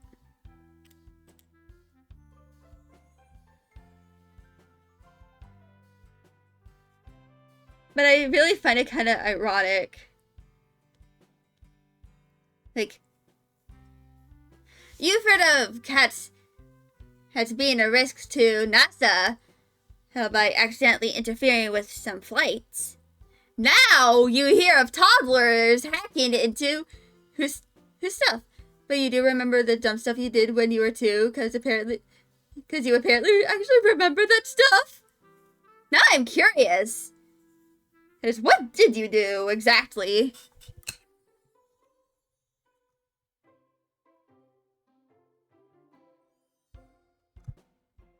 Like, what did you do?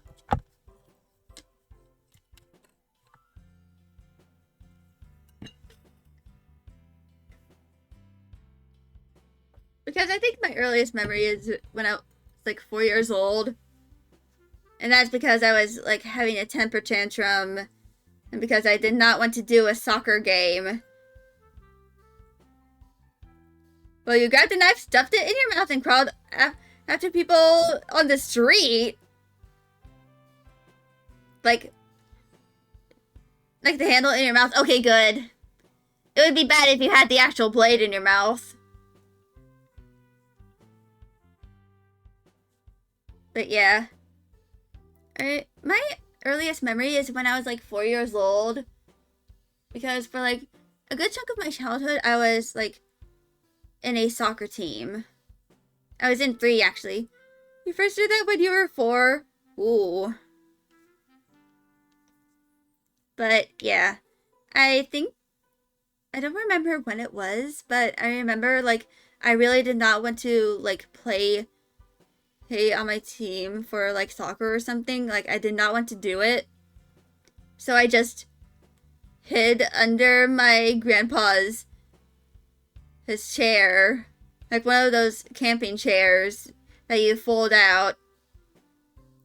I just hid under my grandpa and just had a meltdown. Actually, I still have some of my trophies. Ironically enough, the tallest one is from when I was 4 years old. These need to get dusted.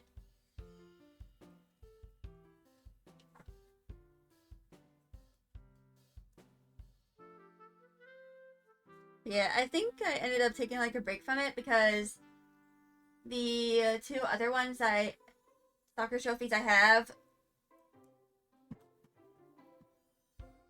the other ones are from spring and fall of 2010 when I was, 2 years older.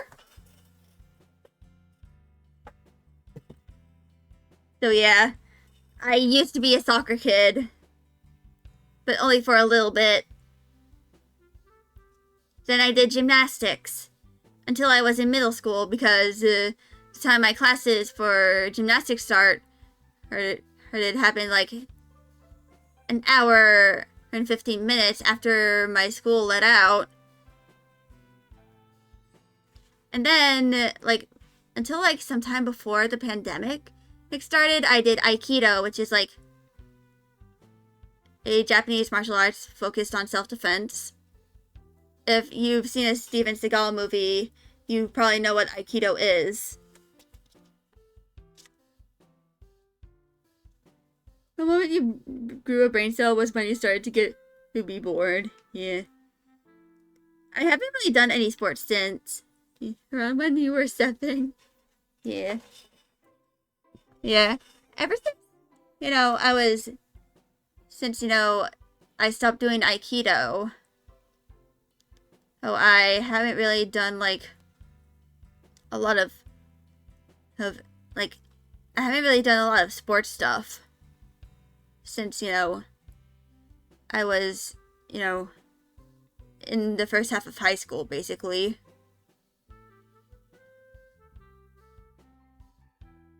Well, part of it is because, I have asthma. My asthma started getting pretty bad once I was in middle school, since I was no longer doing gymnastics every week or so. Or like twice a week or something.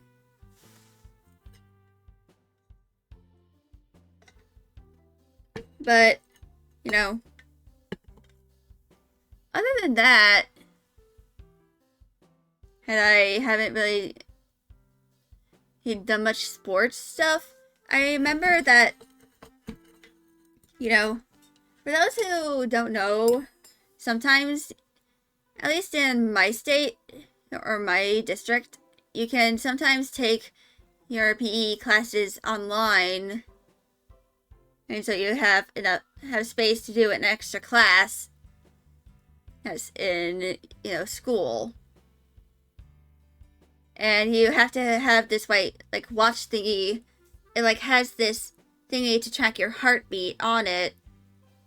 And you have to do 20 minutes of exercise, and you have to have a time for an hour total.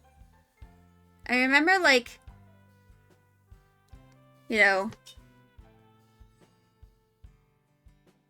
probably mostly during middle school, I kind of did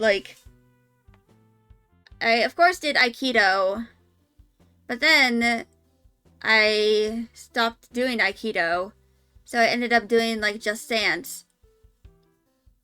I think it was mostly Just Dance 2017, because my brother and I skipped Just Dance 2015 and 2016.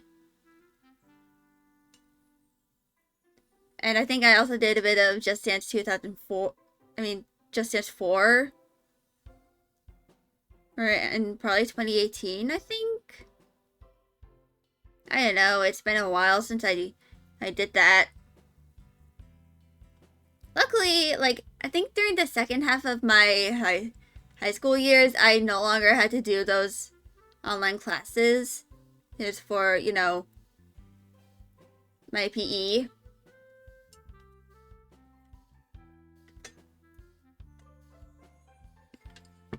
And of course, during my senior year, I think I no longer had to do math, because I did the math class usually seniors do when I was in my sophomore year of high school.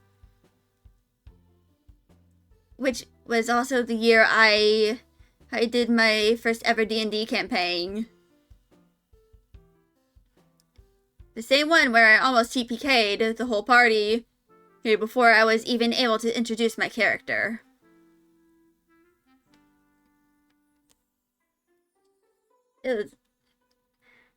Eventually I will talk more about, you knew how to build a nuclear reactor before you learned how to build a paper airplane.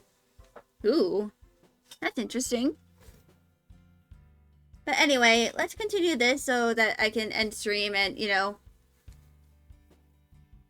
not have to, narrate everything and, let my throat rest. One of these days, these Ultimate Fridays are going to take my voice out. People will assume you're older. Yeah, if I end stream soon. Yeah. In fact, I even assumed Dmitri was older when I met him for the first time. I guess he's always looked a little more mature than his actual age. Sorry, you're making me stretch it out. It's fine! And besides, I enjoy talking to chat.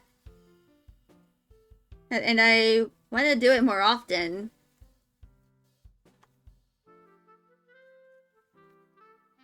You know? I enjoy talking with y'all. Even if it, causes me to go over my stream schedule all the time by like half an hour or an hour. Still, to have people think that I'm your husband, you're a silly being who's the dumbest smart person on earth. That is what life is like sometimes. In fact, sometimes when you are good at doing the advanced stuff, you forget how to do the basic stuff. And you end up asking an art student what a 2 plus 2 is.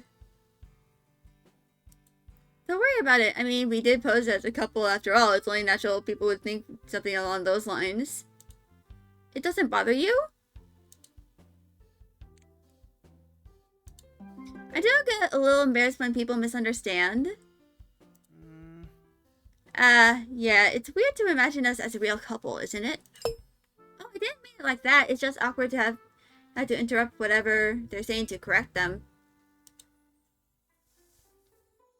I never quite know when to tell them that I'm single and Dmitri is not my boyfriend or husband or anything else. That's true. I thought it'd be awkward for you because I'm Alexander's younger brother. I really don't want to think about Alex right now. Well, no, it's just embarrassing because I need to correct them of their mistakes. It's got nothing to do with Alex. Dmitri said he used to perk up at that, a smile appearing on his face. So, should I go along with it next time? Keep up the life for the sake of new clients? That's not such a bad idea, Dmitri. Dmitri grins at me, a twinkle appearing in his blue eyes. Now let's head back home, because this husband needs to prepare dinner for his wife! You sure like to subvert the stereotypes. I aim to please. Together, we finally buy all the supplies for the kitten and then head home.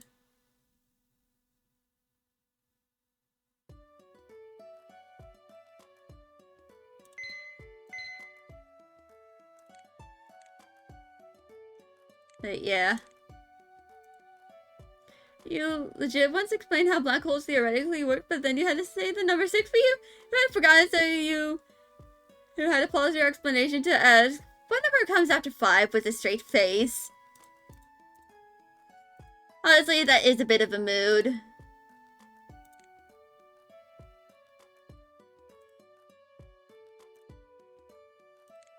Just too much of the advanced stuff that you forget the basic stuff.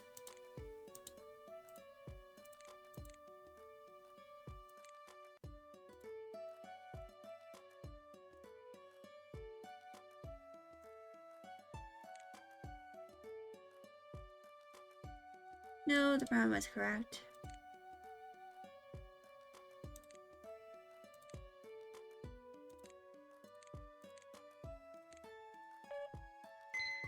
It was legit so awkward. Yeah, I'm sure it would be for me too if I had to do that.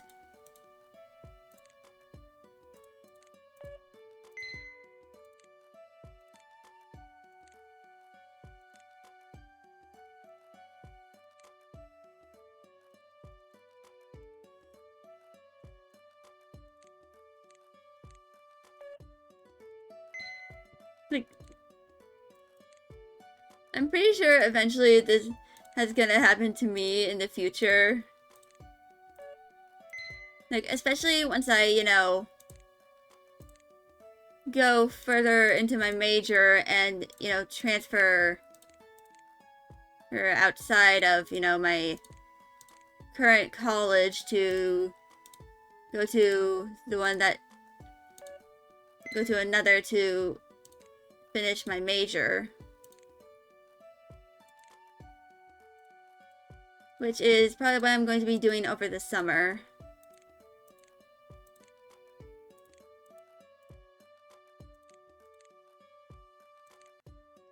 I did not mean to open that.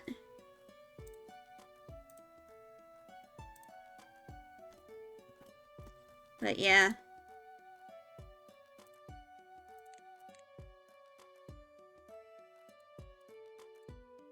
I'm pretty sure if your brain just doesn't work most of the time. God had to nerf you so hard when you were a maid. Oof. Sometimes you just need to have some of the things balanced.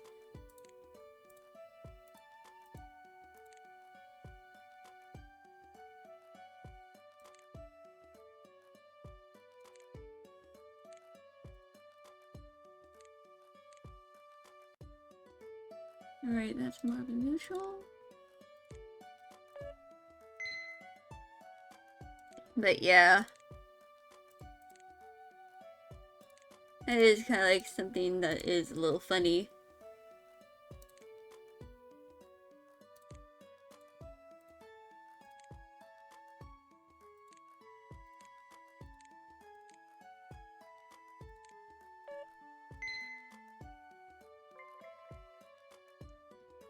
But yeah. It is kind of like something that can't happen.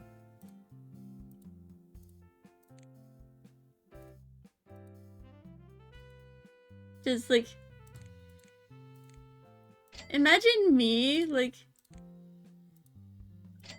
God knew you would be too powerful, so he slapped ADHD and a bunch of other debuffs on you to just let you go. Ooh.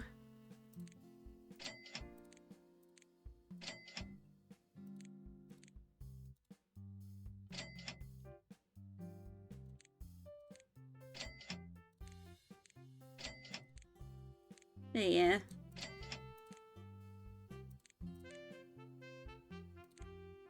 Although ADHD isn't that bad. Yeah. I mean, I do have ADHD myself, so I know how it is like.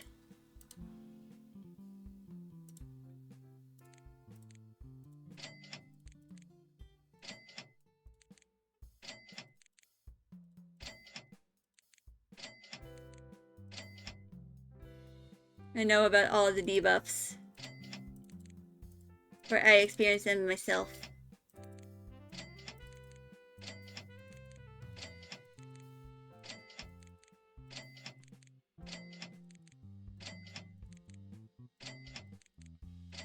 But it can be a bit of a blur. Especially whenever I'm, you know, in my college semester and I decide, you know what, I'm gonna start her a new game. And then I get hyperfixated on the game. And end up nearly not being able to do my final assignments.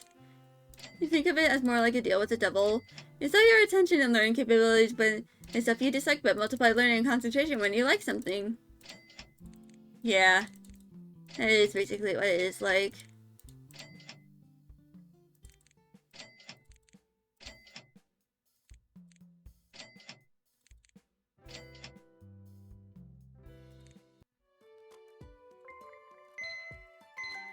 But anyway, that is going to be it for me today. I'm probably going to go make myself something to eat. Next time you hyperfixated, you were practically a doctor. You still carry around a medical kit with you everywhere. Yeah. But anyway, that is going to be it for me today. I'm probably going to work more on my 2.0 over the weekend, as we are almost done with, you know, I'm currently working on the corners of the head. And, you know, that sort of stuff. But yeah. That is kind of like something I need to do. Of course, I need to eat first. But yeah. I'm going to be here next week. I'm going to make my schedule over the weekend and post that to Blue Sky in the Discord. And yeah. Hopefully, I'll be seeing y'all next week on Monday. Bye, y'all!